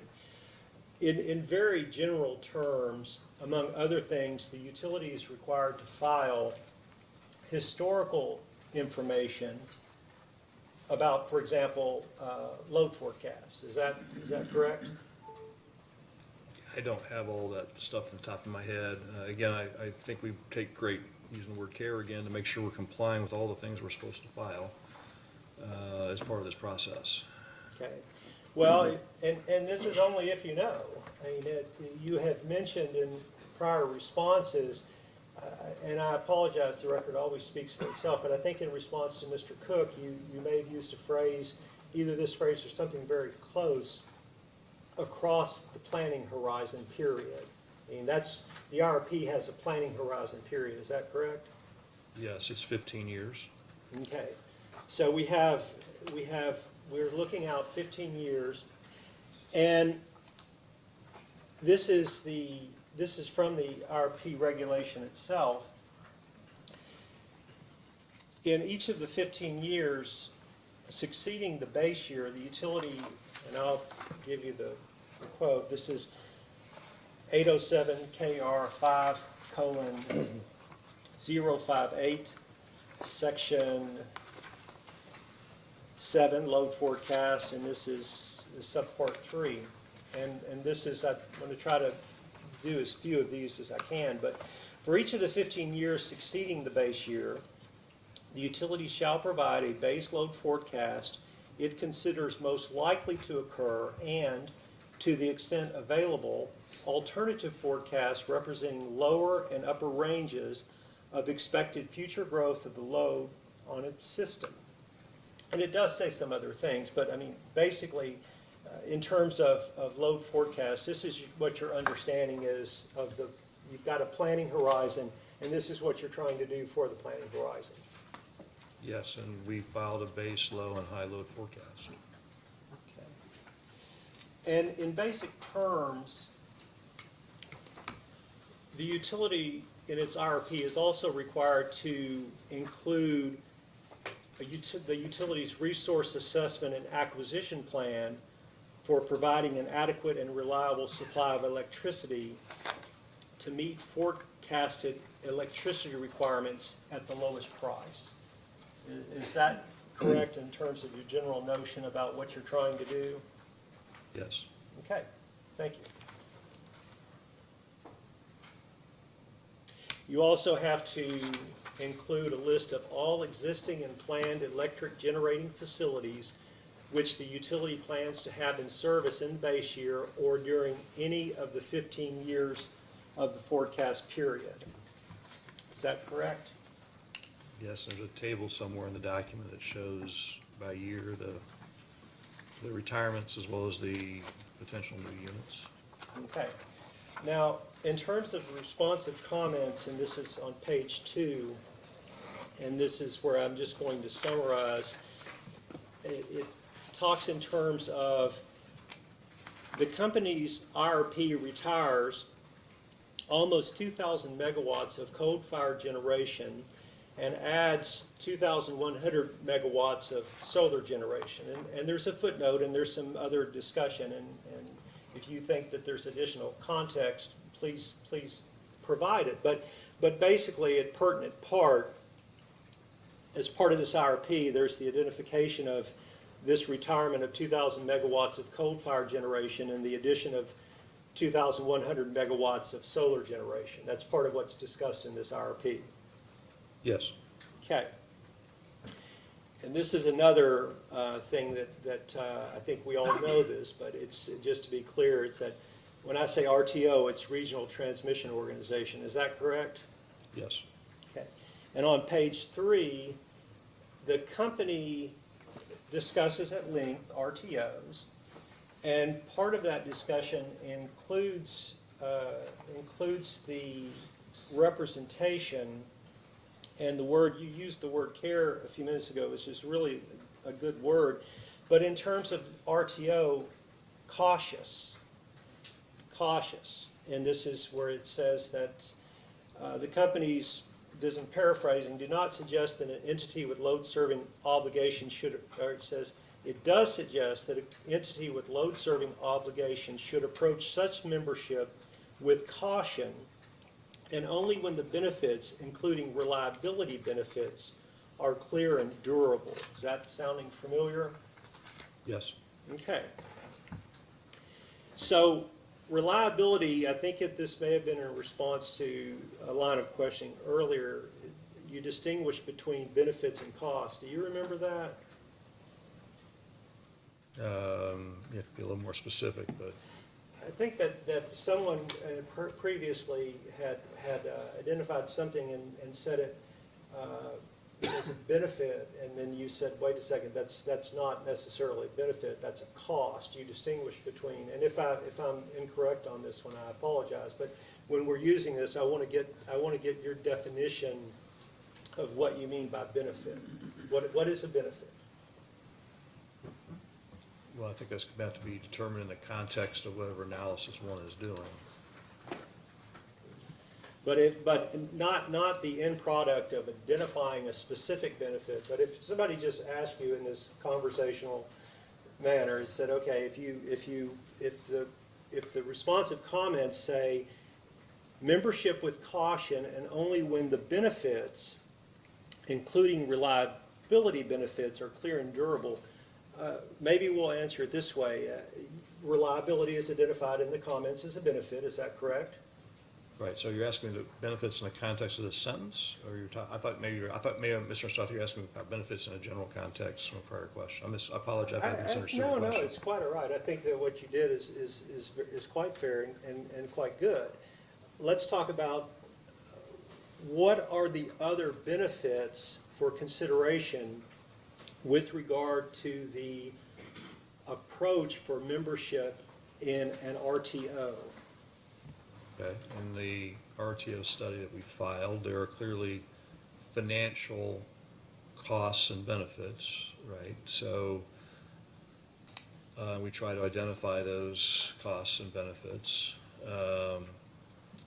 And then reliability benefits would be, I think, related to, the nature of the generating technologies that one would need to maintain if one was in an RTO versus having, as we do today, an obligation to serve in real time. So, like I said, the RTO study goes into great details of both quantified and of qualitative and quantitative benefits and costs. Okay, so, and I don't want to belabor the point, but reliability is identified expressly as in something that can be categorized or fall into the benefit category. By name, what are the other things that might be fall into that benefit category? You'd say reliability benefits, this benefit, that benefit. What are the other named benefits? Well, again, the study lays out in details. You have, okay, in an RTO, your load is being served at market price at all times. So then the question is, what kind of generating technology do you need to have to hedge that exposure? Do you want to hedge that exposure? There are different operating type of costs. We have to maintain as a balancing area certain reserves, et cetera, which may be somewhat different quantity and priced differently in an RTO. I mean, RTO has markets for everything on the generation side for the most part that load serving entities have to acquire. So I think, again, the RTO study speaks for itself in terms of the different types of things that would go into benefits and costs. This is just saying obviously you wouldn't join the RTO to increase costs knowingly. That would probably not be wise. So the sentence is worded from the context of joining, and obviously you'd only join if you had perceived there to be benefits. And on the reliability side, I think, what's going on currently, for example, in MISO, I'm not casting aspersions, but it's been well documented in the press that they are facing some reliability challenges. I understand they even spoke to the legislature committee recently about that. So, for example, trying to join them right now with that ambiguity, you could argue maybe there's a reliability costs. So I think all this sentence is saying is that this is really, and you see in the RTO study, joining an RTO is likely this time around for the company is a one-way trip. Meaning, I think we may still be the only utility in the country that's ever been an RTO member and then exited. So you think of it from being an economist as a financial perspective, it's an option to join. And so it's a one-time option. And so like any option, you want to make sure it's in the money when you exercise it. And it has a couple-year lead time probably to exercise it. So, that's, I think, all we're trying to say in this sentence. That's probably more than you wanted me to say on this, but that's the context in which benefits and reliability benefits are being used in this sentence to summarize what I think the RTO study was trying to look at. Okay. And in terms of resource planning for the purpose of maintaining low-cost, reliable service, do you agree or disagree that retiring 2,000 megawatts of coal-fired generation and adding 2,100 megawatts of solar generation is consistent with that purpose? That case, all the cases in the study in the IRP assume the same level of reliability. I would just add that the 2,100 megawatts also includes, I don't forget the number off the top of my head, but some number of simple cycle CTs. As we point out, that's especially important in the wintertime. So that's not the only resource added when you talk about adding 2,100 megawatts of solar.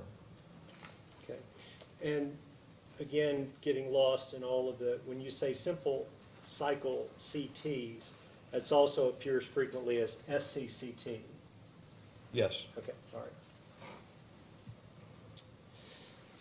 Okay, on page 13, and this is about halfway down in the comments on page 13, and it says, as demonstrated time and again over the years, the companies perform more rigorous analyses, including using actual market data obtained through requests for proposals, longer-term forecast, and more sensitivity analyses to support their CPCN applications. Okay, and are you familiar with that? Are you familiar with that? It's a lot of comments in those responsive comments, and I really don't mean to ever put you on the spot, but these are I'm trying to work from what the company has supplied. I mean, are you generally familiar with that representation? Yes, and this is consistent with the discussion I just had with Mr. Fitzgerald about the planning process versus, again, my inartful word, I apologize for using the word real, but that's the word that came to my mind at the time. Oh, it's quite all right. I mean, I appreciate what you're saying. Thank you.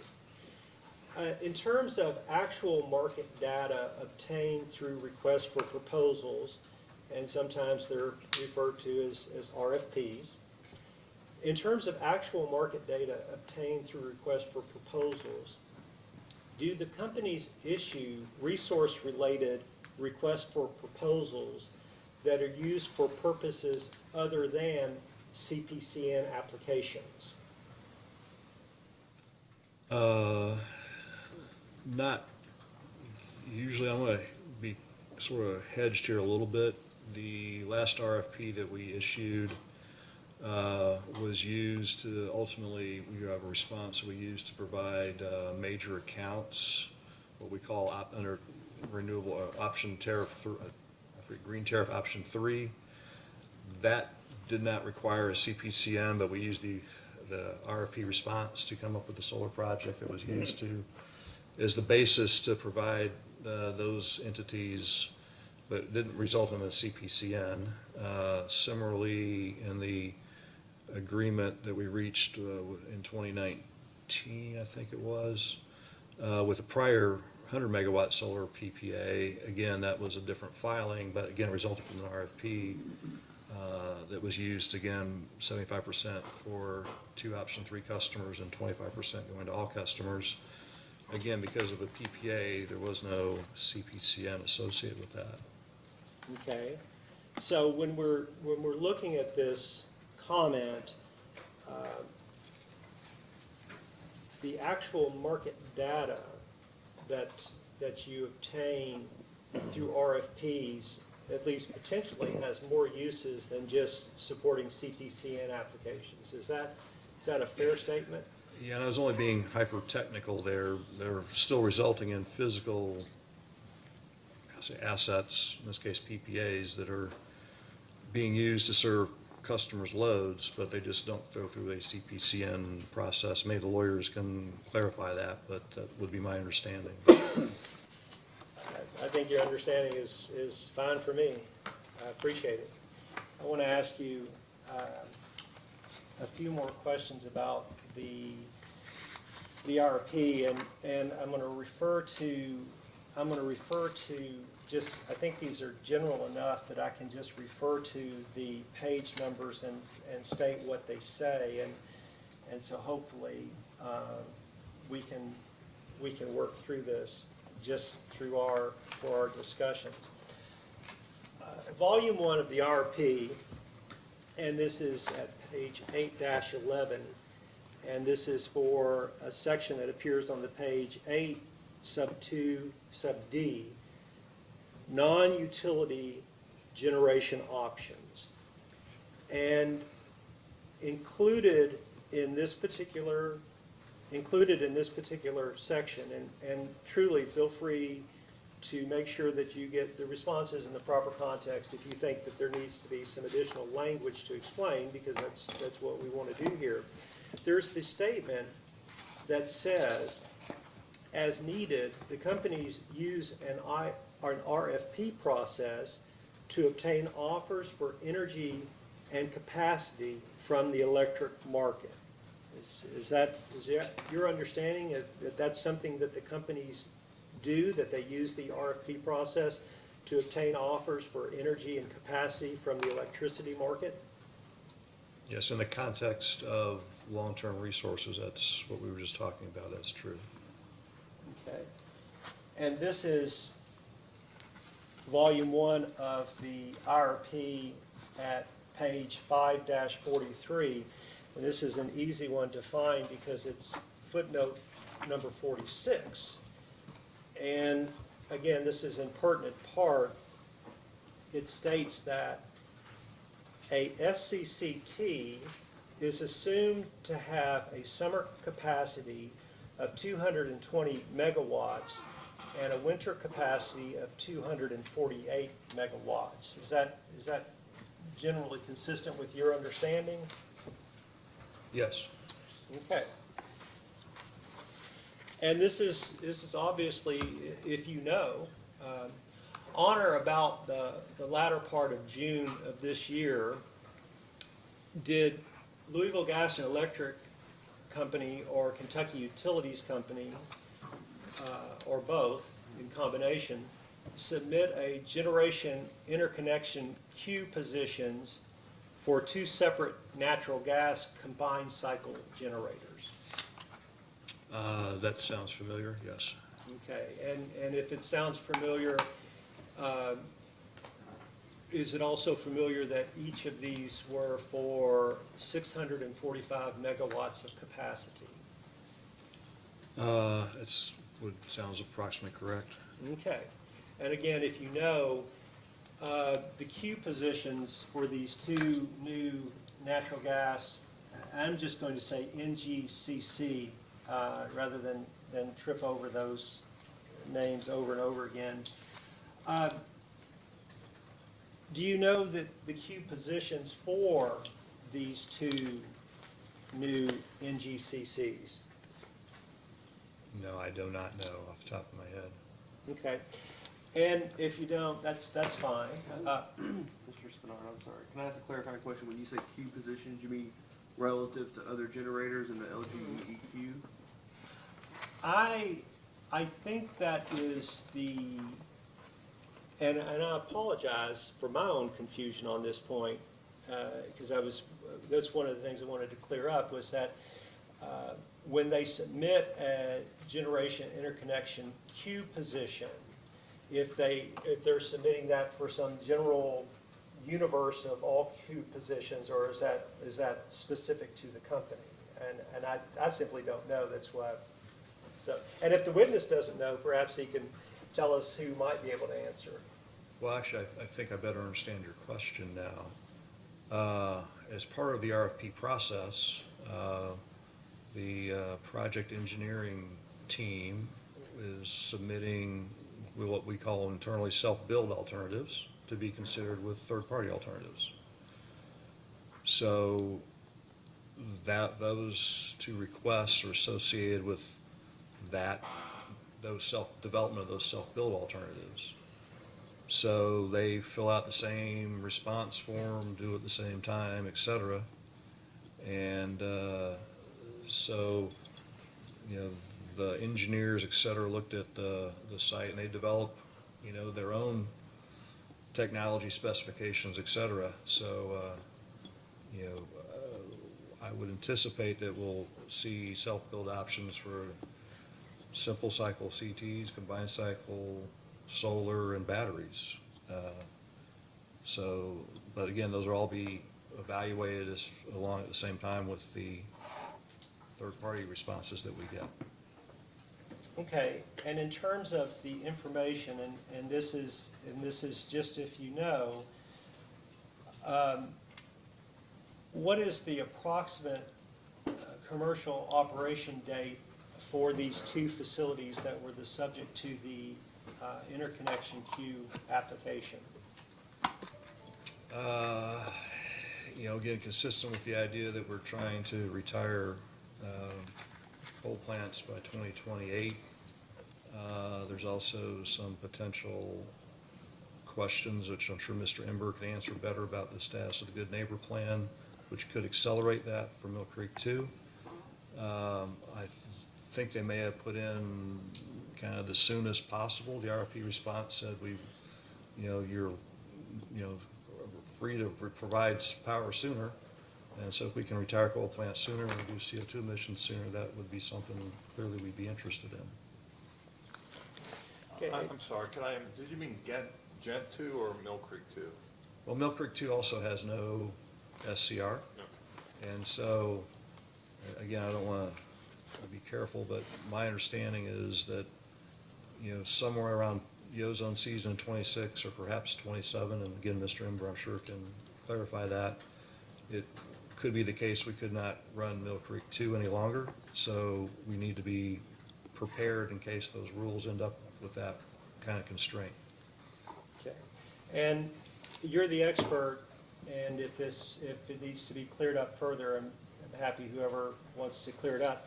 Would it sound consistent with your recollection that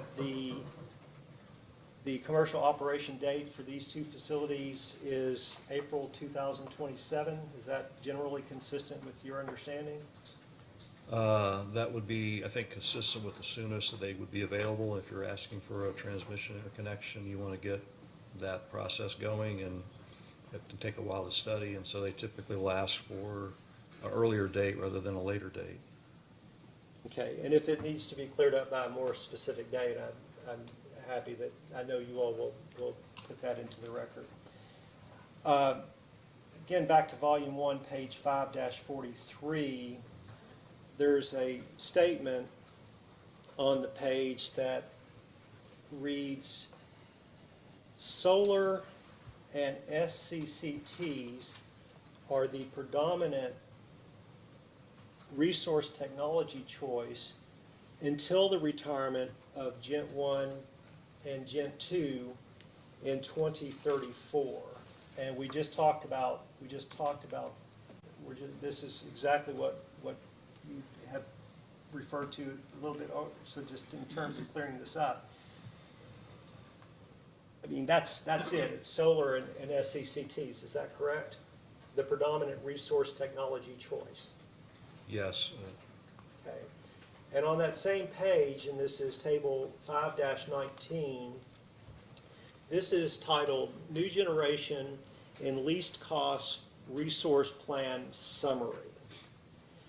And I'm just looking at it, and we have columns for years, load scenario, fuel price scenario, and then we have columns for gas, solar, wind, and batteries. And when we look under gas, all of the descriptions under gas are SCCTs. Is that correct? Yes. Okay. And does table 5-19 in any way summarize NGCCs?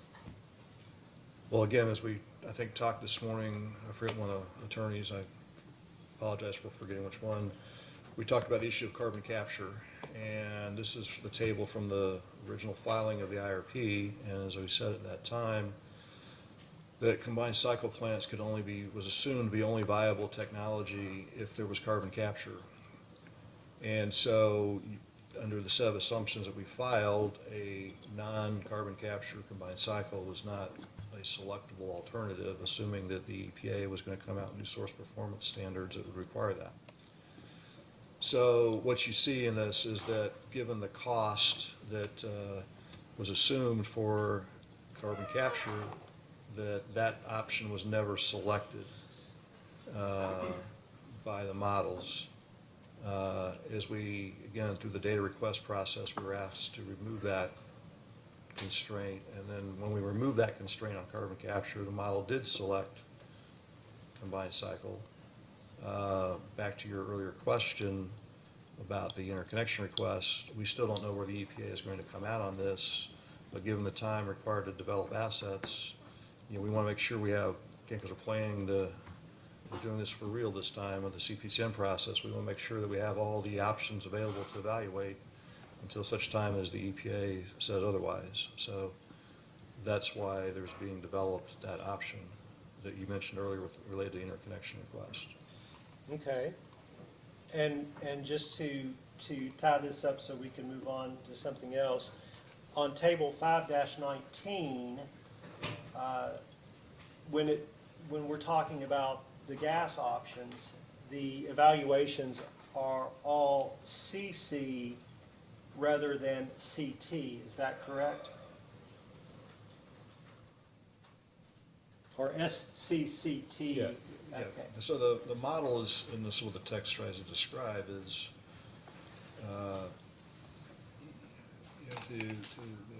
particularly in the wintertime and at nighttime, the system needs some type of resource that can run.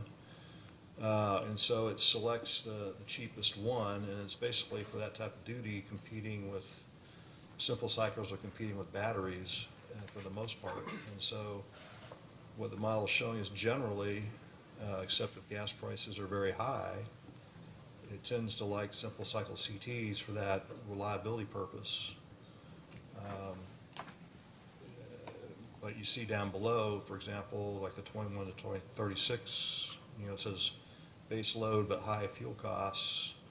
It doesn't like simple cycle CTs. It likes, more batteries. So but it chooses as a function of, like it's trying to decide earlier, what's the load shape, what's it need to serve that load shape, and what are the fuel costs associated with in the case of gas, or can I reliably charge the battery to move the energy to that time period. Okay, thank you. And this is, if you know, on or about June 22nd, 2022, did the companies or either company release an RFP? Yes. Okay. And if you know, in general terms, what will the results of this June 2022 RFP be used for? Right, that was the document that the Sierra Club presented as Sierra Club 1 described that. And so that's to deal with, like we said earlier, the pending EPA regulations we talked about, particularly the Good Neighbor Plan, and the pending economic retirements of Brown 3 and Mill Creek 2 in 2028. So the time is upon us to have to make some real decisions about that, given the development and construction time for assets. So this RFP will be used to deal with those pending events. Okay, and so from the Sierra Club Exhibit 1, it states the PPL Corp utilities will consider a variety of generation sources with at least 100 megawatts of nameplate capacity, including renewables and battery storage.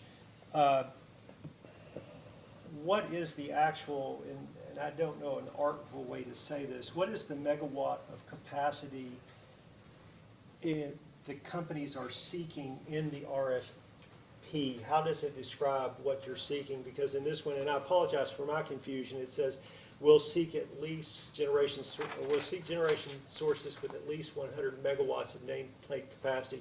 What is the RFP seeking? How does it characterize what's it seeking in terms of megawatts?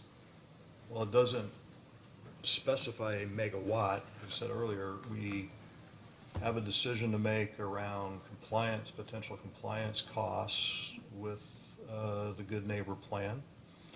We need to compare that compliance cost with alternative generation. So those two units that involve there, Mill Creek 2 is approximately 300 megawatts, and Gen 2 is about 500 megawatts. If the math comes back that says we need to replace those, so you'll have that kind of capacity need. Then you're also then looking at Brown 3. That unit's about 400 megawatts. Then I think what you choose is going to be a function of, again, the different when customers want energy, relative fuel costs, and other things.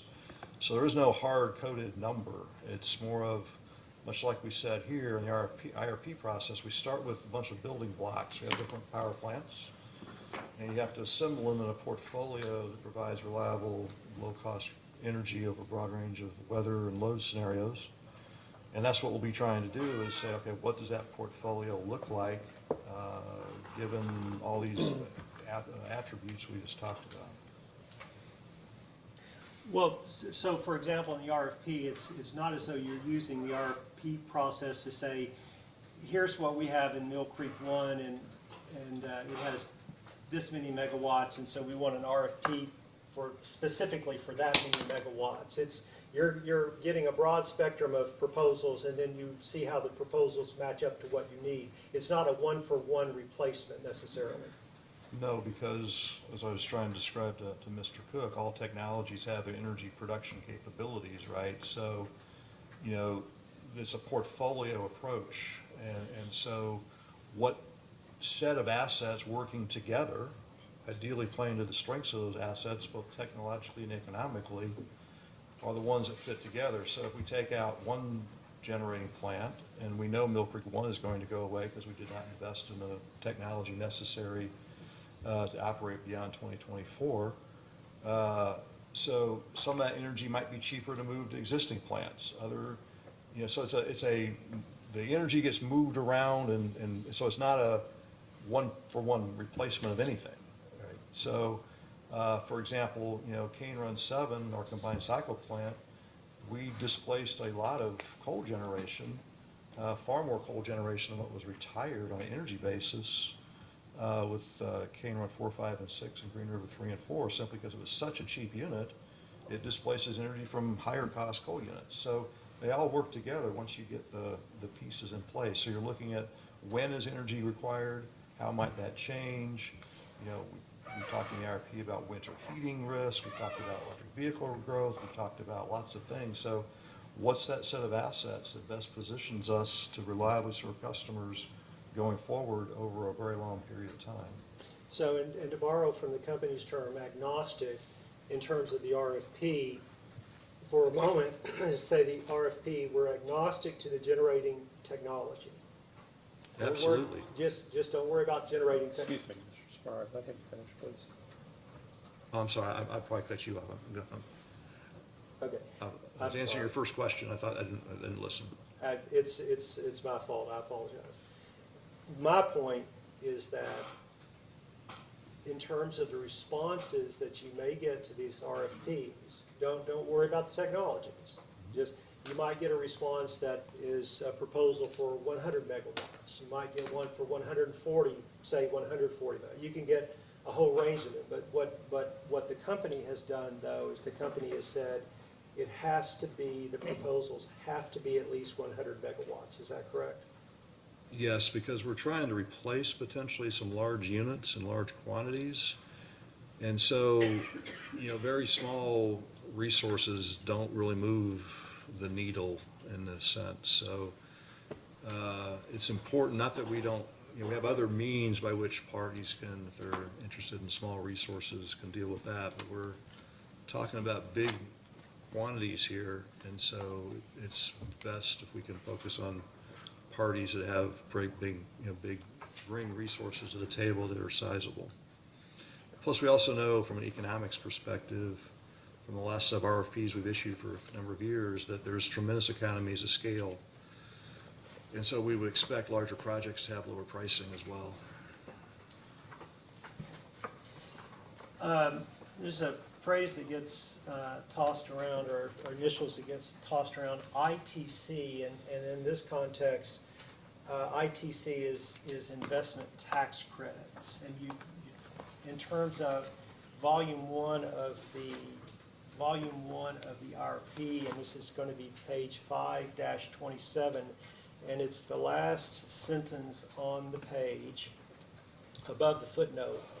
The economics of private solar in 2022 depend on the availability of the ITC and are expected to improve significantly over time.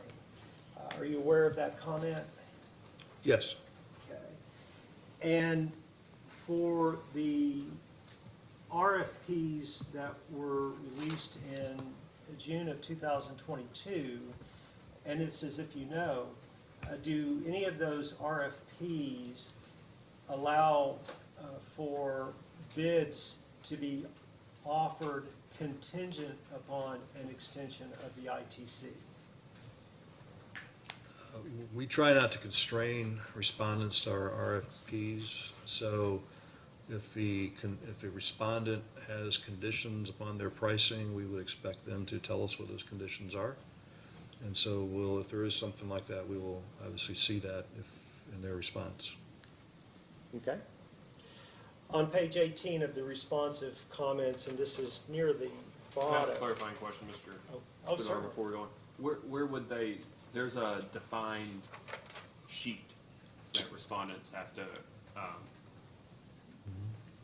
for lack of a better term, respond with. What's the, is there a location specifically on that sheet in which they would indicate that? I don't have that sheet memorized, but there's a pricing section somewhere. Okay. So, you know, Mr. Schramm will be up later, and his group is the one that initially processes and then works with the respondents to the RFP. So he perhaps can, you know, tell you exactly what line item is, but, you know, if any conditions, whether it's, you know, ITC or inflation adjustments for this or contingent upon that, the respondent's supposed to provide us enough information to evaluate their proposal without extensive discussions. Because we may get 50, 60, 70 responses. We're not going to have time to meet with every respondent. So like any other RFP that I've ever been associated with, typically they give you a lot more than you need. So I'm not too worried about not getting that information. That's helpful. I just, I guess I'll ask you in a few minutes, but I'll give you time to think about it while you're also answering Mr. Spinard's questions and staff's questions. It would seem to me, given the, I don't know how else to characterize it other than consternation around providing the commission the responses to the 2021 RFP during the rate case, that there seems to be an in-depth analysis that was indicated to the commission that occurs following the responses being provided for qualitative purposes, and then ongoing discussions with those respondents as to the availability or quality of their responses. Is that not necessarily the case? I'm sorry, you're talking about the 2021 RFP? Mm-hmm.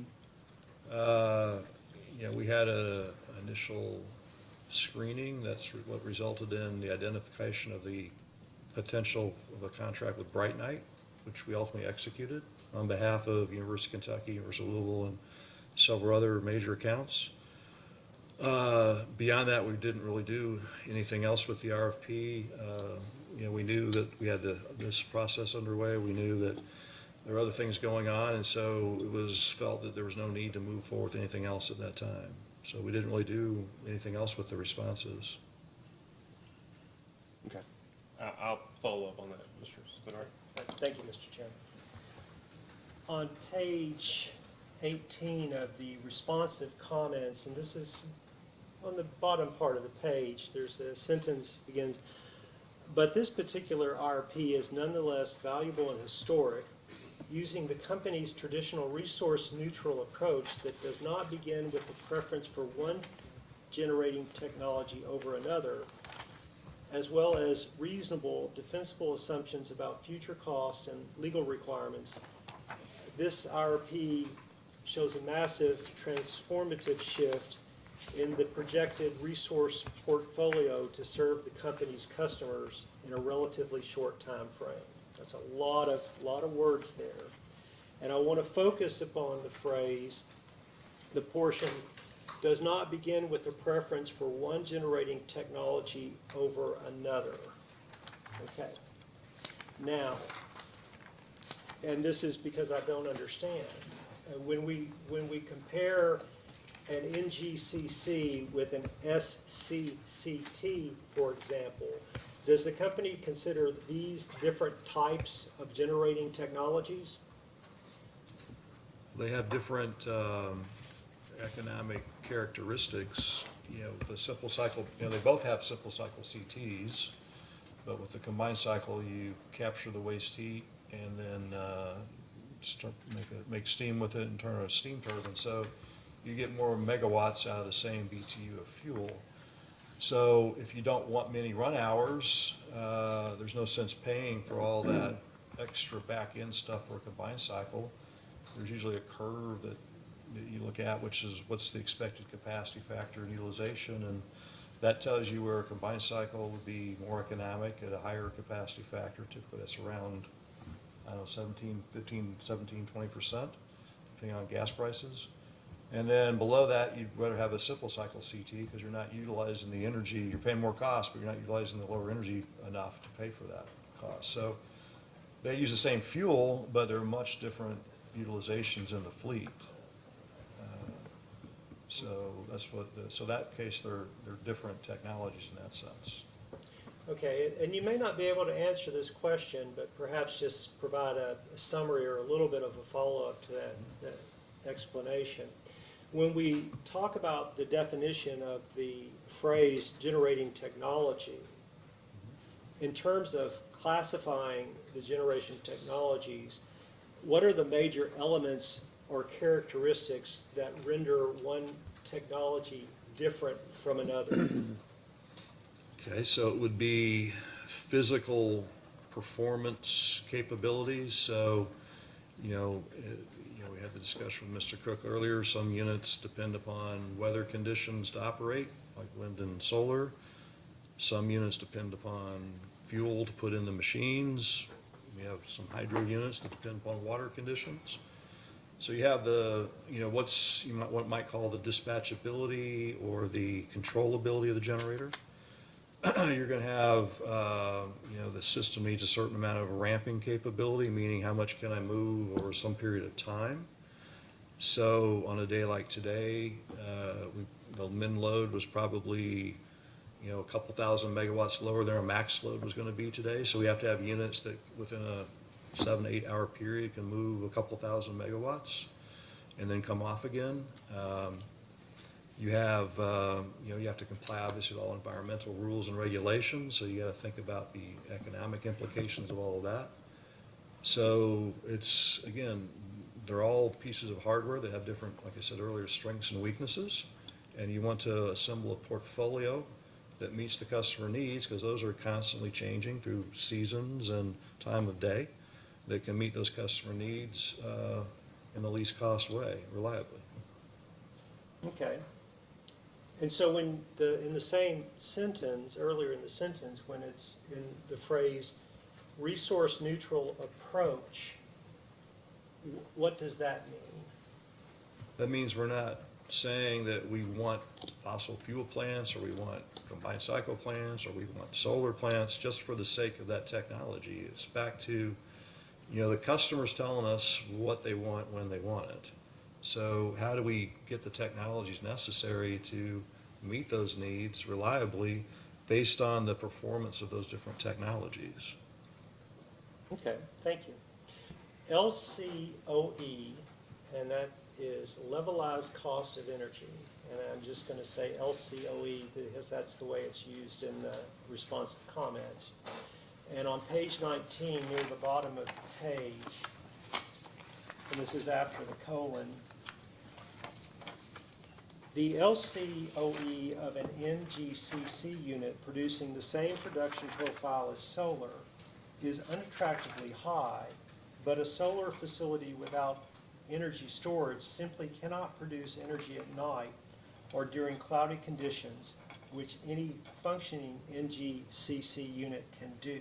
And we've covered this a little bit before. Is that your understanding? Yes, I think that statement's correct. Okay. And is this latter part of it, and this has to be the company's words, this latter part of it, when it mentions cannot produce energy at night or during cloudy conditions, which any functioning NGCC unit can do, is that in aid of explaining reliability? It says without storage, so it's basically saying, when can I get energy from a solar plant? Well, I have to depend upon the nature of the sun and the clouds. And so where combined cycle, as we said earlier, as long as the plant's operational and I put fuel in it, it's going to generate. It's just it's not meant to be complicated. It's meant to be a pretty simple statement of what is it moves the generator, so to speak. Okay. And this is something that's separate from LCOE. Yes, it is, in the sense that levelized cost of energy is time indifferent. It just says I have a cost of a technology, and I'm going to calculate an annualized cost of that technology, and I'm going to spread that annualized cost over a bunch of megawatt hours that it could produce. It doesn't say when I produce it, how or et cetera. So again, it might be fine for comparing similar technology capabilities, but it's extremely misleading, like any type of average would be, or rate, for comparing anything. For example, I might say one car gets 10 miles per gallon, another one gets 50 miles per gallon. Which one's better? Well, you have to know what the work is you're requiring to be done, right? So if I want to just take two people a long distance, the 50 mile per gallon car may be great, but if I want to tow a 5,000 pound boat, the 50 mile per gallon car may not be able to do that, so I need the 10 mile per gallon truck, right? So you've got to understand the work that's being required of the technology for LCOE to be very useful. And it's not, typically, I said, it doesn't look at the when question. Okay, and so, and again, these are the company's responses. Is the company's position that LCOE alone in isolation is inappropriate, or is it the company's position that LCOE is never an appropriate consideration, or is it something else? Well, I would certainly say alone, it's certainly not sufficient for the reason I just described. If you could tell me I'm comparing two different types of solar panels, that might be more useful. But even comparing wind to solar, LCOE is not useful because wind will produce power at night. However, it doesn't typically, at least in the U.S., produce as much during the daytime. It produces a little bit more in the winter. So even LCOE of renewables is not really comparable because, again, if you care at all about when power is produced, which most customers do care about that, then you have to understand that that wind part is extremely important. Okay, and this would perhaps move into the statement on page 20, an appropriate understanding of generation technologies and the considerations for assembling technologies into a generation portfolio that can reliably serve load under a range of weather conditions will make this and future IRP proceedings more productive. Is what you just said a minute ago in that description about filling out the analysis, is that dovetail, or is it something separate?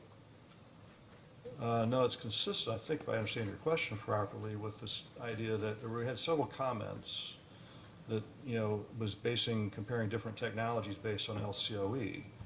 And we're just trying to say, as part of this process of the IRP, it's important that, that's really not a useful metric to do what we just talked about here, because we do have to deal with load around the clock. For example, roughly in the course of a year, half of our energy requirements are at night.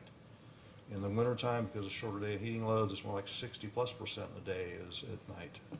So understanding those factors is critical in the matching the technology that best meets that load characteristic. Okay, and LCOE just doesn't help you in that regard. Okay, all right. And I think on page 29, it perhaps is company summarizes the point that you're making. Let's see if this is a fair summary on 29. When evaluating resources for the purpose of reliably serving load at the lowest cost, the analysis must consider the load being served and the operating characteristics of generation alternatives. Does that help, at least in part, sum up a lot of what you've been testifying for the last few minutes? Yes. Okay, thank you. Mr. Spinard, if you're at a point, I'd like to request a break. Certainly. It's up to, candidly, I have about 8 or 9 more questions, but I'm happy to take a break. Okay. I think this is probably a good time, but we've been going for an hour and a half, so we'll take a recess until 2:45. Okay. Thank you, Ken. Let me know when you're off, Candace.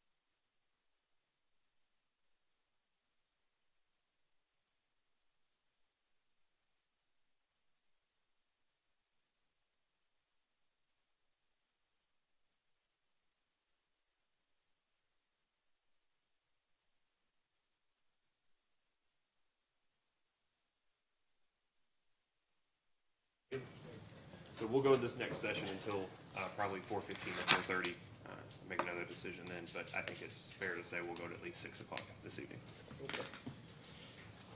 Okay. Great. We're back on the record in case number 2021-00393.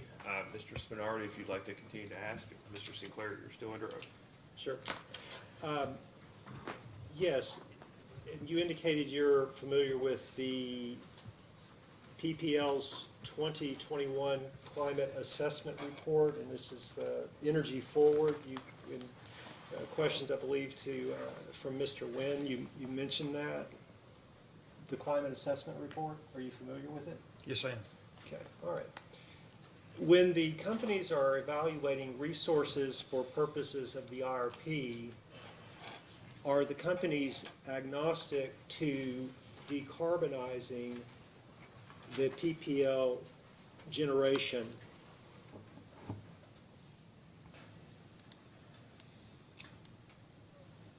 Well, again, I guess I go back to what I said, I think previously, which is, we are as certain as we can be in the world today that retiring coal plants will be replaced with lower emitting resources. So as those plants are retired economically, our overall carbon emissions will come down, and working with the parent company folks, that they've incorporated that process in setting their goals and in communicating with shareholders and others what our anticipated CO2 reduction trajectory will likely look like. Okay, and I'm not sure that asked the question particularly well, and you may not be able to answer this question, but the companies talk in terms of being agnostic to generation technologies. Are the companies agnostic to the framework that's identified in the 2021 Climate Assessment Report? And one of those stated goals is decarbonizing our generation. Right, and so again, keep coming back to the word agnostic. I'm just saying is that, if you look at the Climate Assessment Report, Figure 8, there's a big green range in there, which is the range of CO2 reductions that the companies would expect as our coal plants are retired and replaced with lower emitting resources. So, we've disclosed, how that's expected to unfold. There's a range of uncertainty because, as the document indicates, it's going to depend upon, in some cases, technologies to be developed that are still in their infancy, and some other things which are not perhaps as clear. That's why one of the other tenets is focus on R&D for low carbon resources. So, but the green range is consistent with the retirement schedule for coal plants that we've been talking about. Okay.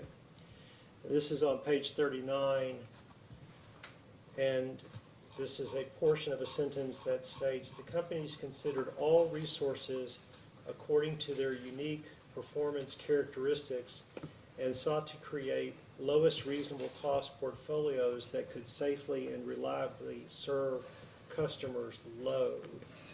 And with regard to that statement,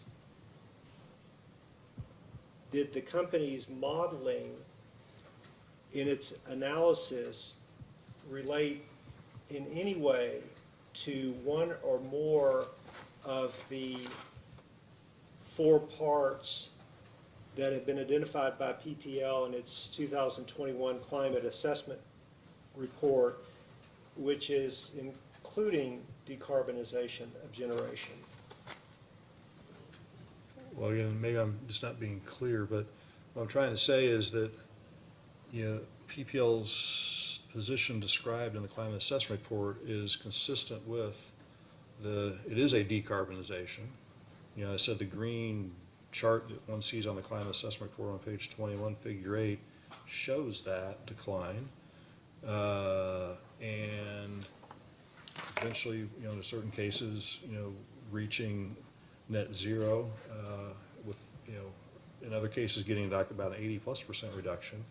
So I think they're totally consistent, in my mind.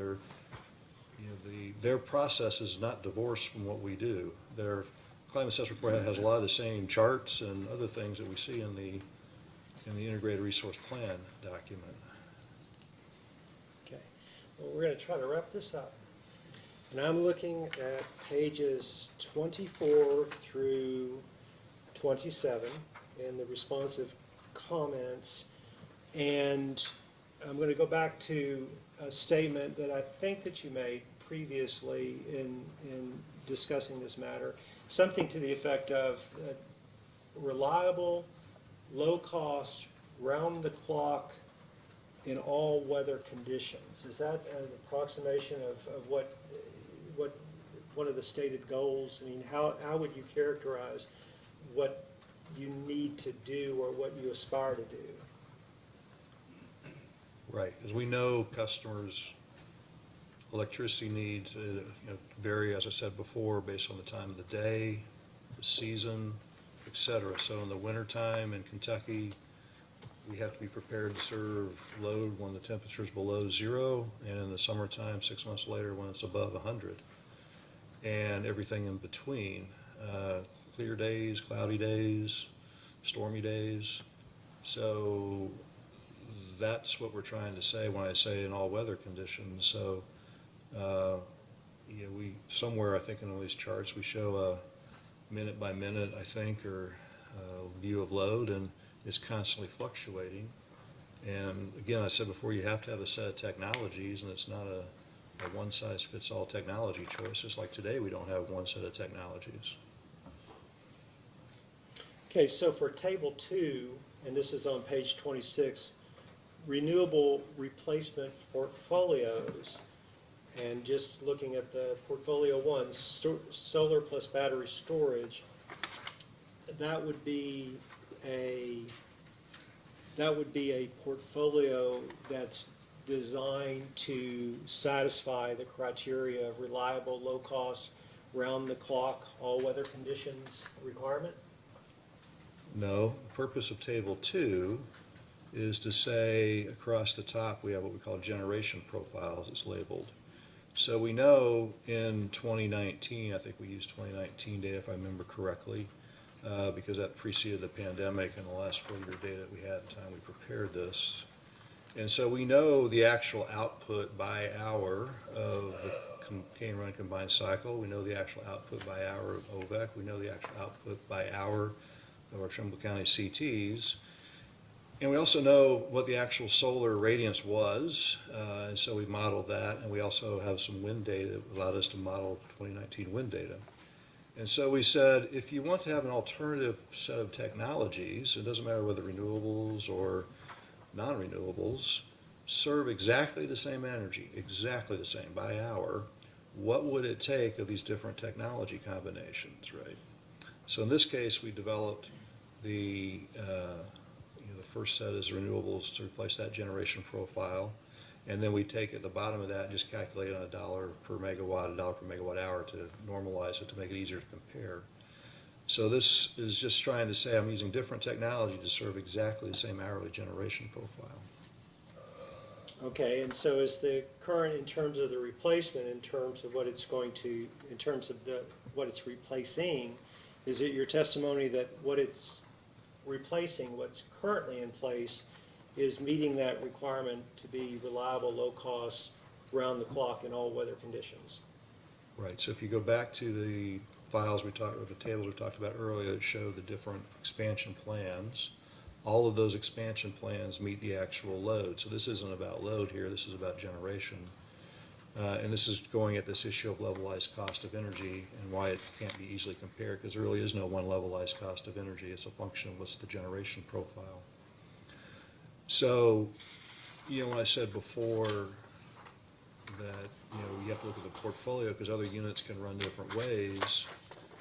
One of the outcomes, for example, of the base reference case is that some of the existing coal plants, since we're taking away coal energy and we're not replacing it anything, certainly at nighttime, they want to run more in the nighttime, right? So they're replacing that because the solar plants are running in the daytime, and then the CTs are running in the winter primarily, and when it's still dark. So It goes back to trying to match the portfolio to the hour-by-hour energy needs as they fluctuate through time and with different weather conditions.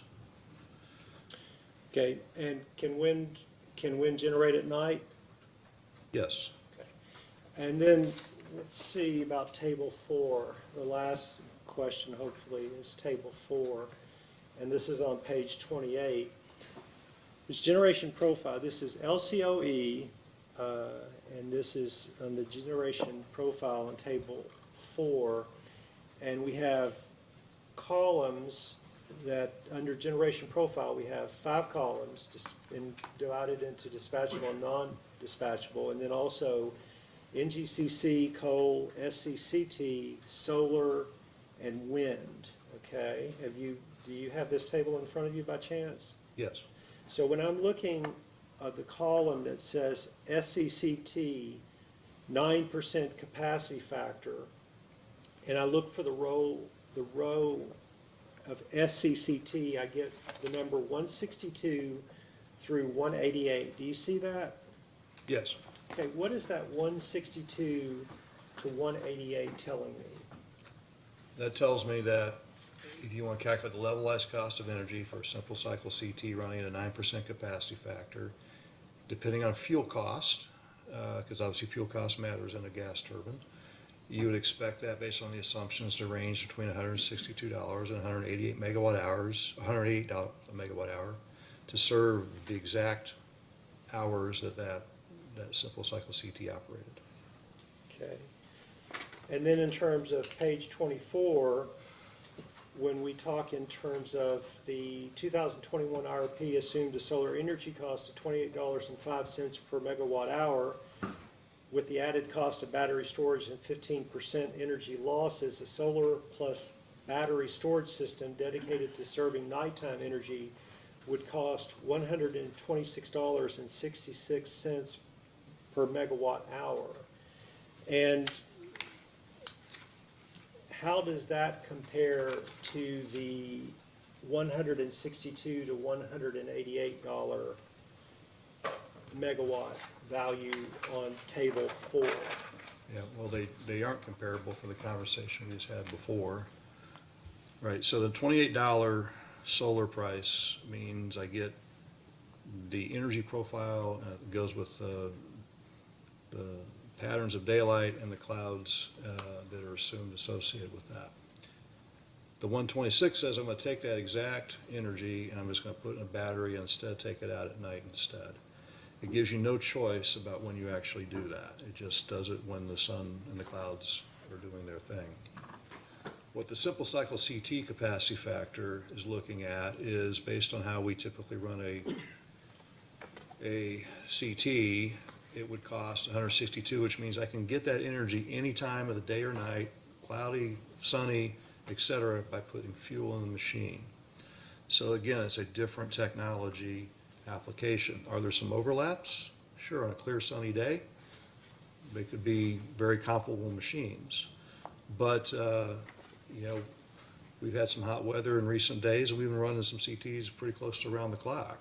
So again, they're not comparable in that sense with the solar plant and battery. So again, it's back to the portfolio is what matters, not per se the individual comparisons. All we're trying to do here is to illustrate why LCOE in and of itself is not particularly useful to compare different technologies, because you have to understand the application by which that technology is being used. Okay. Mr. Sinclair, I really appreciate your patience, and I appreciate all those thorough answers. They're very helpful, and I don't know if I hit it at 9 or not, but it's, that's all the questions I have. Out of respect to you, Mr. Spinard, I chose not to count it. Thank you. I can't count that high, so I'll just have a seat. Thank you, Mr. Spinard. Mr. Kurtz? Thank you, Chairman. Good afternoon. Good afternoon. Okay, Mr. Sinclair, I'm just going to read a section, page 11 of the IRP. This is discussion of the natural gas combined cycle without carbon capture. NGCC without carbon capture has the same operating characteristics as NGCC with carbon capture and sequestration. and its capital and operating costs are significantly lower. However, based on the Biden administration's energy policy and the national focus on moving to clean energy, the current environment does not support the installation of NGCC without carbon capture sequestration due to CO2 emissions. Then it goes on, one last sentence. A simple cycle combustion turbine was evaluated to support reliability as the industry transitions to resources with increasing intermittency. So basically, you did not model the natural gas combined cycle without carbon capture sequestration.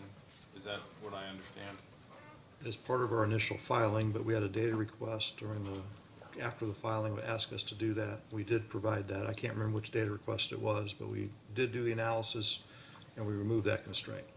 And when you remove the constraint, the model picks NGCC under certain scenarios? Yes. Well, what is the physical, is carbon capture and sequestration economically or technologically feasible in Kentucky? Well, again, there's two parts to that. One is the capture, and like I said earlier, we're working with the University of Kentucky and others to look at pilot projects and other things that would look at the cost and technology required to capture. On the sequestration side, again, I mentioned to Mr. Wynn, the studies have been done in the past. I think the question is, back to the volume, it would have to be, stored. I don't know that off the top of my head, and so we'd really have to look at that part of it carefully. And right now, what did you call it? The new source performance standard for combined cycle does not require carbon capture sequestration. Is that correct? That's my understanding. But it could in the future. That was our understanding at the time that we prepared the IRP, and so we went with that assumption. The Biden administration has had a number of public statements trying to, I'll say, restrict new natural gas infrastructure. And so we thought that assumption was representative of the environment by which we're trying to make this decision over the next 15 years. Let me ask you to turn to page 11 of the report. Oops. This is volume 1? Oh, no. Okay. It's a chart, table 8, dispatchable resources.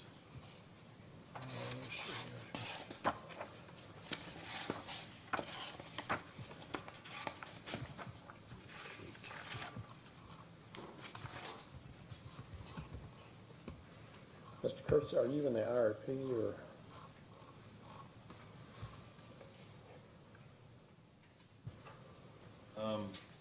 Sure.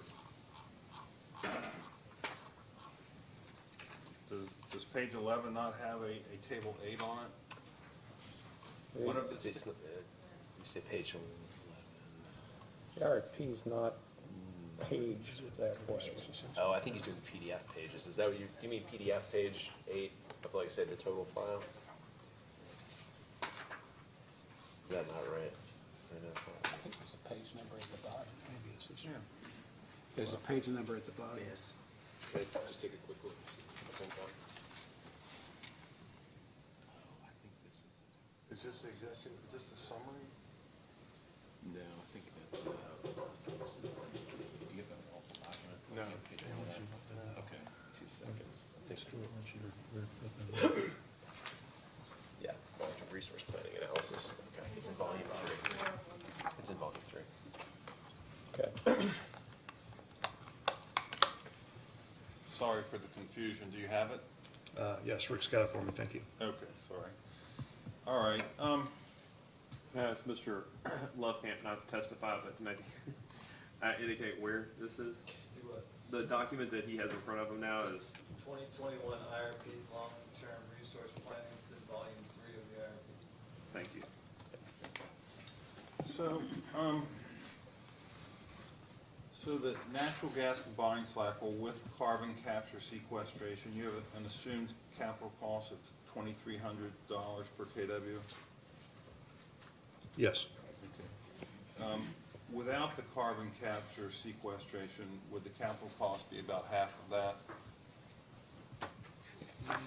Yeah, if you just give me 1 second, I think we provided a data response on that.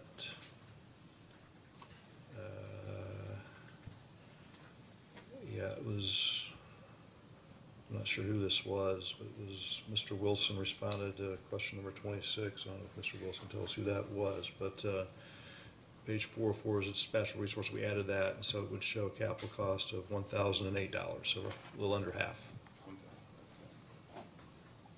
Okay, and the heat rate for, with carbon capture sequestration is worse than without. The 7,200, if you had just like Cane Run 7, it's about 6,700 heat rate. Correct, and the assumptions in that same table as mentioned in the data response is 6,400. Okay, even better. And then the fixed O&M with the carbon capture is fairly high. Yes. Okay. What is that? Is that labor? What is the fixed O&M? Footnote 7, say, can you scroll down? I don't know off the top of my head the CCS. I mean, typically fixed labor is going to, or fixed O&M is going to be labor, the property taxes, insurance, et cetera. We can get you the details behind that if Not necessary. Okay, same page, Kentucky Solar. The contribution of winter peak is 0. That's because your winter peak is in the morning before the sun comes up, typically in the winter. correct, or it can be after the sun sets in the evening, but I think we plan either one can occur.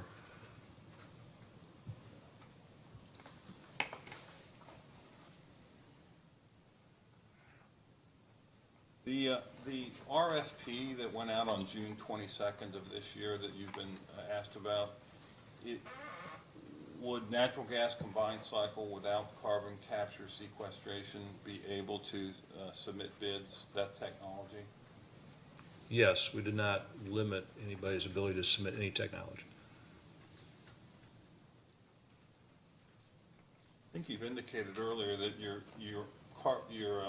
natural gas combined cycle plant, Cane Run 7, dispatches more than any of your coal plants historically because of efficiency and low gas costs.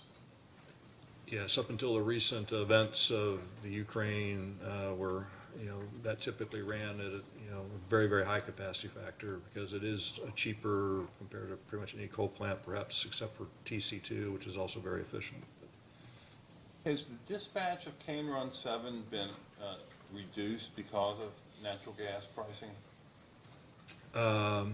It has been restricted a bit because of pricing. We're also trying to, because of the difficulties in the fuel markets, been mindful of coal supplies as well. We don't have any issues per se, but we want to make sure we don't have any issues. So we've been, very much balancing and watching of those things together. I wanted to ask you about coal supply. You have not had any problems maintaining a reasonable supply of coal at your coal plants? I'm not going to use the word problems. We've had challenges at times, only because we've had some force majeure event that we've had to manage through a little bit, and but we've done that, I think, well. But as part of our daily planning process, everything is updated. The fuels group, the dispatch group, generation planning, they all work together every day to monitor this, to make sure we're reliable, have the reliable amount of fuel to serve our customers. Is the coal? Mr. Kurtz? Yes, sir. Sorry, can I confirm that the force majeure event you're referring to is somebody else's and not yours? It was a mine-related event, yes, it's coal mine. Thank you. Sorry, Mr. Kurtz. No, thank you. If you were willing to pay the higher current market price for coal, is it available? I think that depends on what day of the week you might ask that question. But you're correct that with European pricing being very high, a lot of Western Kentucky coal, Illinois Basin coal, which is our predominant fuel supply, is going offshore. And so we've, one reason why we're being cautious with what we've got under contract, we've been, I think, we typically go into the year, have all of our coal under contract. We're just making sure that we don't find ourselves having to pay current spot prices, let's say.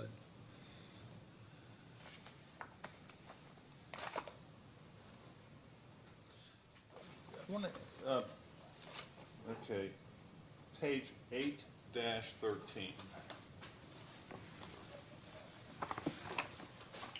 This is volume 1, Mr. Hertz. I don't know. Yes. Sounds like it, yeah. I can pull it up on screen. Capacity factor table? Yes. Yes. Volume 1, sir. A lot of information on this, but I do want to ask you some questions. Okay. Okay. This is the actual capacity factor for 2021 and then projected over the next 15 years for all of your units, is that correct? Subject to check, and just knowing when this document was prepared, I'm not sure 21 is all actuals, but it's at least probably, well, it's got some actuals, I would think. I just don't know. I can get you exact number of actuals. I see, okay, correct. So for Cane Run 7, the combined cycle, does this sort of verify that the forecast is to run that plant harder than any of your other plants? Higher capacity factor?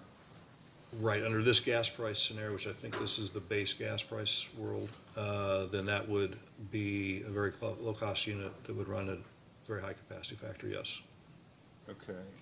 The Gent 1, 2, 3, and 4, the capacity factors seem to center around 55% to 65%. Is that about what you would expect for your base load coal plants? Yeah, it would be in that range, because remember, we're meeting load, and the typical annual load factor, which is the other side of capacity factor, is 56, 57, 58% annually. So if you have some units like Cane Run 7 are very cheap, running a very high capacity factor, then as you move up the stack, so to speak, marginal units are going to run less than that. So those kind of units are going to run very close to the system annual load factor, right? Because they're the ones that are following load and moving up and down and things like that. Okay. So the Mill Creek 1, this is projected to be retired in 2024. Do you see the 2024 80% load factor? Yes. What does that indicate? Does that indicate the model thinks that this unit's going to run extremely hard in its last year of operation? For what reason? The way we have to model Mill Creek 1 and 2 is we've got again, Mr. Ember can explain this better than I, but with the Louisville Metro Air Pollution Control Board, we have an agreement to limit Mill Creek's NOx emissions to, I believe it's 15 tons per day, which means since Mill Creek 3 and 4 rather have SCRs, that's not an issue, but Mill Creek 1 and 2 do not have SCRs. So that results in one of those units typically being offline most of the ozone season, which is April through October. So for modeling purposes, we just assumed that for this that Mill Creek 2 would be would be the one that was limited, and Mill Creek 1 would be the one that was allowed to run in the summertime. So it's not forced to run that way. It's just saying we have to tell the model to put that restriction in, and we don't want it cycling back and forth. So we've just physically limited Mill Creek's 2 operation in the ozone season, which forces that generation to Mill Creek 1. The same explanation for Mill Creek 2 in 2027? the last year of projected operations? That and it's relatively a little bit lower cost to operate than Mill Creek 3 and 4, but yeah. Trimble County 1 and 2. Why does Trimble County 2 have a lower projected capacity factor, even though it has a significantly better heat rate than Trimble County 1? Right.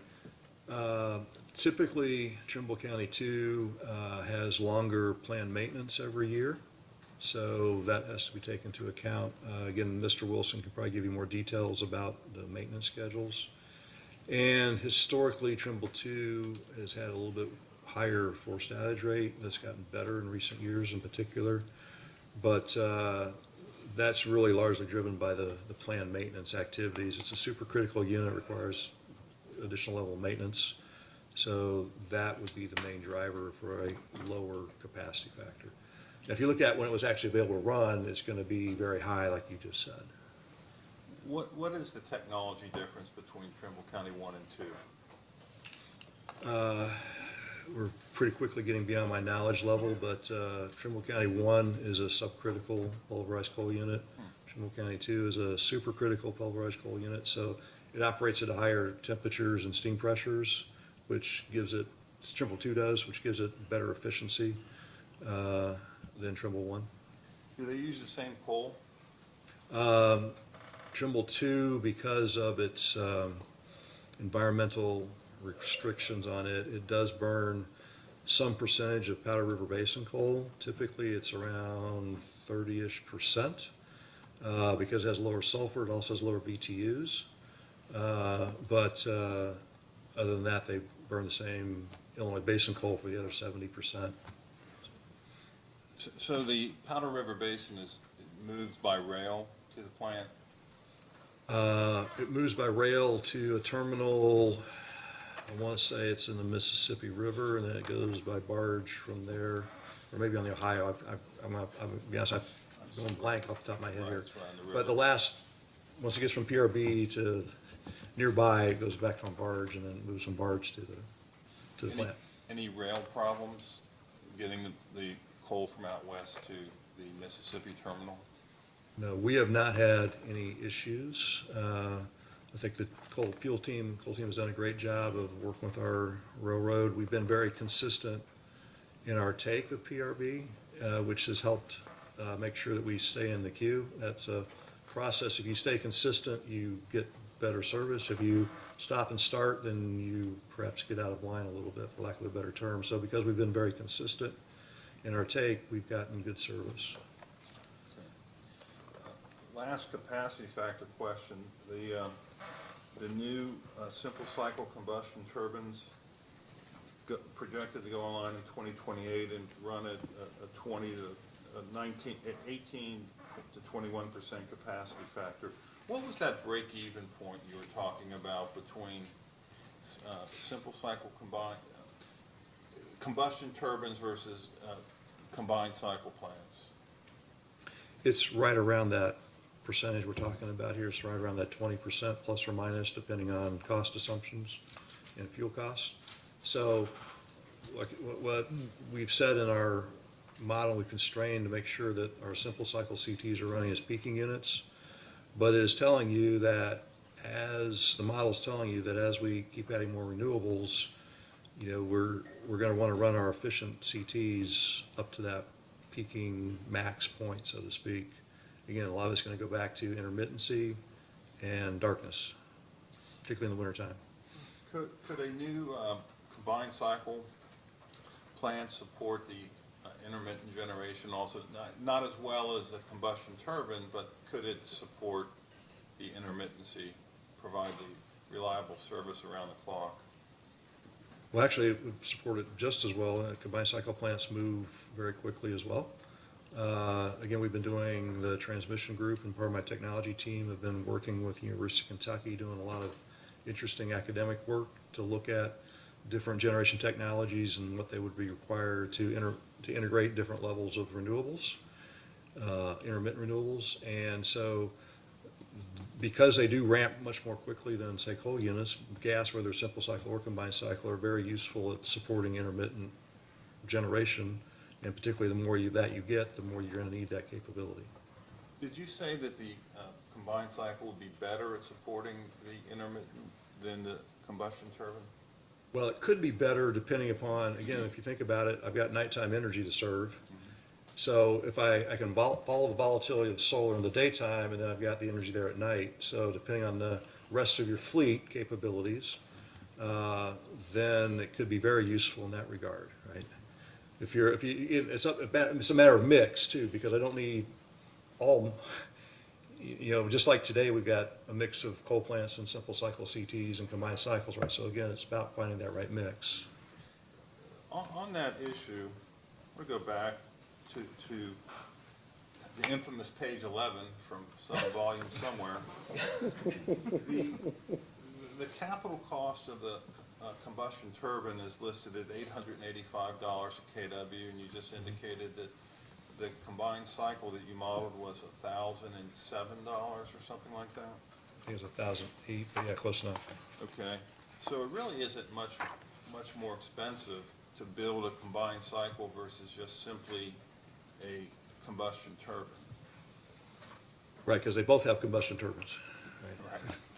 And then you add the heat recovery steam generator to create the combined cycle, but the incremental capital cost is relatively small. Yeah, again, it's going to depend upon, as you know, there's lots of different configurations of combined cycles.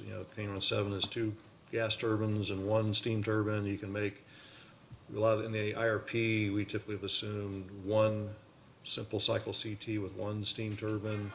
There are plants out there that are 3 gas turbines and 1 steam turbine. So they're very configurable in that regard.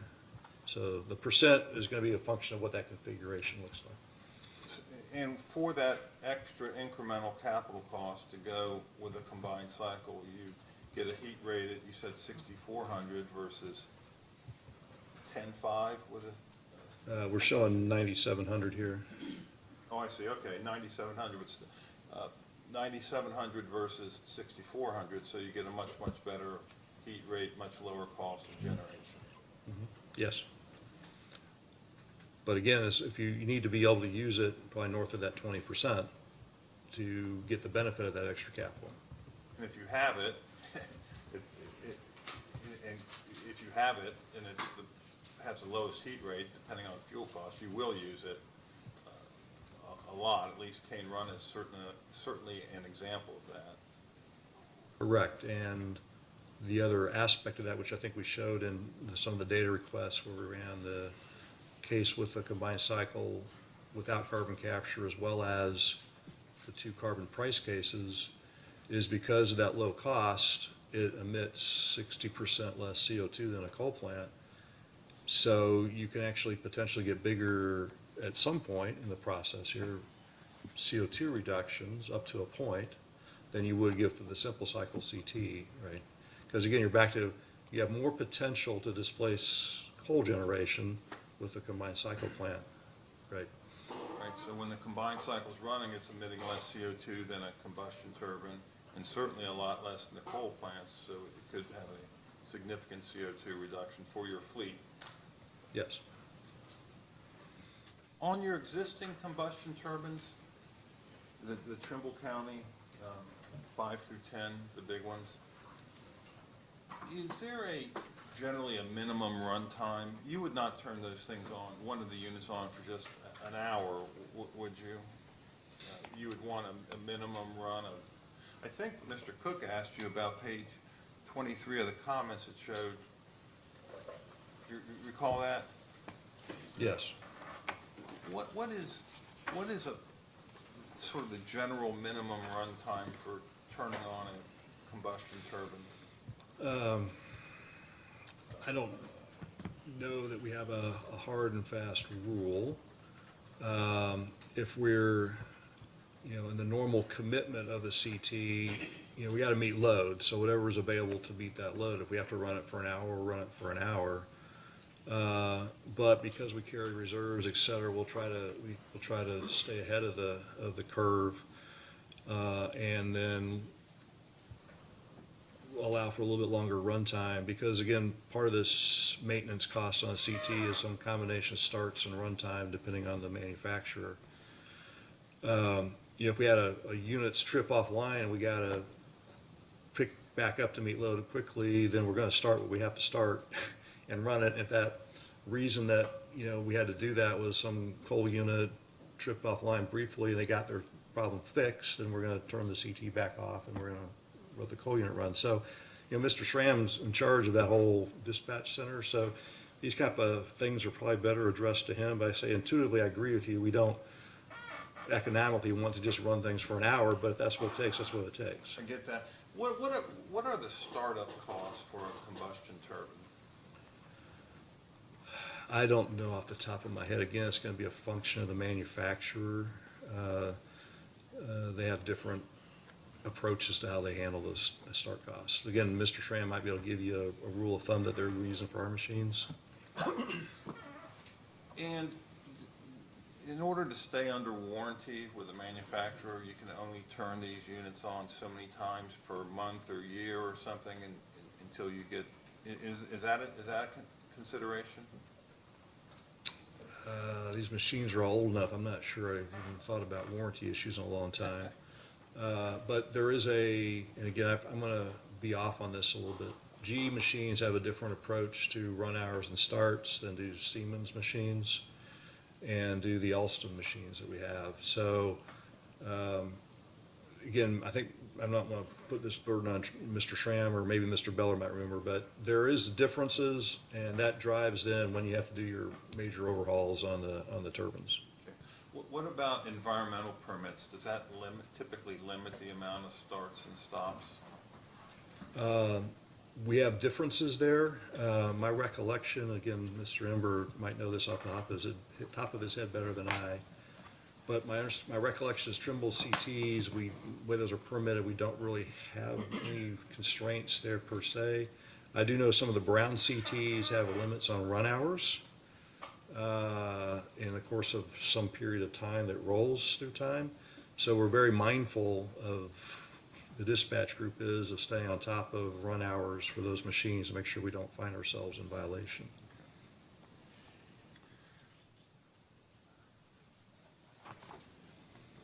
Well, page 8, so I assume it's from the same document that had the page 11.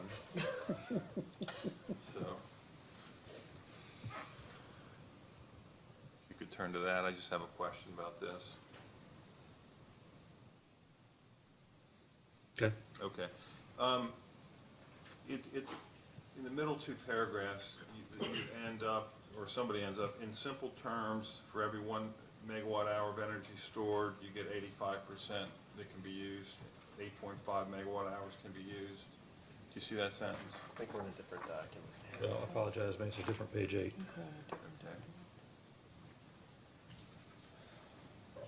Same document, it's page, I'll help you out here, Mr. Kirk. It's PDF page 18 of 140 of that volume 3. There's multiple page 8s.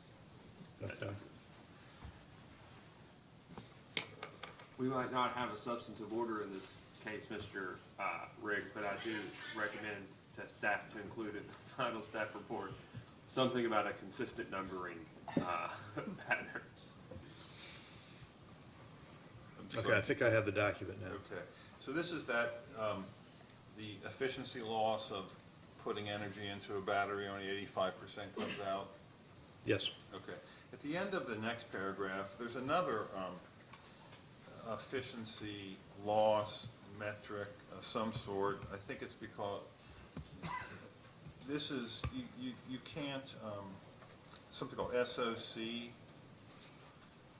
State of charge? Yes, where you indicate at the very end that you, for your storage testing facility, 20% of the battery's energy capacity is unused, and then at the very end you use an example of 10%. Are these two concepts additive? The 85%, the 15% efficiency loss, and this 10 or 20% loss factor, SOC? No, the first loss, the 10-15% number is the inverter losses going from, you're coming in with AC, you gotta convert to DC to put it back in the battery. You're coming from DC coming back out of the battery back into AC. So that's just the inverter loss process. What the state of charge is saying is you have a battery that might have, well, again, using our example here at the Brown site, a battery that's rated at 1 megawatt. But the reality is, from a safety and operational perspective, energy-wise, you can't take it down to zero, and you can't get it, you got much above, you want to keep it at 90%, right? So the energy and the capacity is less than what the nameplate might be. And you just have to be mindful of that, and that's something the industry as a whole is looking at big time. We see different battery fires around the world. A lot of, whether it's utility scale batteries or electric vehicles, it's very much related to the state of charge issue and the temperatures of the battery that are affected by the state of charge and what you're trying to do to that battery when it's at that state of charge. And that's one of the things that, real quick, that we're learning. This battery is highly monitored, so we're doing a lot of things every day to stress it and test it and understand these temperature changes and how that affects battery operation, because as we show in our IRP, we would expect under a lot of these scenarios to have batteries of large scale in the near future, and we want to make sure they work and that they're safe. Safety is another key priority in fact, it's probably the key priority for our company. So what we don't want to have is any fires or things like that. It's very hard to put out a lithium-ion battery fire, isn't it? Yes. You say that. Is it very, very hard? I mean, why do you say it like that? Well, because, we did a lot of work after there was an APS, Arizona Public Service Company had a fire a few years ago, I think it was right before the pandemic kicked in, where a first responder, I can't remember if they were killed or badly hurt. One of the things they did is they weren't well trained on how to deal with a lithium-ion battery fire. And so we were part of really an industry effort that I think my team did a great job of leading, that looking at how do we deal with lithium-ion battery fires. How do we train first responders to deal with that stuff, because we don't want anybody getting hurt, our employees or any first responders to come to our facility. And that's what you're seeing. Recently in the news, there's again, the Phoenix area Salt River Project, another utility out there, that had a lithium-ion battery fire. They let it burn for quite some period of time because it burns very hot and it is hard to put out. So that was kind of the advice, that these things are in containers. You want to leave them there and do not risk opening that container door.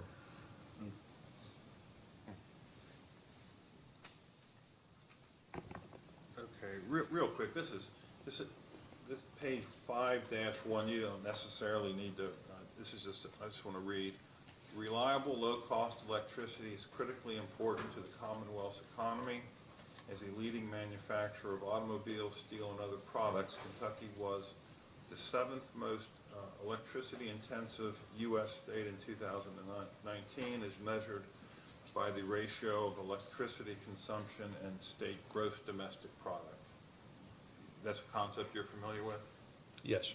Have energy-intensive industries located in your service territory as a result of traditionally low-cost power from KU and LG&E?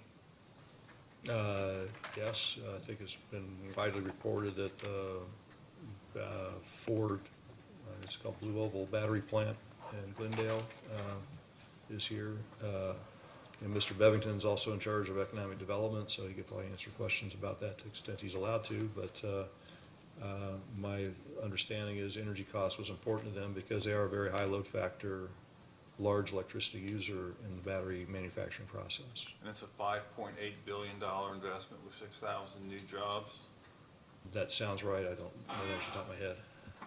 When people talk about the transition and so forth, do you know how much investment LG&E and KU have right now in your existing generation fleet, the net book value of your generation? You know, I have to be honest, I don't know off the top of my head. I have probably a sense, but I don't want to under oath guess at that number. I suspect Mr. Conroy or Mr. Garrett, who's in charge of accounting, could probably give you that I'll more just precise refer, number. November 30, 2021, analysis of avenues for reducing under depreciated fossil fuel generation assets. And it lists the net book value of your fleet at the end of 2022 at $6.26 billion. Okay, yeah, that's, I have no reason to doubt that number, so. So whatever you do in the future, the $6.2 billion has to be paid for, plus paying for any new or replacement generation. Is that correct? That would be the assumption, yes. So keeping low-cost, reliable electricity under the existing system, plus whatever you do in the future, is something you're mindful of? Yes, and I think, you look at the climate assessment report that PPL has that we're part of, it says economically retire coal units. So we're very mindful of economics. They're also very focused on affordability as well. So I think that's an important part of the consideration. Right now, there's no price on CO2 or no restriction on CO2. Kentucky's not part of the RGGI states, or there's no RPS standard, there's no federal or state CO2 price. So when you dispatch your coal units, there's no CO2 constraint, correct? Correct. Do you, and customers benefit from low-cost power, as well as, don't you make significant off-system sales with your coal generation, that 75% of the profits go back to customers? We make off-system sales, whether they're significant is one of those value judgments, but yes, we try to do that. As I said before, Chuck Schramm's team is responsible for optimizing assets, and returning that margin back to customers is an important part of that process. Well, in May, according to your fuel adjustment filing, it was $6.2 million for LG&E and KU combined total profit. That's fairly significant, isn't it? Yeah, again, in the context of what? I mean, for me personally, it's a lot of money. For other people, it may not be. Well, it's $2.3 a megawatt hour credit for on the KU system, which is $2.30 for the average residential customer. Right. So that's meaningful. Yes, and I think it's an important activity, like I said, we want to do to keep costs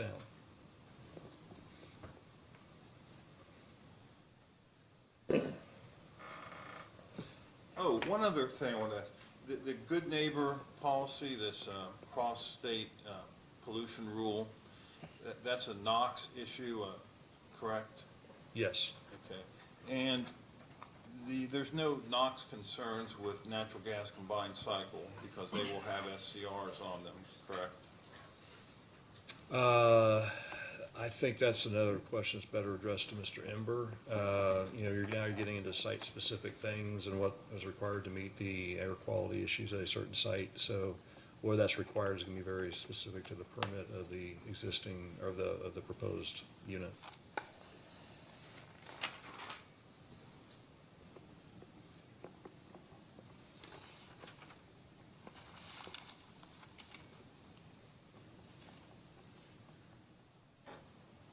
Thank you, Chairman. No further questions. Thank you, Mr. Sinclair. Mr. Bellman? How you doing? Are you familiar with, the joint interveners filed comments and they attached a report from Energy Futures Group that one of the criticisms they had was that the company's modeling of capacity expansion modeling was only for 2035 as opposed to doing it each year and letting the model select when things would be economically retired. Is their characterization of how the model was run accurate? These are the kind of mechanical questions. I'd rather defer to Mr. Wilson, if you don't mind. Okay. You'd mentioned earlier about PPL. With respect to the coal plants, I think you said that something to the effect that PPL won't burn coal by 2050 unless there's some emission abatement. And when you did the model, obviously for the natural gas combined cycle, you'd included CCS on that, and didn't allow the model to select natural gas combined cycle without CCS. Whether it's, due to projected, environmental regulation or, the PPL requirement, it seems if you're planning that coal would need CCS in order to keep running after 2050, would that also be true for the simple cycle plants that you would project building in the next 5 to 10 years pursuant to the IRP plan? These are kind of issues that VP of PPL's corporate sustainability is probably better positioned to answer. We provide input into her group to help with these goal settings and things like that. But that constraint you talked about has not been articulated in the climate assessment documents. If you look at that chart that I mentioned previously, I think it's figure 8, it shows by 2050 there's still some uncertainty about how much CO2 could still be emitted. And so that leads to this uncertainty around technology development, et cetera, in that, 2040s, 2050 time frame. So as of now, the PPL has not stated a position that I'm aware of regarding, natural gas utilization in the same way they have about coal utilization in Trimble County too. And with respect, if we're just talking about PPL's policy, would that apply equally to the natural gas combined cycle? Well, again, what I come back to is, the goal remains to be net zero by 2050. I'm trying to maybe kind of get their document, to get the document out. It goes into great detail. I don't necessarily want to read it to the group here, but regarding, the rate of emissions reductions and what might still be not fully at physical zero by 2050. So I'm trying to get at is the company's position is laid out in the climate assessment report does not per se limit natural gas emissions like it does for coal. But I guess the goal is to get to zero emissions by 2050. That's PPL's corporate goal at this point. And I guess what I'm trying to get at really is just, let's assume that is the plan, whether it's because of PPL's goal or because you expect some sort of regulation by 2050 that will actually require zero emission. Would that would essentially mean that and this is this is from the volume 1 of the IRP, table 8.1, which I believe shows for the summer resource summary. It shows when you're what you're projecting to add through 2036 at base energy requirements and base fuel. Is that correct? Yes. So you've got new simple cycle of about 1,320 megawatts. Yeah, and just to be clear, this shows the contribution to summer peak. So, for example, that this wouldn't matter so much for simple cycle, but this shows their rating at time of summer peak. Right? That's not the nameplate capacity. That's the available capacity in the summer, basically. Right. That's right. And I understood that. Okay. So the 1,320, though, assuming that what would be the typical, I guess, useful life of those simple cycle plants? I would say, again, 30 to 40 years probably from a setting aside how the accountants might depreciate it, but 30 to 40 years, assuming they're properly maintained. So if you're adding them between 2028 and 2035, they could go about 25 years beyond the 2050 date. So if you're assuming you're going to do carbon capture sequestration, you're assuming you're going to do it on the simple cycle also. Would that be correct? Well, again, I want to be clear. I think if you indulge me, I'd like to read one sentence from the climate assessment report, which I think will clear this up. And this is on page 23. And it says, we view our path to net zero emissions on a continuum with a primary focus on eliminating our gross emissions, leveraging technology to remove emissions where they cannot be eliminated due to cost or reliability constraints, and finally, considering carbon offsets for any remaining emissions as the least preferred option. So again, that's the use of the word net zero enables the ability to offset emissions in some other way, right? And that's not their, as I said, that's not their preferred approach, but they're indicating that that could be an approach. And I understand that. I guess my question really is just why treat the simple cycles different from the natural gas combined cycles with respect to either carbon capture and sequestration or some sort of offset? You could apply it to both. Well, that was an assessment at the time. We talked about now we're talking about why we assume for a combined cycle plant you would have to have carbon capture and sequestration.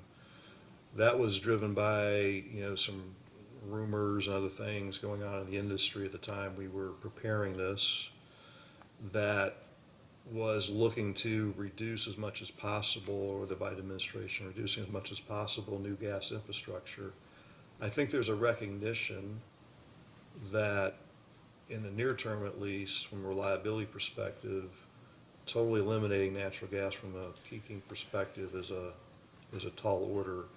Mr. Ember can probably talk a little bit more about the new source performance standards, but that is treated as a different technology. EPA had a white paper not long ago kind of laying out a bunch of technology things. They distinguish between different types of gas turbines. So there's a lot behind that, but again, I think consistent with our view of trying to get to net zero, recognize reliability constraints, recognize where technology currently is. Simple cycle CTs, we allow for reliability, we constrain their operations to operate in a peaking type of mode. I think is consistent with the world that we saw at the time a year ago, and is consistent with the PPL, with our approach on the clean energy transition. I mean, has anything changed from a year ago with respect to the new source standards? Other than they have issued this technology paper that was not out a year ago. And that, sorry to interrupt you, but was that issued in about August of 2021? Is that the white paper you're talking about? It doesn't sound right to me, but I don't have it in front of me. I just seem I can recall talk it to was more Mr. of a Emmer about it. It's spring, fine. but again, I don't want to look over help, but I guess Mr. Emmer could probably give you the exact date. I'll ask him. It's fine. Yeah.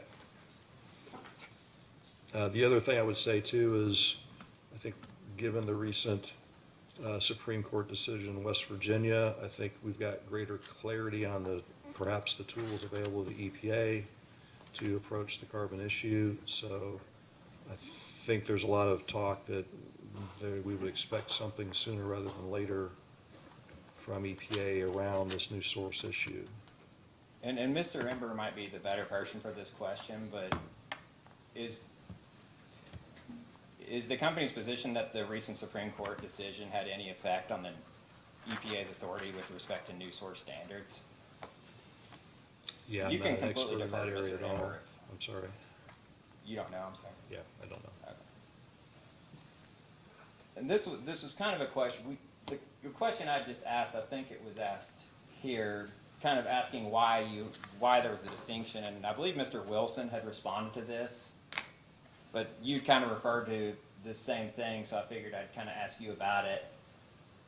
The assumption regarding CCS for natural gas combined cycle units relates only to new units, and there's been some discussion around the industry, and you kind of mentioned some rumors. what specifically are these like discussions and rumors? Well, that we know, we give an example quote in the comments, from Gina McCarthy, who's one of the lead climate people in the Biden administration, that the focus is on reducing new gas. John Kerry has made similar statements in a recent interview on Bloomberg TV. So we know there's a lot of focus on stopping new gas infrastructure. New source performance standards have to be revisited periodically. From an energy generation perspective, combined cycles would generate a lot more energy, as we just talked about, for the reasons that Mr. Kurtz mentioned. They're very efficient. So that was our assessment. I'm sure this will be a big issue at such point in time we file a CPCN for whatever technology we apply for, as to what the world's going to look like as we move forward related to these requirements. I just had a couple of questions kind of about that. The question right before this, so this is staff second request item number 1, and I think this is a response you had mentioned several times in your testimony. We had asked about kind of the cost compared of combined cycle with and without CCS and how that would affect the results. And my understanding is this doesn't include low and high load and low and high gas. It's just the base load and base fuel. But this second column that says does not require CCS, that when you ran that model, it allowed the model to select between natural gas combined cycle with CCS and natural gas combined cycle without, whichever was more economic, basically. Is that correct? Yes. So even at a $25 per ton carbon cost, the combined cycle without was still more economic, correct? Well, especially compared, again, if you look at the $25 one, we accelerate the retirements of another 1,800 megawatts of coal plants, roughly, Mill Creek 3 and 4 and Gent 3 and 4. So that goes back to you think about it, you just added $25 a ton, basically $25 a megawatt hour to the cost of dispatching a coal plant, because it's roughly it's roughly 1 ton of CO2 per megawatt hour of a coal plant. So what that's saying is, you look at building a new combined cycle with the efficiency that Mr. Kurtz talked about, as well as you're reducing CO2 by 60%. So even if you have to pay something, which you would for the combined cycle, you're paying on a lot less volume of CO2. And you're also notice that what it does is it says, I like a lot of solar. So it's saying, goes back to my comment to Mr. Kurtz earlier about what type of technology and the support of renewables and combined cycle versus CTs. Again, Mr. Wilson might well give you the details, but that solar is saying, obviously it's only working in the daytime, so it's saying, I'd like to back down those combined cycles that I built and not have to pay the $25, but at night it's awfully expensive to try to get the solar plants to work at night, so we're better off paying the tax and using the combined cycle at night and then ramping up on cloudy days and dealing with wintertime. So this is an example where if you go below the details and you look at the load shapes, et cetera, these outcomes are, again, it's getting each technology to perform the strengths of its capabilities, right? And would you expect a simple cycle with carbon capture to be more expensive than I think you said that, or it'd be more expensive than a combined cycle with carbon capture, is that correct? And I would say it this way too. If you're truly running a simple cycle CT in peaking mode, which is say 5 to 20% of the hours of a year, you're not going to probably spend all that money, the capital cost, to put all that on, because it's all this fixed cost for the most part sitting there. And that's going to probably drive one more toward batteries and other things, particularly if we're out here in a much further point in time in the middle of the next decade or something where hopefully technology develops and the mineral mining expands to mine the minerals necessary to make the batteries more cheaply. And so you see some battery storage in the carbon without with CCS or without the CCS case, right? Only 300 megawatts. But what you see on the other side of the coin, if you look at with CCS requirement, there's a lot of battery storage required, right? Because it's saying the best way to serve nighttime load, in effect, if I got to spend that much for carbon capture, is to forget about carbon capture. It's to put in a lot of sun and a lot of wind and a lot of batteries, and limit how much simple cycle I need, right? And you still want to retire coal plants. So again, it goes back to your technology choices perform differently, and you want to deploy them in ways that meet the customer needs in the least cost, most reliable way. You'd mentioned earlier about comparing the cost of different resources using the levelized cost of energy, and how it's not appropriate, depending on the generation profiles of the resource. If you're talking about resources with similar generation profiles, then the levelized cost of energy would be a good metric to, would you agree it's a decent, at least good metric to, let me rephrase that, I completely botched it. If the resources have the same generation profile, is the levelized cost of energy a good metric to compare the cost of the two resources? Okay, yeah, so let's say I want to compare a bifacial tracking solar plant to a one-face fixed array plant, then I'm still dealing with the same clouds, the same sunlight, and that kind of comparison would probably be useful. If I'm comparing a wind turbine with an 80-meter hub height versus one with a 120-meter hub height, it's probably a reasonable or close approximation. But I think you have to very much constrain it to similar, very similar. And because you can add fuel to fossil fuel plants, it makes it very hard to then constrain it, right, to the same kind of profile. Because you have that extra optionality to put the fuel in to use it when you want to use it. And my question really too was, would you consider nuclear to have the same generation profile as natural gas combined cycle? Probably not. We don't have nuclear plants. I've worked at utilities long ago that did have nuclear plants. I mean, they tend to work best when you load them up and leave them loaded. You can move them around somewhat, but they typically don't do that. So, a combined cycle I can turn on, I can turn it off at night, I have a lot more flexibility. I can turn it off on the weekends if I wanted to. I've got a lot more ramping capability in some ways. So, personally, I would probably not view those as an all application substitutes. If we look at the situation that we've described, Cane Run 7 operating at 85% capacity factor year in, year out, yeah, in that context, they are very comparable. So nuclear would need to be running basically upwards of like 80%, pretty much all the time. Because you have a lot of fixed costs with a nuclear plant, so you want to run it as much as you possibly can. I guess my question is, you included natural gas combined cycle with carbon capture, which, based on like these numbers and I think some of the other numbers we looked at earlier, it seemed like there was very little chance it was ever going to be selected just based on the cost of it when you're going up against the solar and the simple cycle without carbon capture. If you're going to include a resource like that, why exclude it even if you think it's not going to be selected, why exclude a resource like nuclear from the model and not let it pick something like that? Well, for our company, we are not a nuclear utility today.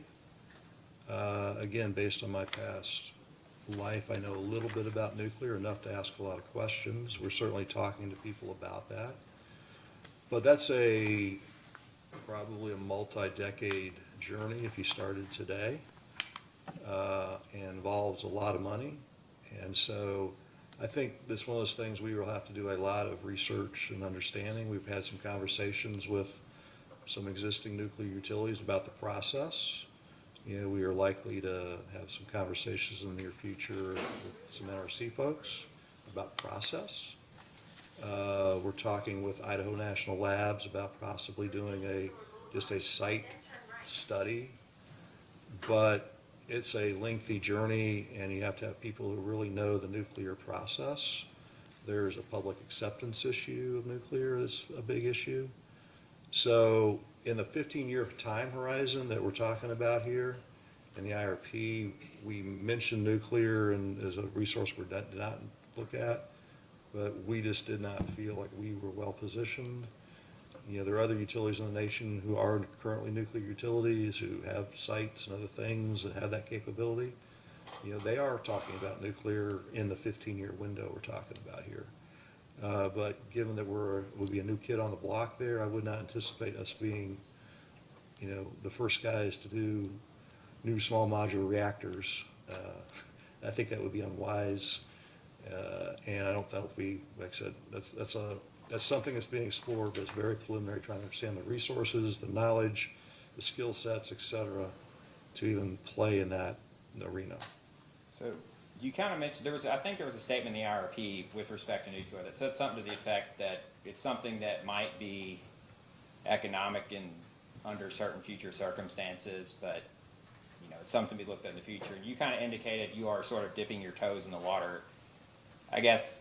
And I know there's some utilities that might start implementing some small cell nuclears. I guess is your all's current plan would be to kind of see how that kind of goes before you include it as a, you know, potential option for something you all would realistically look at.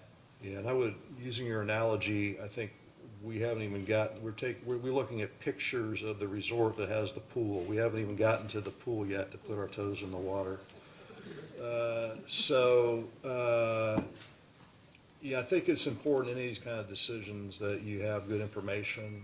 And so because of the growing interest within the state and looking at the long-term 2050 net zero situation, you know, we're looking at, like I said, what are the skill sets, you know, what are the various licensing requirements, the journey, the length of the journey, you know, the money required. You know, we've met with some, you know, nuclear vendors that are pushing their, you know, latest technology. There's a lot of uncertainty still on the technology front. So we're trying to get as smart as we can, but there's a lot of work still to be done, and it's one of my objectives, working with my technology research team. We're trying to pull together some comprehensive view on what this journey would look like, right? What would it take? How long would it take? What would it cost? What are the mile signposts, et cetera? So that way we can make a better decision about including it or not. Are we still taking pictures? Are we going to, you know, maybe at least book a refundable deposit or something to go take that trip? I don't know. So.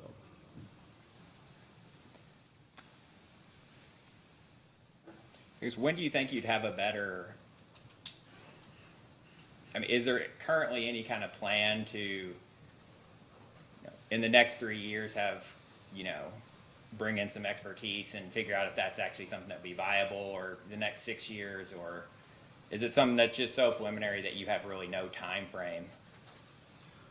Well, again, we're talking to folks in the industry who are already nuclear utilities, who are further along in this experimenting, or not experimenting, that's the right word, but using or looking at the next type of particularly small modular reactors. Obviously, everybody's looking at what happened or is currently happening in, you know, that's, you know, not a good thing to, any utility wants to get involved with that situation. So I can't predict what pace we will move at. My desire is to get the knowledge and information sooner rather than later, because people are asking questions, and so I want to be able to provide, you know, reasonable information. But I think we're, like I said, you know, this is about what we're talking about right now is about as far as we've gotten in this, right?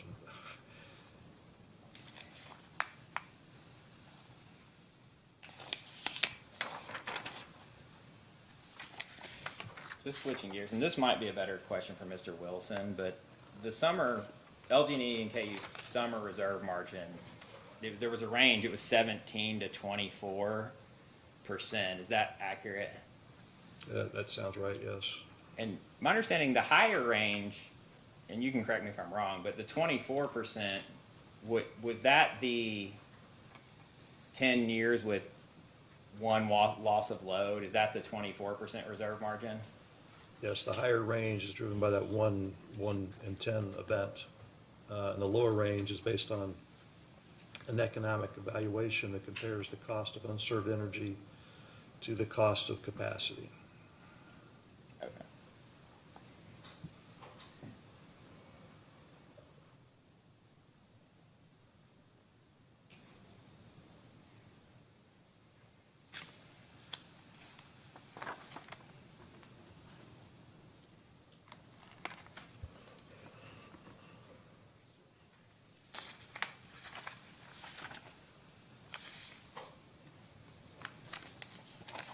I don't know if this is a better question for you or Mr. Wilson, but, and I don't want to get into your all's projected high gas price, but how did you all, you've got the low natural gas price to meet the base, and then you've got the high. What did you all look at specifically to kind of project the high? Yeah, I suspect it's described somewhere, but my recollection is that, you know, we look at the U.S. Energy Information Administration. They publish different gas price forecasts, a lot of different commodity forecasts. And they historically had been much higher than on a base case than the actual price has been coming in. So we use kind of their endpoint of their base case, which was kind of high, to be our high case. The base case was based more on where current forward markets were kind of trended out based on the same kind of growth rate.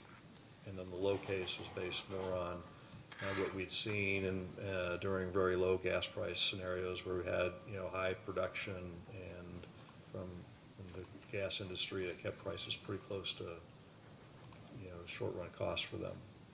And given what's happened since you filed the IRP, long term, do you think the high gas price in the IRP is still, you know, something that would be accurate long term, or has your all's assessment of the gas price, you know, out into the 2030 or 2035 range, has it changed significantly since the IRP was filed?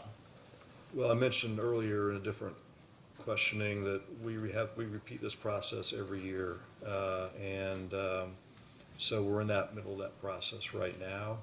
Part of that process is to assess, you know, where, you know, different ranges on potential commodity prices. So we're working on that right now. Not surprising, you know, a lot of different people have raised their perception of long-term gas prices. You know, the challenge in this kind of world is how much does near-term events tell you about 10, 15, 20 years from now.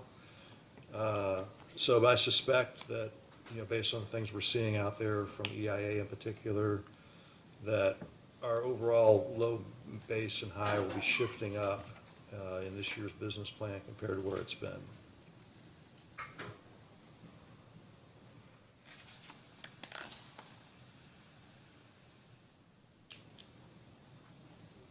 I don't think I have any other questions for you. Thank you very much. Mr. Regan? I don't have anything. Mr. Clare, I've got a few questions. We'll start in a line and we'll probably take a short break and keep going from there.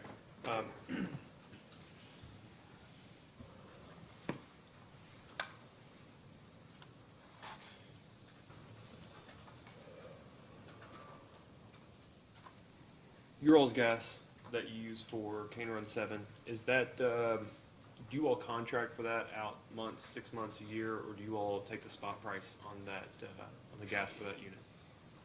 Okay, so we have a gas procurement strategy associated with Cane Run 7 where by the time we get to the current month of flow, we like to purchase roughly 50% of the daily volume, which is around 50 to 60,000 MMBTUs a day.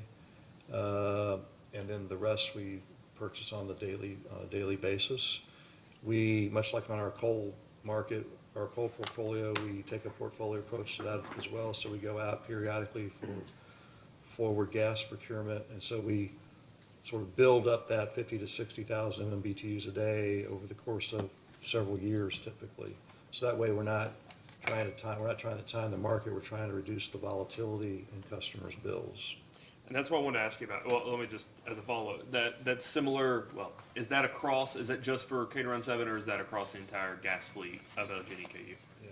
So the only other gas units we have are CTs, and those, those run certain days, and it's very hard to predict in advance. So from a gas perspective, if you buy the gas, you got to do something with it. You can't, you got to either sell it to somebody. If you don't use it, you got to do something with it. And so we don't buy forward gas for the CTs. We don't know which days we're going to perhaps need that, because I don't know that 12 months from now what the exact temperature is going to be on July 12th and how many CTs we might need, et cetera. So what we do know, though, is that with the gas we purchase on a minimum for K-Run 7 is that if K-Run 7 goes down, there's a high probability, unexpectedly, there's a high probability we're going to have to run CTs anyway. And so we have flexibility in our gas delivery contract with Texas Gas that lets us move that nomination from the K-Run 7 delivery point to Trimble County, because we're on the same pipe, or we can run it on Patty's Run 13. So all of that factors into kind of what we're thinking about in terms of if we buy the gas, what do we do with it? Which means, for example, when we know we're having planned outages, because there's a planned outage scheduled years in advance for all of our major units, all the units factory. So we don't buy any gas in those kind of months because we don't want to find ourselves with gas we have to use or have to buy out of. The brown units are on a different line than those Louisville units, is that right? Yeah, the brown units are either on Texas Eastern or Tennessee. So you said volatility. I see volatility as sort of a risk, right? A risk from some sort of set amount, whether it goes up or down, but the variation is a risk to take into account. If I have questions about and Mr. Wilson won't be surprised if it ends up going to him, because this won't be the first time in the last 2 years he's gotten questions on the risk around modeling, but the risk, not just looking at a high gas price scenario or a low gas price scenario, or a high load scenario or a low load scenario, but the risk or the likelihood of the deviation from the base to the high, or the likelihood and also the magnitude of the deviation from a base case or a high case. Is that something that you can speak to that you all did whether you all did this in this IRP, or is that something I should speak to Mr. Wilson about? Well, I can speak at a certain level about it. If you want to get into some mechanics around that, Mr. Wilson's more than capable of answering those questions as well. All right. I'll ask Mr. Wilson then. So, I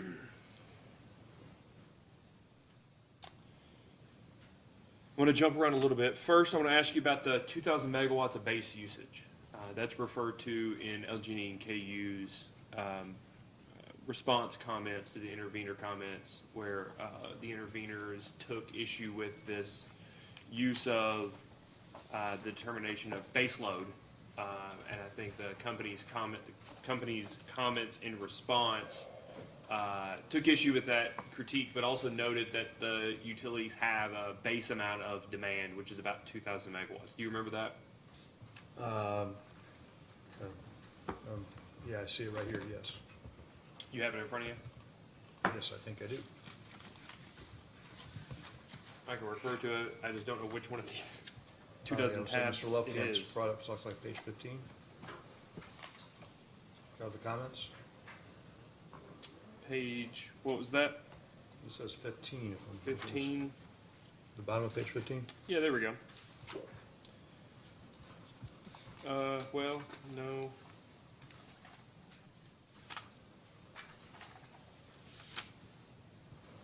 That's due to retirements, 2,000. He wants to load. Oh, I think it's on page 39, Mr. Chairman.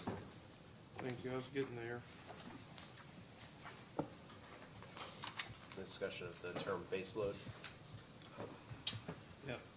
Base load. Here we go. So instead of 2,000, which if that was what the keywords are, it was 2 gigawatts. Same difference. On page 39 there, the middle sentence says, but the companies would note that their customers do have a base level of demand at all hours of the day and all seasons of the year, usually about 2 gigawatts. That's 2,000 megawatts, right? That's what it says, yes.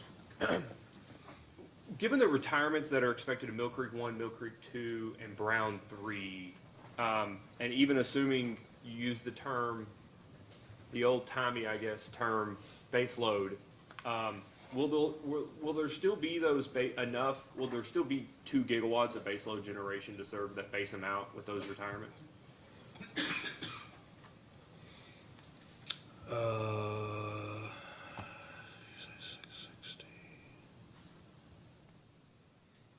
Doing some rough math in my head, I would think that Cane Run 7 is about 660 megawatts. Mill Creek 3 and 4 are each around 400 plus megawatts, so there's 1,400.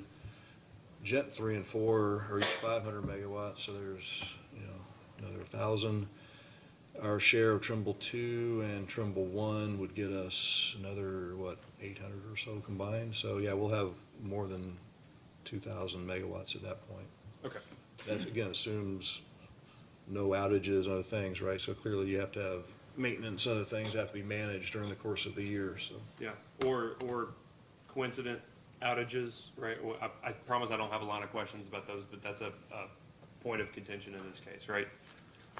Well, I think there's a difference between planned outages and forced outages, but, yeah, I'm just saying from a, maintenance planning perspective, you have to cycle through the units to make sure you always have enough generation to meet load. And so I'm going to try to find the question here. Talked about like kind replacements. That's my word, not yours.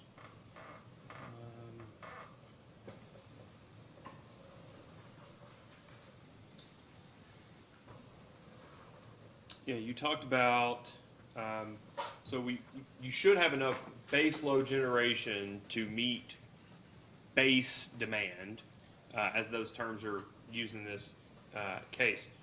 And then you go on, you were talking earlier about how the IRP limited resources to, didn't limit it, required at least 100 megawatts of resources for certain types of resources in responding to the RFP because you're, quote, replacing very large resources. So I want to make sure I understand, is it your all's perspective that you should be replacing them with like-kind replacements, or is that the replacements should be additive to the portfolio to meet customer demand? Is there a distinction between those two things, just replacing with like-kind versus adding resources to replace those other resources that, as a portfolio, meets customer demand? Well, as I said before, we don't, constrain and model resource by resource that you just substitute in.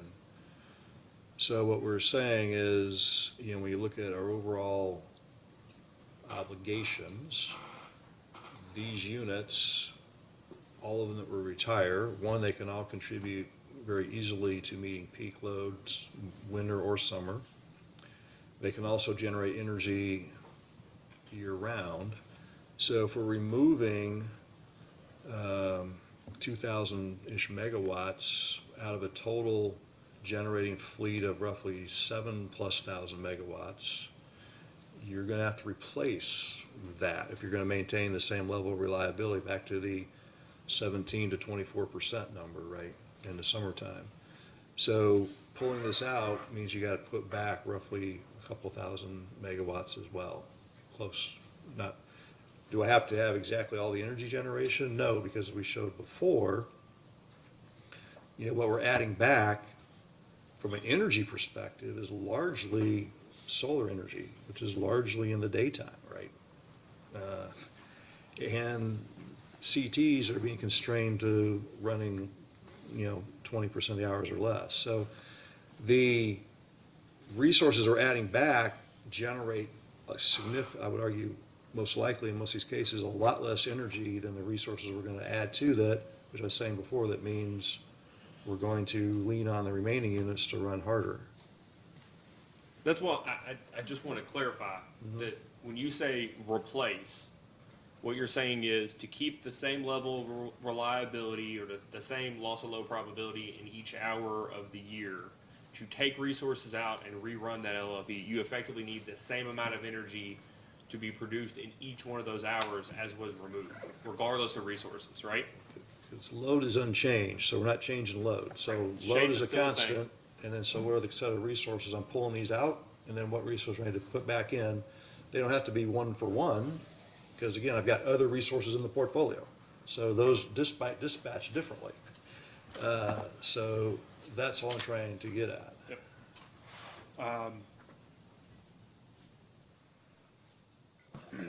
So LLP can be used, loss of load probability can be used to determine, if not, well, can be turned into or used to create an ELCC or effective load carrying capability calculation for certain types of resources. Is that correct? You're getting into some mechanical questions here that Mr. Wilson might be better able to answer, but Well, let me ask this. ELCC, are you aware that ELCC is a way of determining a generator's contribution to reliability? yes. Okay. And do you know in this matter, well, let's just like take an example, and if this is I'll ask the question, so if it is a Mr. Wilson question, he'll at least know to prepare for it. One of the, I think it may be the base scenario, the base scenario for 26 through 36 picks up something like 1,600 megawatts of solar. Is that right? Sounds about right off the top of my head. It's in that neighborhood. It's on one of Mr. Kurtz's charts that he had us looking for earlier. It's a lot of solar, right? Would you agree that as a general matter, that first megawatt of solar out of that 1,600 through that time period and the last megawatt of solar through that time period likely don't contribute the same to reliability as each other? I think it goes back to the scale of the load being served. Right? How much load is involved with being served with that. So if I had a total, system that was, well, let's put it this way. What you see is as a percentage of intermittent resources grow, you start to run into the problem you're talking about. And so it's a question of how big the load is relative to how many intermittent resources you're adding to that. How big the load is in particular hours, right? Yes. In the hours in which the resources are producing, correct? Yes, that's what I'm getting at, yes. Okay, so we know there's a diminishing contribution to reliability as those same types of, we'll call them limited duration resources are added. So for every megawatt, if it's only producing in the same hours those previous solar megawatts are producing, you're getting less benefit from every megawatt added. Is that the idea of ELCC as a general matter, the changing nature of it? Yes, because again, you're recognizing you're still constrained by load, right? And so that's why you see in, places like California where their curtailments rise or their dumped energy to Arizona grows. And so what you see when you look at our situation here, and I suspect Mr. Wilson can answer this, I don't recall this being a big issue in my review of the results, but you would see that issue you're concerned about in the curtailed generation, right? Because the model is going to try to balance everything every hour. It has to balance. So if we find ourselves in min-gen situations, it's going to tell us that, right? So, what I'm getting at is I don't know that I don't believe that the level of solar we're talking about right now is going to cause us to face in a major way a rapidly or certainly a declining value of solar. At some point that does happen though. It does. So, this is acknowledged. MISO uses ELCC for wind resources, I believe. PJM now uses ELCC for all limited duration resources, wind, solar, hybrid, battery. The first question I have is the constant that you were discussing is load staying constant, that load shape staying the same. The thing that can change it would be if load was incentivized to move demand to different hours, would change the contribution to reliability of those resources without those resources changing their output, correct? Well, if I follow your question correctly, if you could move load, the incentives, I understood your question correctly, to better match the intermittency, then that increases the value. I think a great example of that is what I understand in California with their large focus on solar. They're looking at trying to incentivize EV charging at workplaces, right? Because that's where the cars are parked when the sun is highest in the sky, as opposed to installing utility scale batteries in the middle of the day to then charge car batteries in the middle of the night, right? So that's a great example of trying to move a load around in time to better match the generation profile. You all are about to fall into I don't know what the technical term is, but a whole bunch of load data over the next few years, right? With your AMI referring to deployment? installation AMI, Yes. yes, we will get much more granular data. We already have a lot of load data, but granular data by customer at least, yes. Okay. So the second question on this is, are you aware, or is this a Mr. Wilson question, whether the megawatts of those limited duration resources, whether it was, picked up 1,000, picked up 1,300, was that a percentage of nameplate that it just kept pulling from the model when it picked 1,300, for instance, or 1,600 or 2,000 for a limited duration resource, or did it look at the reliability contribution of those additional megawatts receding as those years went on? Yeah, I think you're into the level of the mathematics here. I just don't know that off the top of my head. I'm sorry. So that's for Mr. Wilson.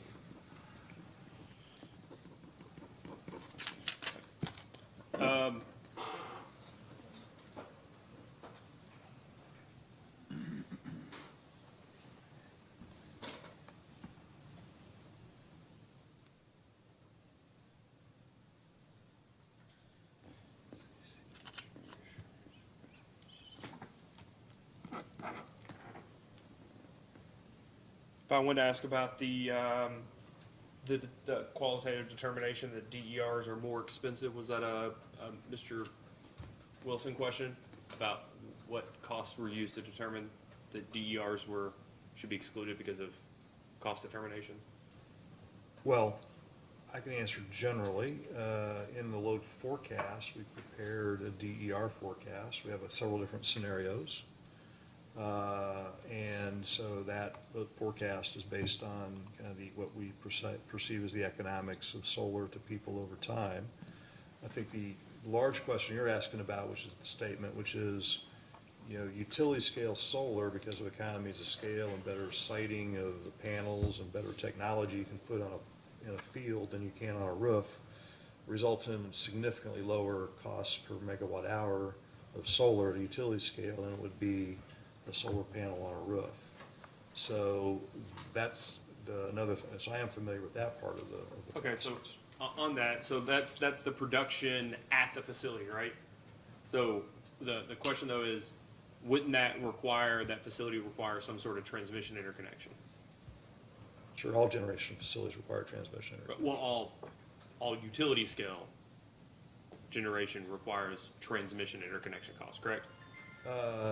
Generally, you would connect at the transmission level, yes. Okay, and then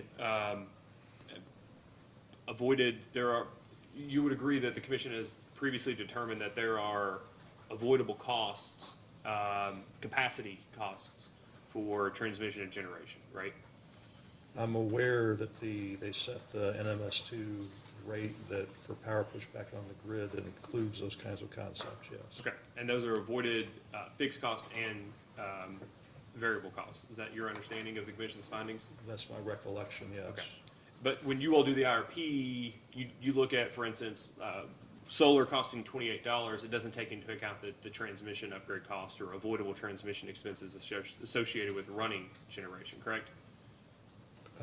Because we aren't site-specific, we don't do a whole big transmission expansion plan. There is a transmission section of the IRP that discusses their plans. So, yeah, I guess I want to be clear, make sure I'm understanding your question. We let customers do what they want to do in our forecast regarding installing solar. What we don't do is assume, for example, I believe Arizona Public Service is a utility that has this, where they rent space on homeowners' roofs and put their own solar panels on homeowners' roofs. It's not the homeowners, it's APS's solar panel, I'm just gonna pay you a monthly fee to let me use your roof. We have not looked at that. We did not look at that. So. And so what I'm just trying to make sure that I'm clear that what this does and doesn't do is the utility scale generation doesn't include all the costs that would be associated with site-specific generation, correct? Yes, because we don't know the sites. The IRP does not pick a site. I'm not faulting you for it, I just want to make sure I understand.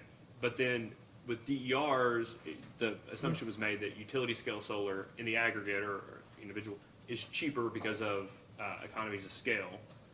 But insofar as on a net basis there are costs that are avoided, was there any calculation that looked at what your all's overnight KW cost is for utility scale whatever generation plus those costs as compared to DERs, what their production costs are net of the costs they avoid to determine whether it was cost effective? I seem to recall in the IRP, but Mr. Wilson could probably point to it very quickly, a whole discussion around DERs, as well as, again, we ran several different cases assuming customers install DER at their own, based on their economics. What we did not do was, which would include the purchase rate that you're referring to, what we did not do was assume a program of trying to identify individual homeowners' roofs and installing them there. That's a much more involved project to try to figure out from an IRP perspective. Yeah, and I wasn't specifically talking about renting roofs, but I was just wondering where I could find that calculation, so I'll ask Mr. Wilson. Right, but again, to be clear, you know, this is IRP is about stuff that we can do to meet customers' load. We ran two cases which said what will customers do on their own to manage their own load with distributed solar.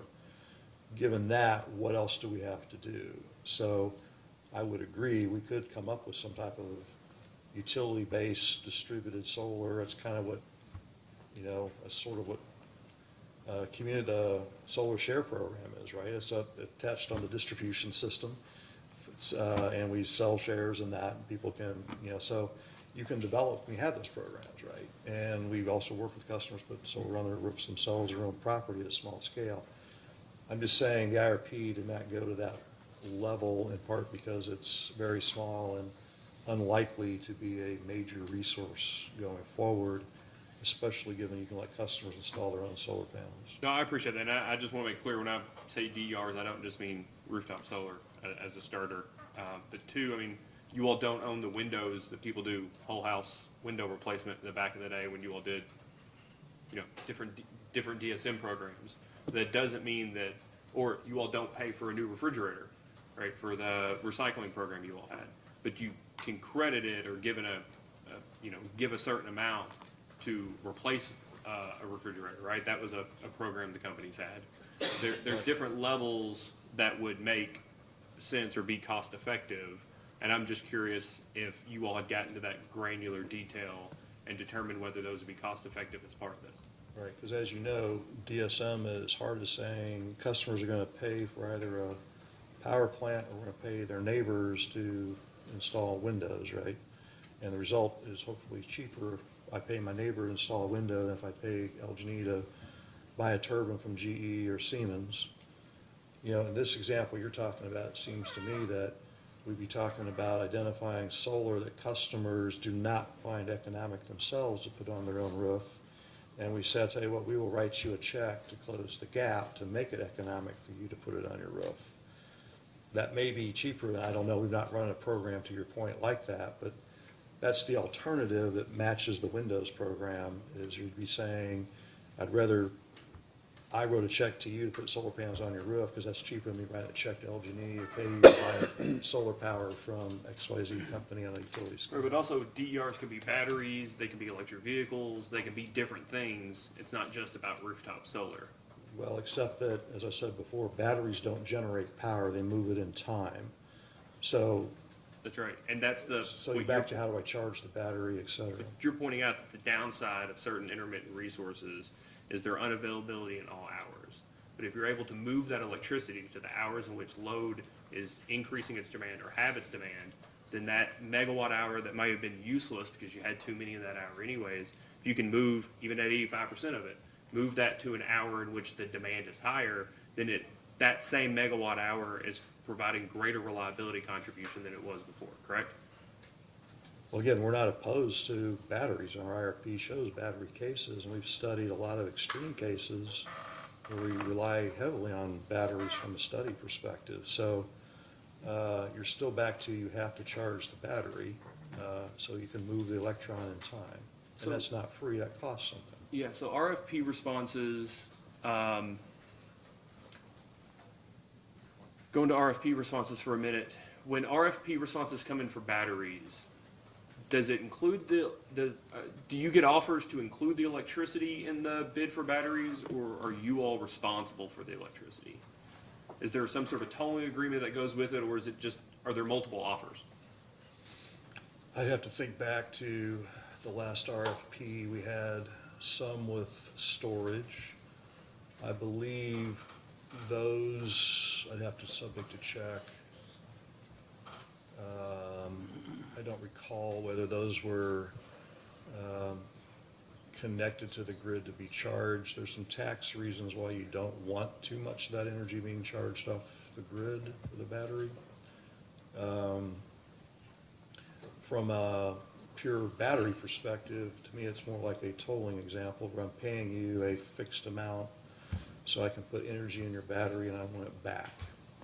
So no different than we had in the past, a gas tolling deal with Bluegrass Unit 3, right? We paid them a capacity payment, we gave them the fuel, and they gave us back electricity. In this case, we give you electricity, you would give us back less electricity. So, At a fixed price? yeah, because again, they're not paying the energy costs. You're paying a demand payment, just like in the Bluegrass case, we paid them a fixed demand payment. So it's a fixed KW per month or per megawatt month? Is that usually what it is? Something like that, yes. And is that, and maybe this is a Chuck Schramm question, but is that the way you should look at batteries on a dollar per kW basis, or do you need to look at it at both a dollar per kW and a dollar per kWh basis in addition to its reliability contribution? Well, it's any type of storage, whether it's batteries or pump storage, you've got to look at the energy cost is the cost of what to put the energy into the storage device. So then plus the losses that are associated with it, of course, up for the losses. So, if from a dispatch perspective, the use of the battery, the dispatcher would be looking at, okay, what's my price or my cost going to be rather in the period where I might want to use the battery compared to what's going to cost me to put the energy into the battery. So the bigger spreads you have between times a day, the more energy value you see from the battery. If prices are pretty flat, then it's just all about capacity cost compared to other resources for the most part. How hard is that then to look at it on an apples to apples cost basis?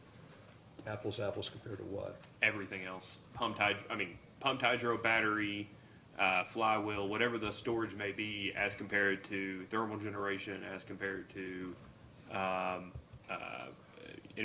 limited duration resources not paired with storage. So you have to, it's a little more complicated than just putting in a fuel price, but it's not, you've got to take input, again, you're taking your energy off the system in the case of you're totally unfettered, right? And so from a storage perspective, the the greater the ability to charge the device, the better off you are, right? Because that way I can more easily charge it. You start limiting your ability to charge the battery, the less value it's going to have just intuitively. So you're going to have to look at what the rest of your fleet looks like, what how much energy you're trying to shift, what your other alternatives are. So if we were in a highly intermittent world of the future where energy is largely free, right? Price equal marginal cost in RTO. If everything all renewable, then I'm not sure what energy prices are.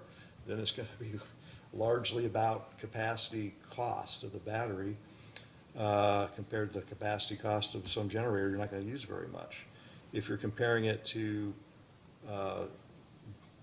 charging costs that are based on production costs of generators, then you got your energy costs going to be a function of what the generators are they're going to charge it. So if I have very high if gas is going to be the likely charging device, then it's going to be something greater than gas costs, right? Because I got losses in the round trip process. That's true for pumped storage as well. So then that's what you have to compare it to. So it's somewhat more complicated, but it's still, you're looking at a fuel of some kind, and the fuel in this case is other generation, not a fossil fuel.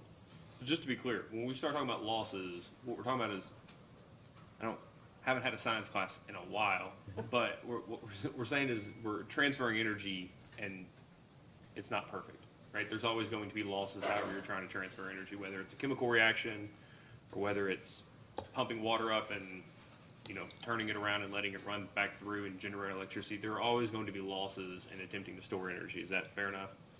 I think that's a fair statement. So pumped hydro, I'll just speak out of ignorance for a second. I've never understood in a state with as much changes in elevation as Kentucky has and as much water as we seem to have in certain places, or at least shoreline of water in certain places, why pumped hydro isn't possible or likely to occur. A couple of states have pumped hydro that are not, let's just say, take the Northeast completely out of it because we don't have their benefit. So that we don't have that topography or geography. But at least in the Southeast, there are other pumped hydro facilities, Southeast/Midwest. What qualitative determination takes pumped hydro out of the question, similar to the response you gave about nuclear, completely takes it out of consideration in the IRP? Well, just as way of background, I do have personal experience with pumped hydro. In my unregulated days with LG Energy Marketing, we had a contract with Oglethorpe Power in the Southeast to manage roughly half of their power supply. We used roughly half of their generating resources as part of that. And so one of their generating resources is the Rocky Mountain Pump Storage Facility, which I think if I remember right, it's been 20 years, but I think they own at that time like 75% of it. I think Georgia Power owned the other 25%. And so the play of pumps in that total unit, I think there were 3 units, and they totaled like in 100%, I think close to 800 megawatts. So a very large facility. And it takes roughly twice as long to pump the water up as it comes back out. So from an operational perspective, what we would look at in operating that pretty much day in, day out, in that time period, in the late 80s through the early 2000s, there was a lot bigger, or oftentimes a big spread between off-peak energy at night and daytime energy, which was, gas was much higher back then, et cetera. So, you would look at your pumping and you'd try to pump it, roughly the 16 hours it would take to pump, and you could generate for 8.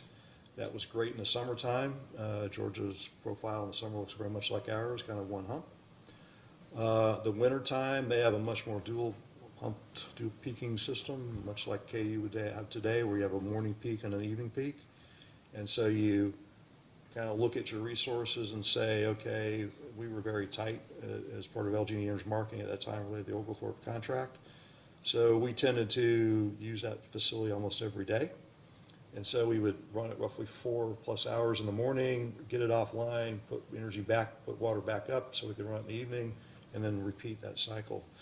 So, like I said, there's a gross up factor based on the losses and energy required to pump up versus what it drains out. So that spread is very important, right? So it goes back to, at that time, off-peak prices might be $12, $13, $14. And the idea back in that era was, it was kind of went with nuclear, right? Nuclear's gonna be too cheap to meter. We're gonna have a lot of cheap power in the middle of the night. So it's a way to convert cheap power in the middle of the night to low-cost power in the daytime. The world has changed a little bit since then. Secondly, hydro facilities are generally kind of expensive per kW to build. So, if you think about it, we've talked earlier about a simple cycle CT being $900, $800 a kW. Hydro facilities are typically at multiples of that number. And if I'm pumping it with gas, then I've got more expensive gas, right? So I got to have a resource that is reliable day in, day out, that's less expensive than gas. And so that way I'll avoid running CTs. So its economics are very much a function of it's very expensive to build. And the energy cost is a function, like I said, of what you're charging it with or pumping with.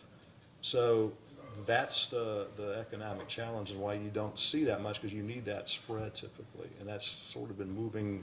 We aren't seeing that as much as we used to see it back in the late 90s, early 2000s. So if there's going to be a premium, and I'm just saying, I think there will be a premium for dispatchable, longer than 4 to 8 hour, zero carbon electricity in the next 20 years or 15 years over this planning horizon. Why not include that in the modeling and have the price and cost shake out as part of the analyses? Well, the other problem with pump storage is it's very site-specific. And again, the IRP, we typically don't get into sites. If we issue an RFP and people respond with a pump storage project, we'll be happy to look at it, as would all resource responses. I'm not saying we shouldn't spend development dollars and try to find a site and develop one. But the net effect right now, if you want to charge it, you're going to be lucky to get 8 to 10 hours of generation out of it. You can go back to a real-time experience that we had in Georgia every day. So you're not, how am I going to pump that today? Well, I'm probably going to pump it with, I'm going to run the coal plants harder, right? So from a CO2 perspective, I'm actually probably increasing CO2 emissions versus running a simple cycle CT, which have lower CO2 emissions. So we're not talking about today, right? None of these resources, this is one of my questions, this is a perfect segue. If today you went and Mr. Crockett told you got approval, work with Mr. Riggs, Mr. Crosby to get a CPCN application going, you have approval to build a natural gas combined cycle unit, right? So you start today, you go, you do the analysis, attorneys help you do the CPCN application. From making the decision to build it, maybe this is a Mr. Schramm question, but from making the decision to build it to the day it goes into operation, roughly how many years, how many months are we talking about? Probably 4 to 5 years. Okay, so 4 to 5 years for natural gas combined cycle. Simple cycle CT, is that about a year or two? Yeah, it's probably, depends on the site, but probably a year less. Year less. Hydro, pumped hydro, 10, 12 years? Again, it's going to be very site-specific, and I don't have any site in mind, and so I don't know. We got to go to FERC. We got to go to probably the Corps of Engineers. It's a more significant process than a simple cycle CT. Is that fair?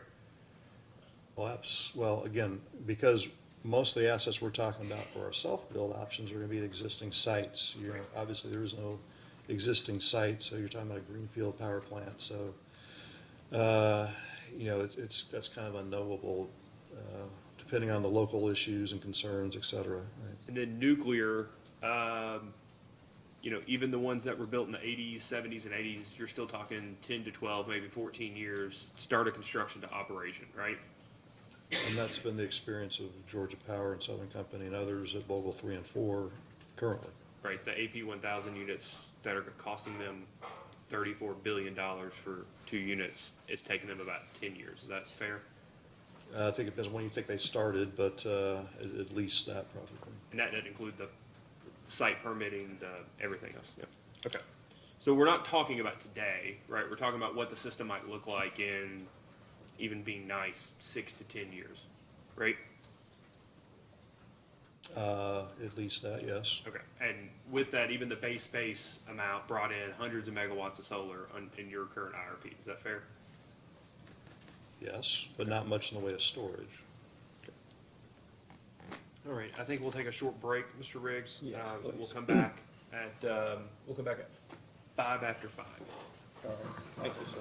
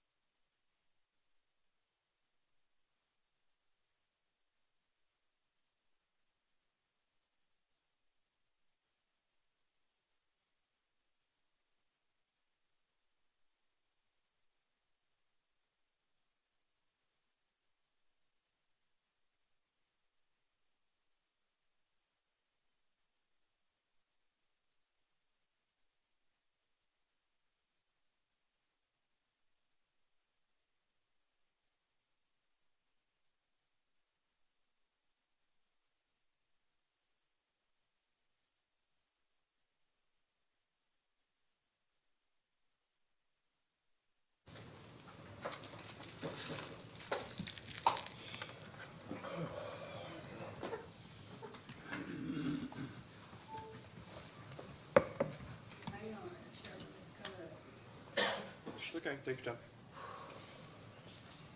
Okay, you're on, sir.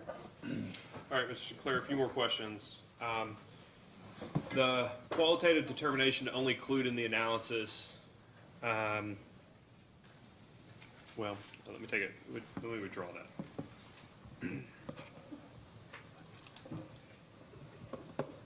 Page 17 of the PDF, volume 1 of the IRP, which is 5-11.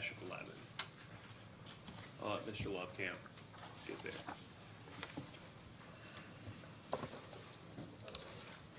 It talks about how the company's conducted a resource screening analysis to determine the resources used in the evaluation. Do you see that? Yes. What analysis does that refer to?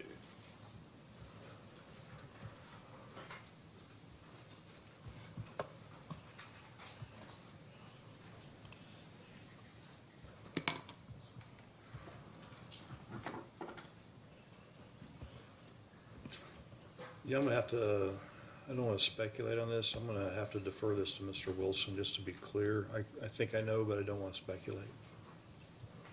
Well, there's a whole section in the IRP called, let me get this right, Resource Screening Analysis, Models and Methods. You see that? That's what this section is.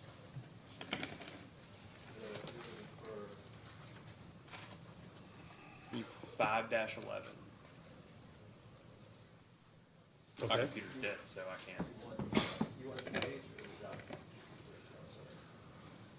Well, so it should be 5-11 is the section entitled Resource Screening Analysis, Models and Methods. So my computer's died, so I apologize, I can't read it, but no, that's okay. The section there should describe the model and method. I would suspect since that's what it's entitled, just intuitive. Right, so on that page you're at, the last sentence of that section says a complete summary of this analysis is included in volume 3, 2021 IRP resource screening analysis. That's the document you're referring to. So if I want to ask questions about the actual analysis, you're saying that that's a question for Mr. Wilson? Yeah, I think he'd be better positioned. He's much closer to the numbers than I am. Okay.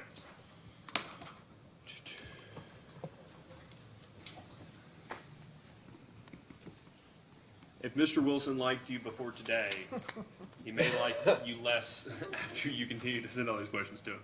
I still fill out his performance review, so I don't think I have anything to say. You hold the cards, I understand.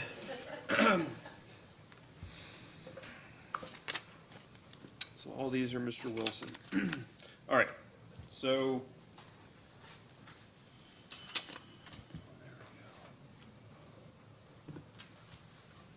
All right, I think we're in our last ones, Mr. Sinclair. You're generally aware of, and I think you've referred to it today, as CPCN proceedings? Yes. Okay. So, from your participation, either in those proceedings or leading up to those proceedings, is it your understanding or are you aware of just the fact that those proceedings revolve around a need and the absence of wasteful duplication? Those are both standards that are considered as part of those processes? Yes. And when we're talking about meeting customer demand for electricity at each and every hour at the lowest, most reasonable cost, what analysis do the companies conduct to determine need in that context? Okay, so need is historically been driven by one or two factors. You know, one need, for example, in the Trimble County Unit 2 case, which I was involved in long ago, was projected load growth. So load we think is going to grow and we're going to need more resources to serve it. So what's the least cost set of resources to meet that load growth? So can I paraphrase it? So load exceeding, demand exceeding generation because of an increase in demand. Exactly. Okay. So load growth. The other side of the coin is, for example, what we saw in the Cane Run 7 CPCN, which was Preceding that was a CPCN related to environmental compliance. And we, as a company, decided not to install pollution control equipment to comply with those particular air regulations on units, Cane Run Unit 4, 5, and 6, and Green River 3 and 4 in particular. And so removing those units from the resource mix meant we did not have enough capacity now, irrespective of load changing or not, to meet our customers' needs. So therefore, the need there was not related to load per growth. It was just we lost resources and they needed to be replaced. So it's demand exceeding generation because of a reduction in generation. Yes. Okay.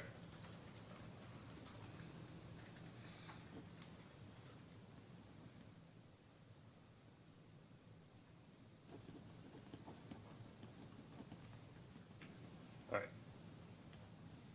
So those, to me, are fairly straightforward determinations. And all you're doing is taking X minus Y and making sure that it's a positive integer. And if it's a negative integer or a number that's not big enough to give you cushion, then there's a need. Is that fair? If I understood your math correctly, again, you're looking at, do I have the adequate set of resources in the portfolio to meet whatever the load is that's projected? Yes. Yeah. Okay. Plus a reasonable cushion for that generation, right? Well, again, when I think of portfolio, it's all the effects necessary to reliably serve load, which deals with forced outage risk and spinning reserve, operating reserves, et cetera, right? So, I'm not trying to be obtuse, but I really want to understand, because again, that's just math, right? The difference between the demand and generation. But the analysis that leads to determining the need, taking your second example, for instance, you said the company made a determination that instead of the cost of compliance or the cost of abatement with whatever environmental upgrade or environmental rules were required, that you all made a determination instead to retire those and instead proceed with seeking a CPCN for new generation. But I have to presume you all did an internal calculation that the cost of compliance or the ability to comply, but the cost of compliance was too high compared to replacement generation, or it was impossible to comply, thus necessitating retirement and replacing the capacity. Was it one of those or both of those things? No, it was the ECR case that looked at, I want to say the rule was MATS, Mercury Toxic Standard. So we looked at the cost of installing bag houses and rebuilding the FGDs at, for example, Cane Run 4, 5, and 6, because they had older generation FGDs. We compared that cost versus removing those units from the mix and looking at alternative generation resources, and determined that it would not be cost effective for our customers to install those upgrades, and they'd be better off retiring those units. Likewise, Green River 3 and 4, if I remember right, didn't even have FGDs. So yeah, we said the cost of compliance with the regulation compared to other alternatives is too expensive, so we're not going to comply. That means those units cannot operate once the compliance date comes, in which case then we need to replace that generation in some way, shape, or form. So it's very much what I alluded to earlier in the day where I mentioned the Good Neighbor Plan. That we believe, as I've been explained to me by Mr. Ember, would require us to install SCR on Mill Creek 2 and Gent 2 in order for them to continue to operate.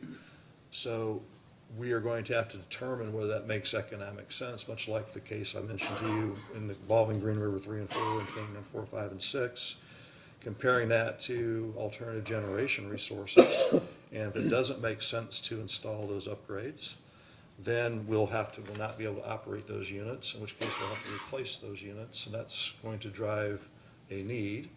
The other side of that is Brown 3 has an SCR, but we've indicated in past work that we think the economics of Brown 3 are becoming more and more challenged. So if it makes more sense for customers to shut that facility down, we might have some need to replace that, and if we do, what's the least cost way to do that? So it will be driven by the need, driven by either compliance with the Good Neighbor Plan or the economic retirement of Brown 3 in particular, and/or, frankly. So, and I've got a little line here of things, but I just want to go in order to make sure we're on the same page. For that second one, would it be fair to say that the initial need was being able to produce electricity with compliant resources? The Good Neighbor Plan? No, Yeah. the MATs. I think that may be in your 2009 ECR cases. 20, I forget the exact year we filed it, I think it was concluded in 2011. But, yeah, because the new regulations required reduced emissions, and so we looked at the technologies and so we could not operate. A similar kind of situation will be here with the Good Neighbor Plan in Gent 2 and Mill Creek 2. So the need was producing electricity with compliant generation. The least cost, most reasonable alternative that you all determined at the commission, I think, approved was the retirement of that generation, which I don't know that the commission approved the retirement. That's neither here nor there. But the replacement capacity from new generation, is that fair?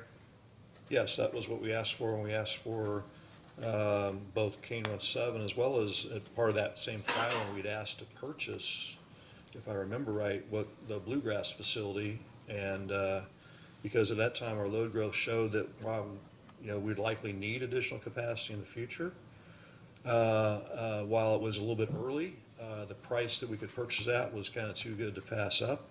The commission approved that purchase, then we had to get FERC approval to transfer the asset, and ultimately FERC put enough conditions on it that we were not able to figure out a way to consummate that transaction, so we did not move forward with that transaction. Thankfully, we don't have to do market power analyses here in Kentucky. We leave all that up to FERC. So, so that's helpful to look at it in that context, that need, right?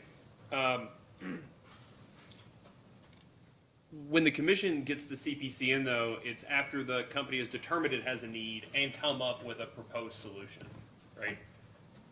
That's when you've decided to file a CPC in.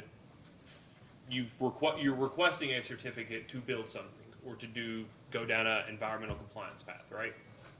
That's the application that we receive. Correct. We've assessed the situation, and we are asking for the means to address whatever that situation is. And I suspect, I know we have to demonstrate to get approval that we've met the need requirement and that there's not a duplication of facilities, et cetera.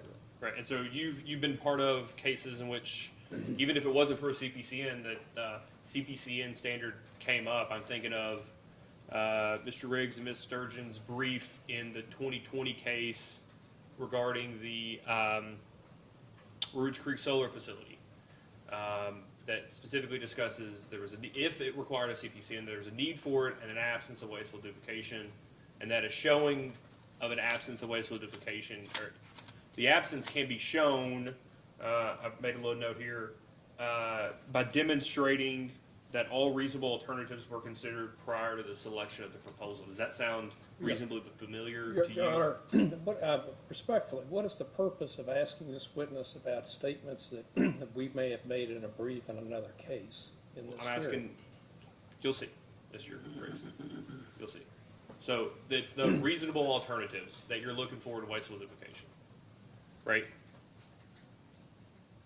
So if I understand your question, it's to demonstrate prudency and et cetera, we need to show that we've looked at all all reasonable alternatives, and that the thing we're recommending is the best long-term, usually as soon as long-term resource for the companies. I mean, a good example down the other side of the coin is, the Green River 5 combined cycle that was proposed in 2014.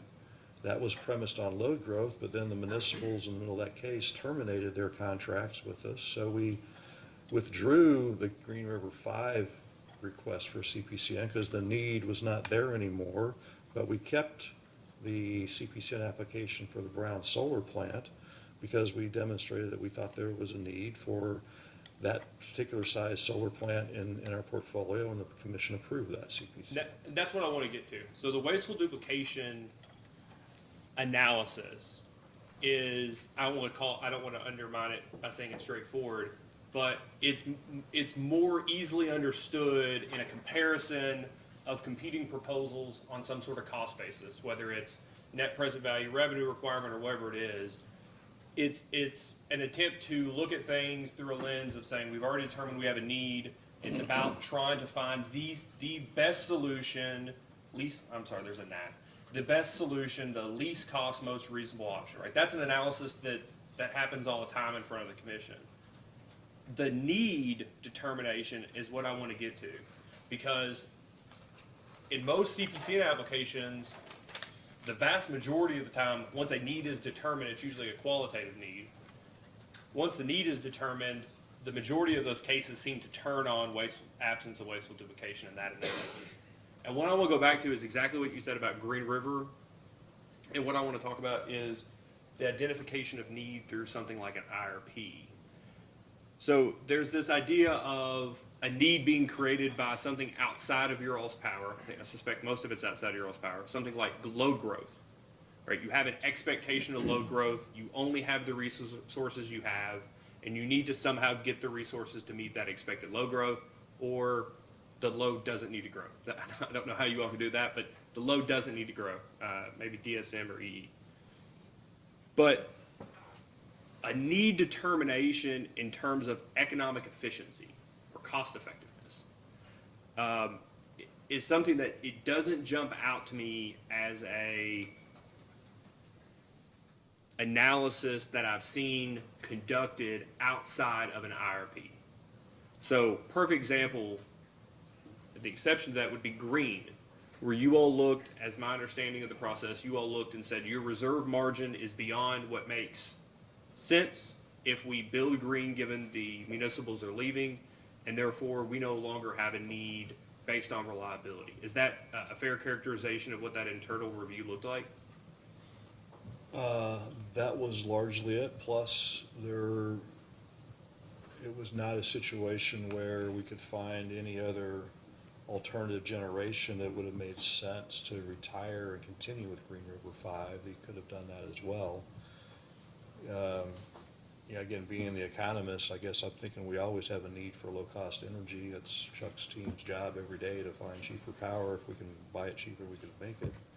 So I guess maybe this is a legal question rather than an economics question. I don't know. No, I think you're thinking about it exactly the same way I am. Is in an IRP, for instance, you're looking at heat rates, you're looking at cost of fuel over a 15-year horizon, you're looking at your current generation to determine whether you have a need. In an IRP, if there was a generating unit that didn't make sense economically to leave open, that would show up in your all's IRP analysis, right? Yes.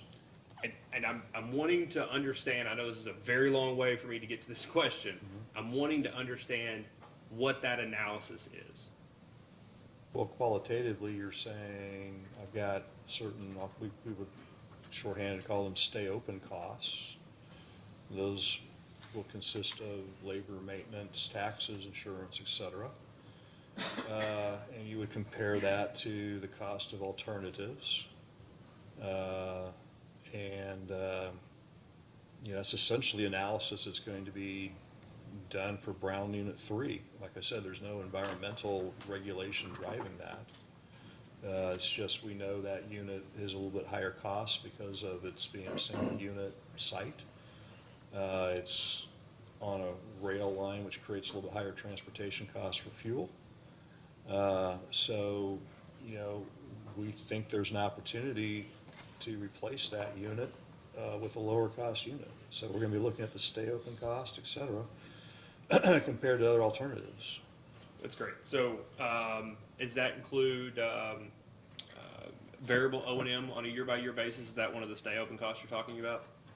Sure, because if you're operating the unit, you're going to incur those costs. So you'll be looking at what would the system cost, energy cost be if we use that unit to serve load, compared to the other alternative technologies and what its costs are. And it's all its costs, right? Because you have if you're building something, you'd have the capital costs of building, and you'd have all the operating costs of operating the unit as well. Is that a proceeding? Let me take a step back. Is that calculation similar to the one that Mr. Beller used to update his, if you're aware, update his retirement study that was filed as part of the last rate case? That comparison of stay open costs in outer years as compared to what the expectation of replacement generation would be? It's very much like that, yes. Okay. And that stay open cost, is that one of the reasons that plants are retired?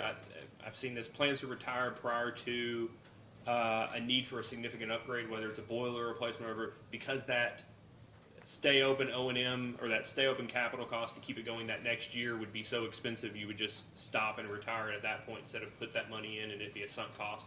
Is that something that's happened in your experience? Is that why people do that?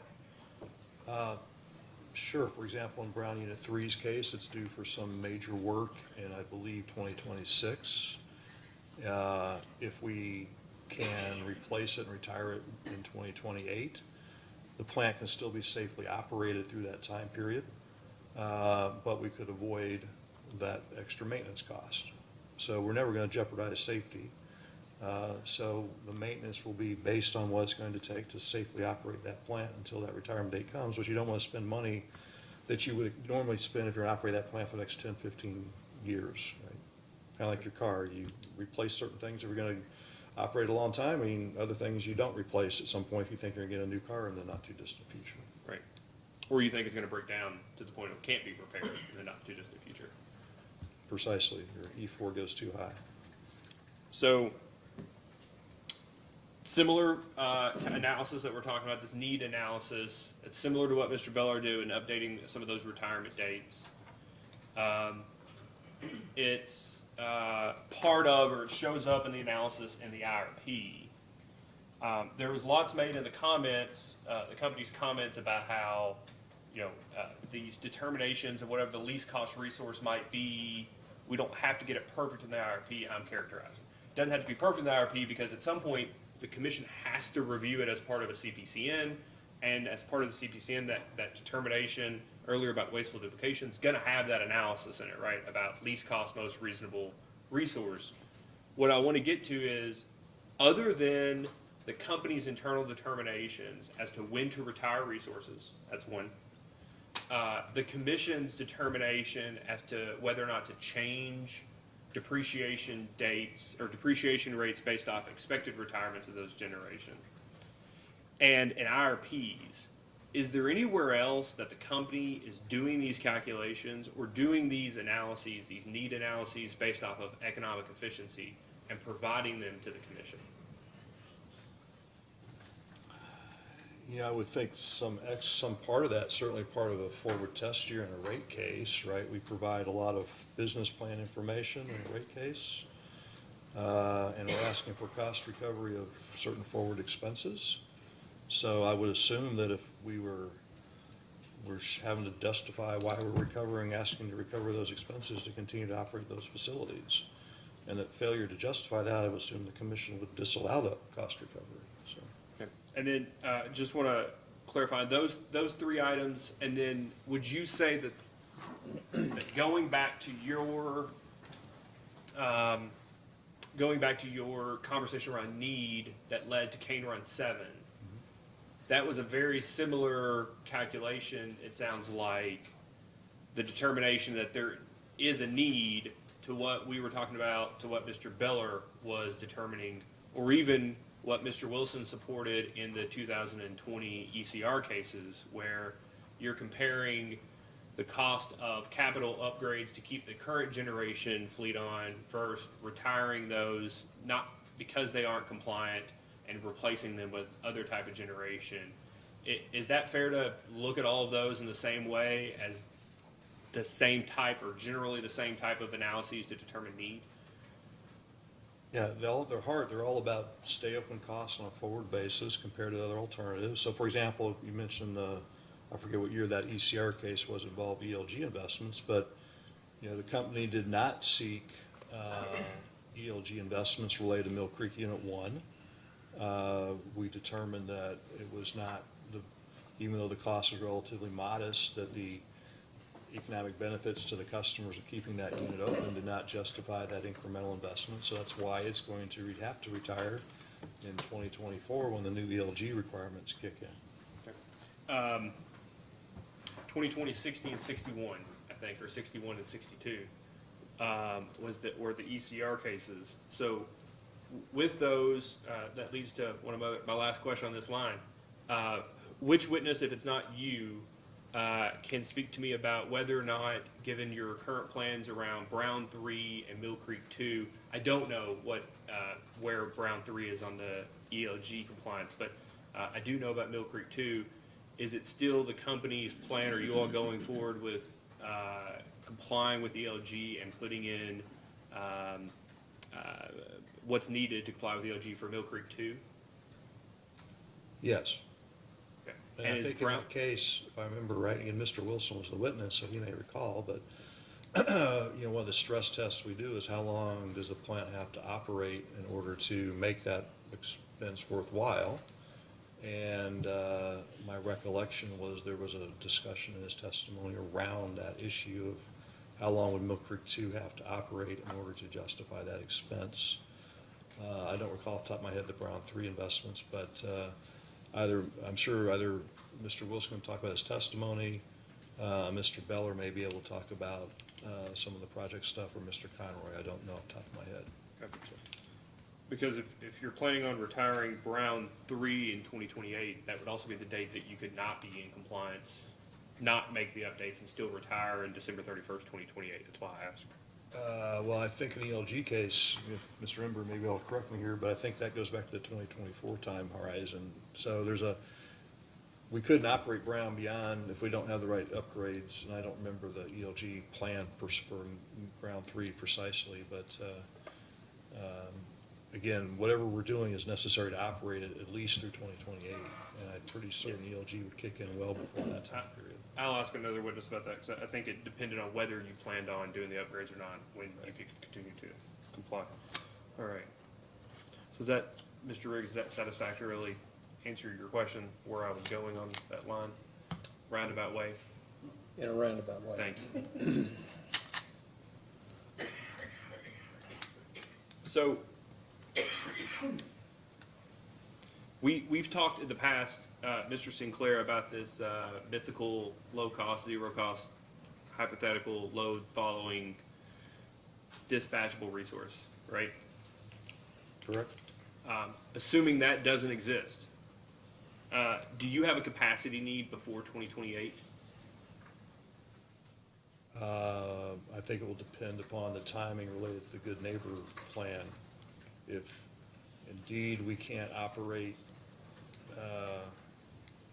Mill Creek 2 and Gent 2 in the beginning of the ozone season of 26, and I realize there's some vagaries about that, and again, Mr. Ember can fill you in on that, then we will have some needs. Okay. So you have an expectation of needs at some point in the planning horizon for the IRP under what you know today, correct? Yes, we showed that, yes. Do you have an expectation that if you end up having a capacity need, well, so taking a step back, we talked earlier about what we thought the fastest you could do a natural gas combined cycle, or what's your expectation of a natural gas combined cycle would take? If you started today, do you have an expectation that that natural gas combined cycle plant would include CCS, could include CCS at the time of its operation? Well, I would say this, if it requires it, it's unlikely we would proceed with that particular technology. We've demonstrated, I think, repeatedly in this discussion today that that's really not a favored technology currently. Doesn't mean it won't eventually become favored. So we would have to shift to other plans or other technologies. Okay, but this IRP looks at meeting that need in 2028, but it sounds like you're saying that that one of the preferred resource, or one of the resources you explicitly chose to model wouldn't be built, or just qualitatively isn't in vogue to be built in 2028. I guess I misunderstood your question. I thought you were saying if we were asking for a CPCN and it turned out it was required, would we build it? I misunderstood your question. I apologize. So let me, then it's my fault for an artfully asking. I'm asking, does the technology exist today for you all to start planning to build for an immediate need in 26 or 28 a natural gas combined cycle plant that has full CCS? It would probably be CCS ready. The actual sequestration of the carbon might be more challenging by 2028. But regardless, what I'm trying to get back to is, as we demonstrated, either without carbon pricing or with carbon pricing, given the assumption we have about the cost, we wouldn't be building that resource anyway. Unless there's an environmental cost in which the cost of abatement that's reflected in CCS is cost effective. And what we showed in that we had a chart up earlier that had the carbon price resource plans, even with a $25 carbon price and, or CO2 price, and allowing carbon capture, it didn't choose that. Yeah. So it's saying you're better off putting in a lot more renewables, putting in batteries, forget the carbon capture. Yeah. Even if I had a giant hole in the ground underneath where I was gonna put this plant. That's what I was gonna ask is, did you all, so that was your response to staff 2-1, I think. Do you know whether or not you, well, I don't think you did. Could you do a break-even determination as to what the carbon price would be to make that, abatement technology of CCS break even?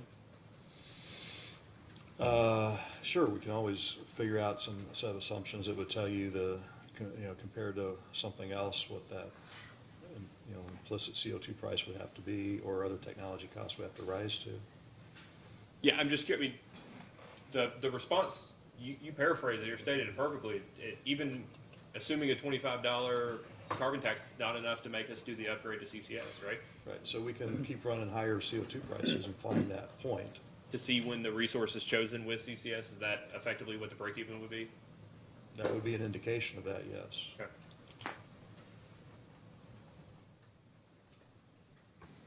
you want that as a posting matter? That's your case. Yeah. Ask it if you like. I'm happy to save it until the 2024 rate case at this point. So,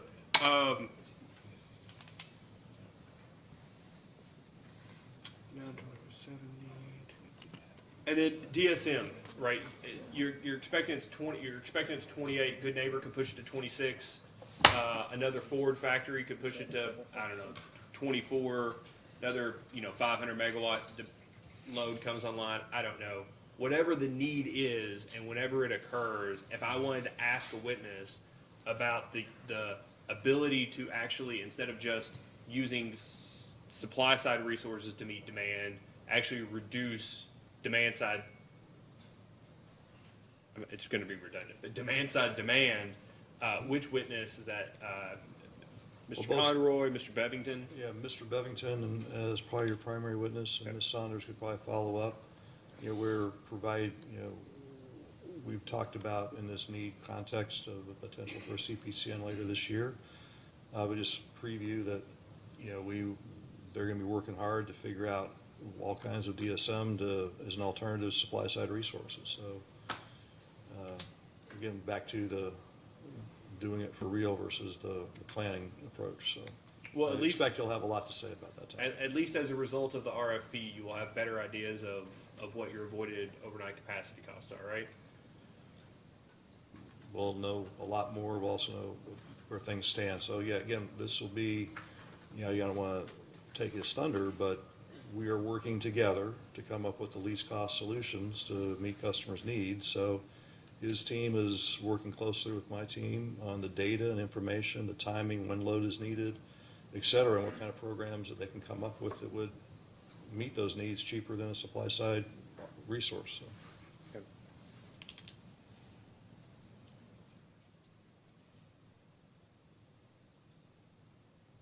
I appreciate Mr. Sinclair. If you do find that mythical zero cost load following unit, you let us know first. Well, there are a lot of jurisdictions looking for that based on stuff that I read. So. I think there are some utilities that just use that as a resource in their IRPs, that mythical unit. So I appreciate you all being at least in the realm of things that can exist or might exist. Thank you. Mr. Riggs? I have no redirect. Okay. All right. Mr. Riggs and I spoke just after the record went off.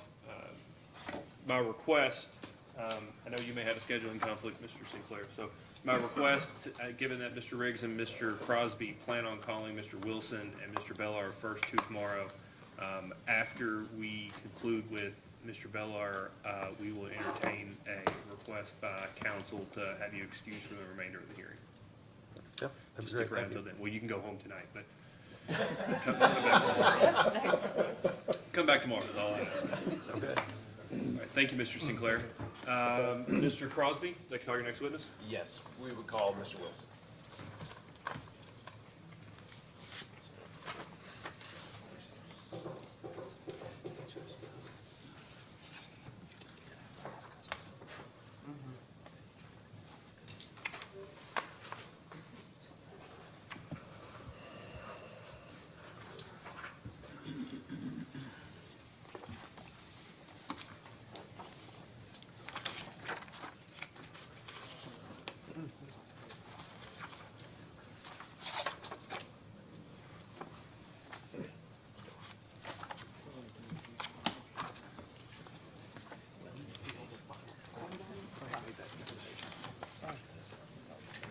Mr. Wilson, just let me know when you're ready. I think I'm organized. All right. Mr. Crosby, don't forget to ask him what he's organized. I will At some point. I will So, do just that, Mr. sir. Wilson, raise your right hand. Do you swear or affirm that the testimony you're about to give is true and correct under penalty of perjury? I do. Okay. Please have a seat. State your name and address for the record.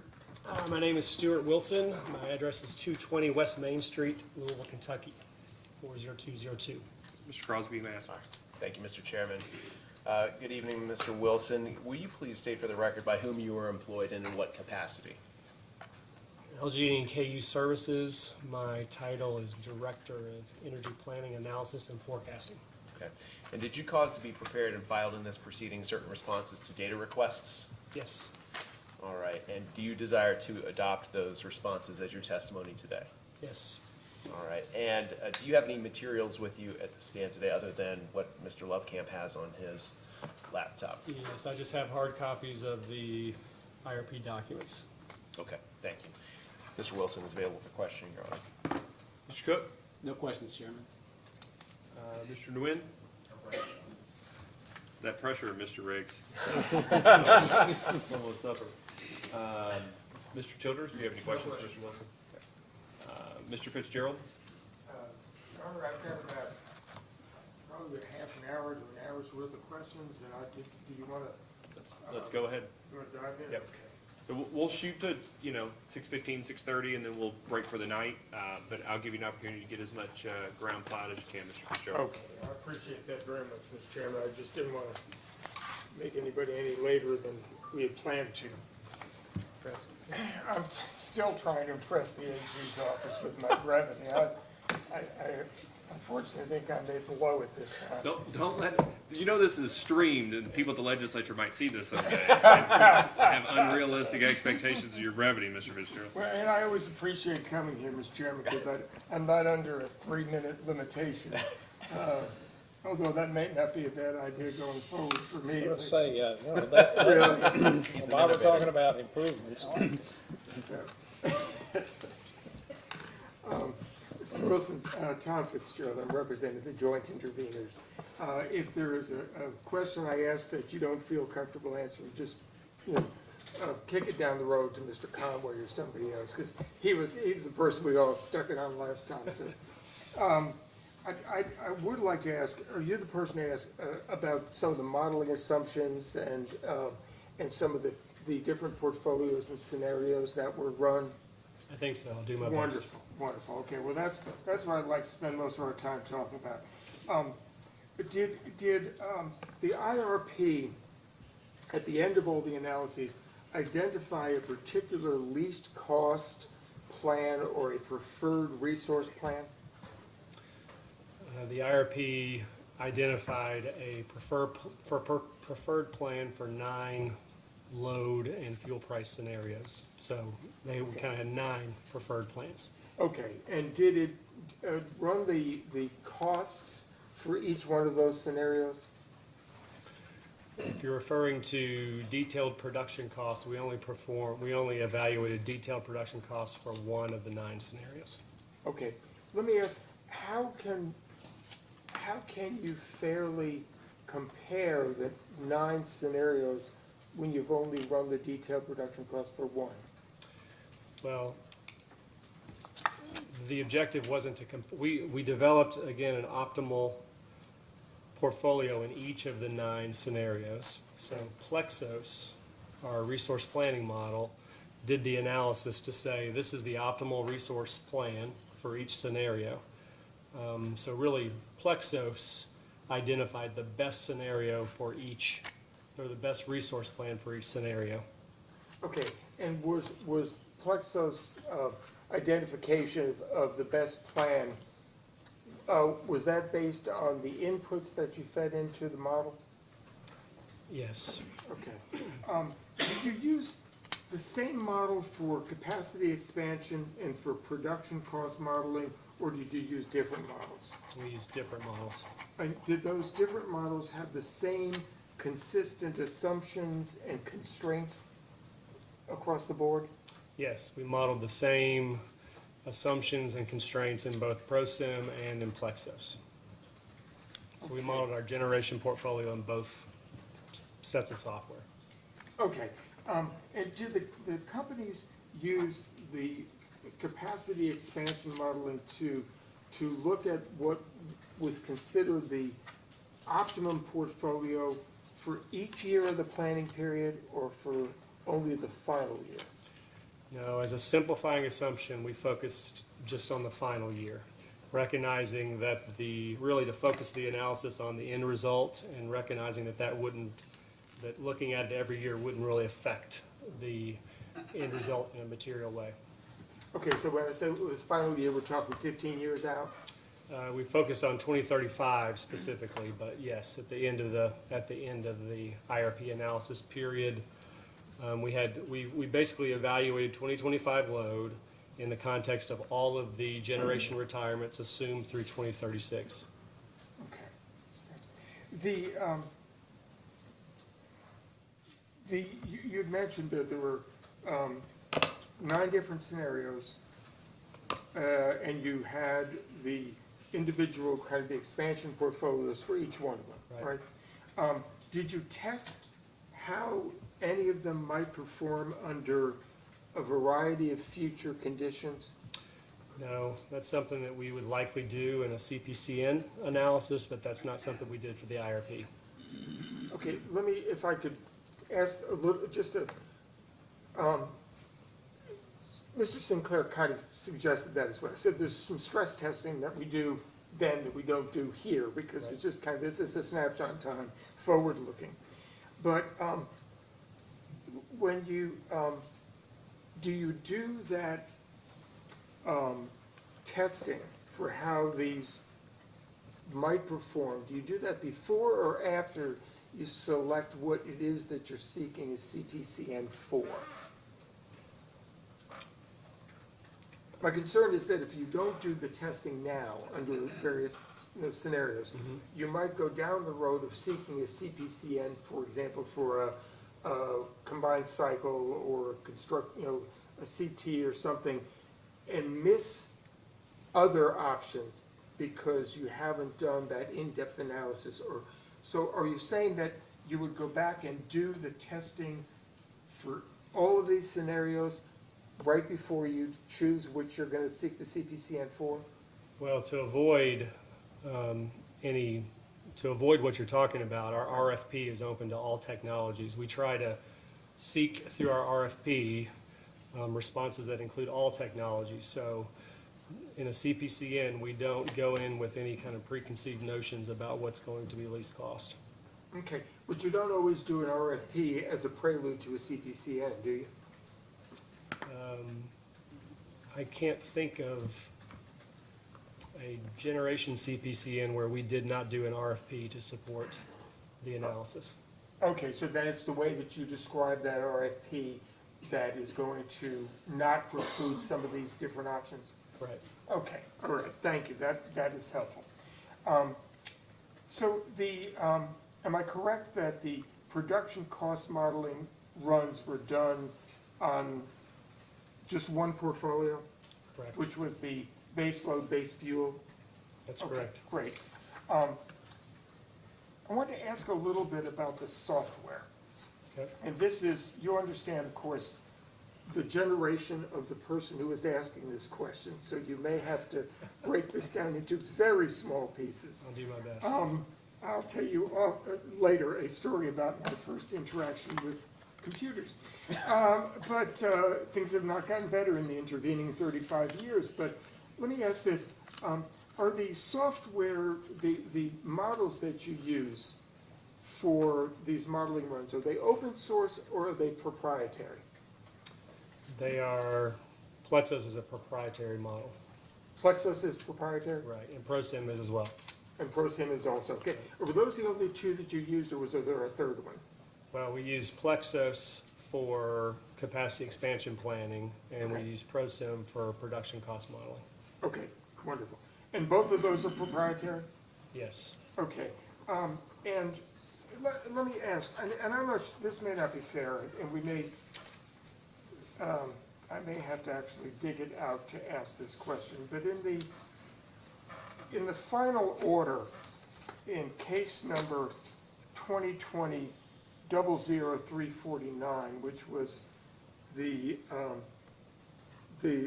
LG&E rate case, that was 349-350 were LG&E KU, and this was a September 24th of 2021 order. It said, it was talking about ProSim specifically, and it said this: the proprietary nature of the production cost model limits the Commission's ability to assess its reasonableness. The full range of KU's, or LG&E/KU's assumptions, inputs, and outputs was inaccessible to other parties and to the Commission without several rounds of discovery. Additionally, parties and the Commission could not rerun the model with alternate inputs to explore variations in LG&E/KU's assumptions. This lack of transparency will likely become increasingly problematic, or actually it said increasing problematic, as renewable energy penetrations increase and modeling assumptions become more complex and important. For this reason, the Commission finds that in future cases, including those updating LG&E/KU's IRP and QF rates, LG&E/KU should improve the transparency of their avoided energy and any other costs that are calculated using proprietary software by increasing access to software inputs and assumptions relied upon. While the Commission will not at this time prescribe a method for doing so, LG&E should submit within 90 days of the entry of this order a filing that details how LG&E/KU will increase the transparency of their modeling to the Commission. At a minimum, LG&E/KU's plan should allow for one model rerun per intervening party and the Commission per proceeding upon a party's request, and for the provision of inputs and assumptions to the models in native formats within the initial filing. Okay, that was what was in that order. Were the inputs and assumptions to the models in native format in the initial filing for this IRP, to your knowledge? They were not. Okay, and did the LG&E/KU offer to rerun the ProSim or the Plexus modeling for any of the intervening parties or the Commission? Well, at least in response, and it's been referenced earlier, but in response to the Commission staff 2.1 and 2.3, I believe, we ran some CO2 scenarios, and we ran, some CO2 scenarios. So yes, we ran some cases as asked. Okay, but did you offer to rerun it, the one scenario per intervening party as the Commission had directed in this in that order? We did not. I don't believe we were asked to run any additional scenarios. Okay, and do you know, was the plan filed within 90 days of the September 24th, 2021 order providing for addressing the transparency issues that the Commission had raised? Yes. Okay, and did it include the provision of at least one rerunning of the model in future cases? That's what we suggested that we would do, yes. Okay, all right.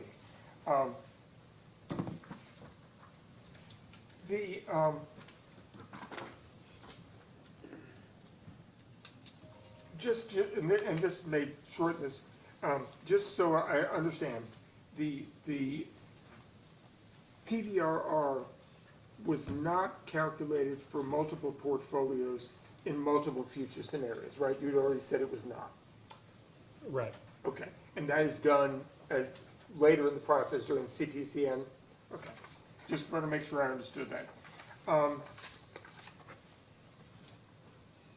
Okay, just so I understand what it takes to work up the modeling runs.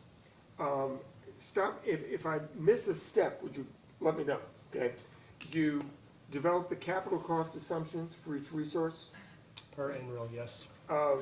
You look at the variations within the resource type in terms of its capital cost assumptions.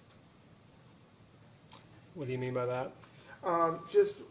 Each one needs its own capital cost assumptions. And so do you look at the variation among those? We develop capital cost assumptions, fixed cost assumptions, variable O&M assumptions for all resources evaluated, yes. Okay, great. And then you have to define the operational parameters for each resource option? We do, yes. We Okay. modeled the operating limits associated with each resource. Okay, and then you determine the maintenance intervals, maintenance expenses? Yes, that's part of it. In the new resources that we evaluate, that's an assumption that NREL provides. Okay, and then you forecast the fuel costs and the load and the peak demand? Yes, all of those are inputs into our process, yes. Okay, what am I missing? What other assumptions are you inputting?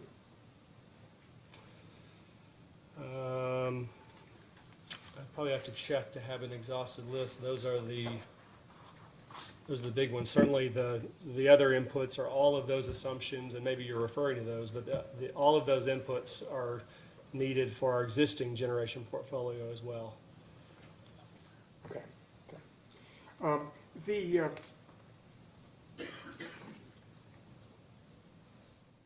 Let's see, I'm gonna hold off on the 2021 RFP and ask that of, I think Mr. Schramm. So give me just a second if I could.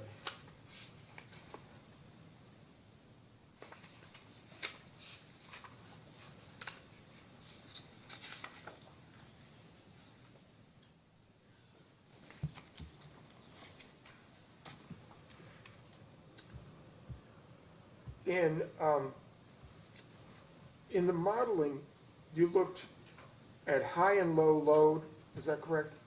We looked at 3 load scenarios. Okay, high, medium, low? High, base, and low, yes. Okay, and then also for fuel prices? Correct. Okay. Did you input any other variables like the cost of carbon? We did not, well, not until the commission asked us to.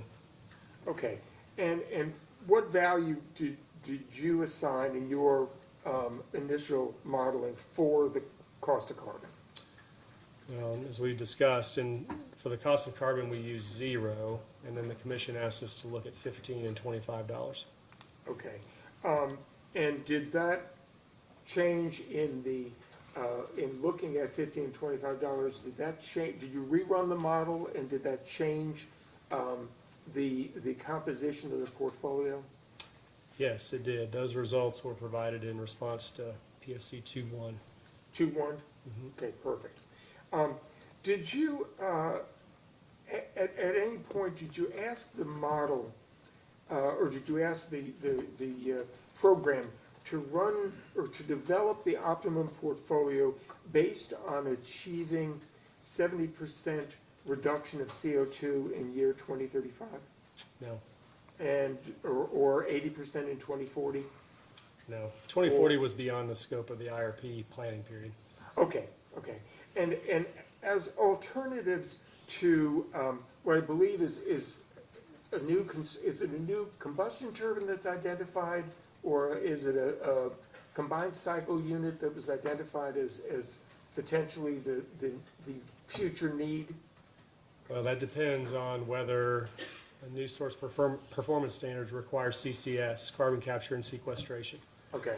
If it does, then the optimal plan would include simple cycle CTs. If it doesn't, then combined cycle is an attractive option. Okay. More efficient than a simple?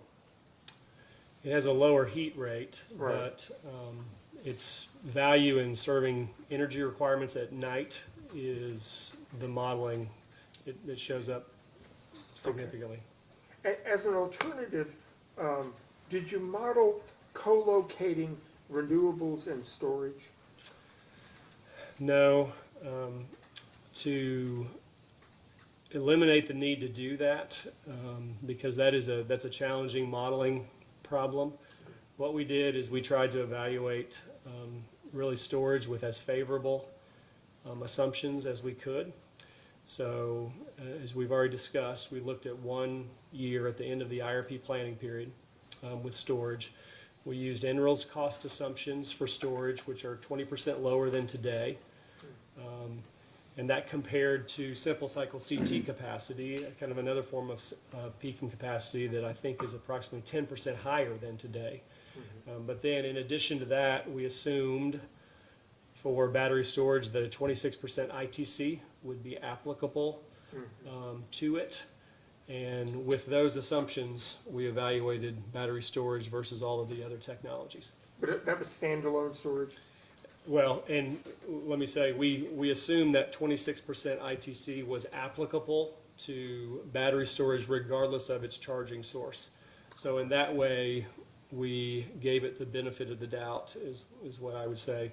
If we, with those assumptions, if we required it to be charged by solar, its value would be less because, as Mr. Sinclair has already discussed, the intermittency of solar as a charging source would reduce the likelihood that the battery would be available. So truly, we did not model solar and storage together, but to eliminate the need to do that, at least for the purpose of the IRP and to understand the economics of battery storage versus simple cycle CT capacity, we modeled it separate and gave it the benefit of the doubt. Okay. And we are actually, I'm down to the last page, so I may not be quite, I know Lyra's over here going, gravity, solar wind. Did you, I guess, and this may be inartfully asked, but did your modeling, what you asked of the model include determining when is the optimal time to retire the coal-fired units in terms of when you could most economically retire them and replace them with some other either megawatt or negawatt, either through combination of efficiency, demand management, or some replacement source that might be a little lighter in the carbon footprint? Or did you just assume that they would retire at the end of their useful life? In our analysis, well, the basis, Mill Creek 1, as Mr. Sinclair has already stated, is going to retire in 2024. Mill Creek 2 and Brown 3, for the reasons stated in the 2020 rate case, are assumed to retire in 2028. And then all the other retirements were fixed in our analysis, so we didn't consider earlier or later retirements. Okay. Is there a possibility, and I guess this goes back to something we had discussed in an earlier case, but obviously one of the things you're projecting for is what is the capacity need in the future, right? And I guess what I'm wondering about is the modeling process robust enough, or the inputs, are they robust enough to let you know when there's capacity opportunities, when it may make sense in terms of low cost, reliable power to retire a unit earlier than to run it into the ground? Well, we could certainly do that analysis, but we spend a lot of time just evaluating our units, and we just somewhat intuitively know that absent additional environmental regulations, continued operation of our coal units, in particular our other units, is least cost. So we did not do that analysis in the IRP, but we understand that, like I said, absent additional environmental regulations, continued operation of our coal units is least cost. Okay. Just a couple fun questions, actually. And I really appreciate your answers are giving me exactly what I need, and hopefully my questions are not too goofy. But I really appreciate your candor and you're getting right to the point on these. This question was asked a little bit of Mr. Sinclair, but the assumption in the modeling of a levelized cost of gas through 2050 was between $2.18 and $4.66. Do you remember that? You say a levelized cost of gas. Are you referring to the gas price forecast we used in our long-term resource analysis? Yeah, it's in the resource analysis, yes. Yes. Okay, and I know that was done prior to the invasion of Ukraine, prior to some other things that have really, in the short term at least, have shaken the natural gas market. But is it correct that if the lower the value that is used, the more attractive the CT alternative would look? Yeah, all of the things equal, lower gas prices would favor gas generation in a resource planning process. Okay, and since the filing of the IRP, have you all had occasion to go back and look and revise your assumptions regarding the range of natural gas prices expected between now and 2050? We are in the process of doing that, and as Mr. Sinclair said, I think we would expect them to be somewhat higher based on the updated EIA forecast and so forth. Sure. Okay, well, thank you very much. Mr. Chairman, I'm done. How'd I do? No comment.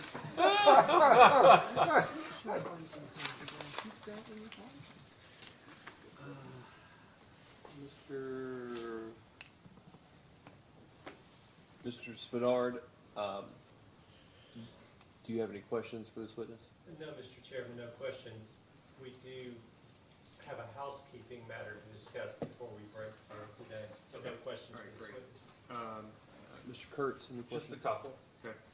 So we'll go till you finish your questions, and then we'll see where we are, take up the housekeeping issues. Mr. Wilson, the LG&E KU summer peak is about 600 megawatts greater than the winter peak. Is that correct? I'd say it's more like 300 megawatts. Summer is greater than winter. Okay. Would it ever make sense to look to the other utilities in the state for combined ownership of the generating unit or sell them energy or capacity on a longer term basis? Is that something that would ever make sense? I never want to say never, but that's not something we've evaluated. Okay. One last question. On the RFP process that you do you discount or take into account counterparty risk? For example, if you got a really low bid from Bob's Power Company, but you didn't really trust it, does that factor into your consideration? Probably Mr. Schramm could speak to that better than me, but we definitely consider things like credit risk and things of that nature. Okay. Thank you, Chairman. Thank you, Mr. Wilson. Mr. Bellamy, you have questions? Excuse me, you have questions for this witness? Quite a few. We have probably a robust number. Okay. All right, so we'll take a break now. So as an initial matter, so taking a step back, before we take up anything, Mr. Stroke, as an initial matter, did the notice in this? I believe the notice for this hearing only indicated the start time for the first day. Yes, correct. Does anyone have an objection to starting tomorrow a bit earlier than 9 o'clock before we do anything else? No objection. Thank you. Oh, no, yes. That's fine. So let's shoot to, I want to be reasonable here.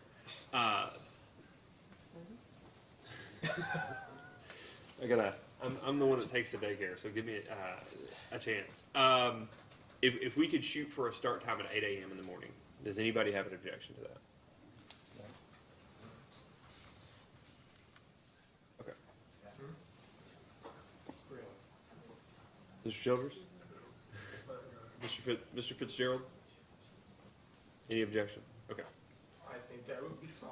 So, I'm just projecting what the traffic would be from Louisville, but that would be fine, Mr. Chairman. so to be fairly honest with everybody, we'll shoot for an 8 a.m. start time with an anticipation that it'll probably be closer to 8:15 or 8:20 before we actually get started. So just, we won't start without you. That's the first thing. I also will just say I have a hard stop tomorrow for about 45 minutes at a little before 11. So I think we should probably plan, if we're still going, to take a lunch at about 10:50 until 12. That'll be our lunch break. I know it's a little unorthodox, but also didn't anticipate going today. And then we will try to push through after that. So, Mr. Spinard, you had something? Yes, Mr. Chairman. One of our witnesses, Dr. Shin, will not be able to be here in person tomorrow. And in the event that the commission would like to hear from Dr. Chin, we will make a motion at the hearing to request to allow her to participate virtually. Let me just say this. If the commission is interested in hearing from Ms. Chin, we will do so on our own motion to negate the need to require you to file one. Okay, and then with regard to that, we'll work with the IT staff to get everything links and so forth. That'd be fine. I don't suspect that will be necessary, but if it is, then we will take that up on our own volition. Okay. Okay. Your Honor, to this extent that council's comments raise the possibility of him calling witnesses at this hearing, I want to be emphatically clear, there's an objection, a constitutional objection. Procedural schedule did not contemplate that they would call witnesses at this hearing. We've had no discovery on these witnesses. They're offering live testimony. If it's called, Mr. Riggs, well, I'll let you make the objection at that time. But I don't want to cart, we didn't request the testimony. Cart and horse and barn, whatever the correct phrase in this situation may be, I will allow you to make the objection at the time, if that should occur. All right. Okay. Thank you, Your Honor. All right. But I will be making that objection. I'll be waiting. I'll even turn to you to give you an opportunity. You won't have to get my attention or anything, Mr. Riggs. I'll give you a couple hours to even between now and 8 o'clock to practice. So, but I don't think it'll come to that. I don't anticipate calling Ms. Chen as a witness, but I'm not going to step in somebody else's way to anybody to make whatever request they would like. We'll roll on it at that time. But it had not been brought before us until Mr. Spinard mentioned it now. So, is that okay, Mr. Spinard? Yes, Okay. Mr. Chairman, that's fine. Is that the only housekeeping item that you had? That takes care of it. Okay, thank you. Anything, Mr. Crosby, Mr. Riggs? Mr.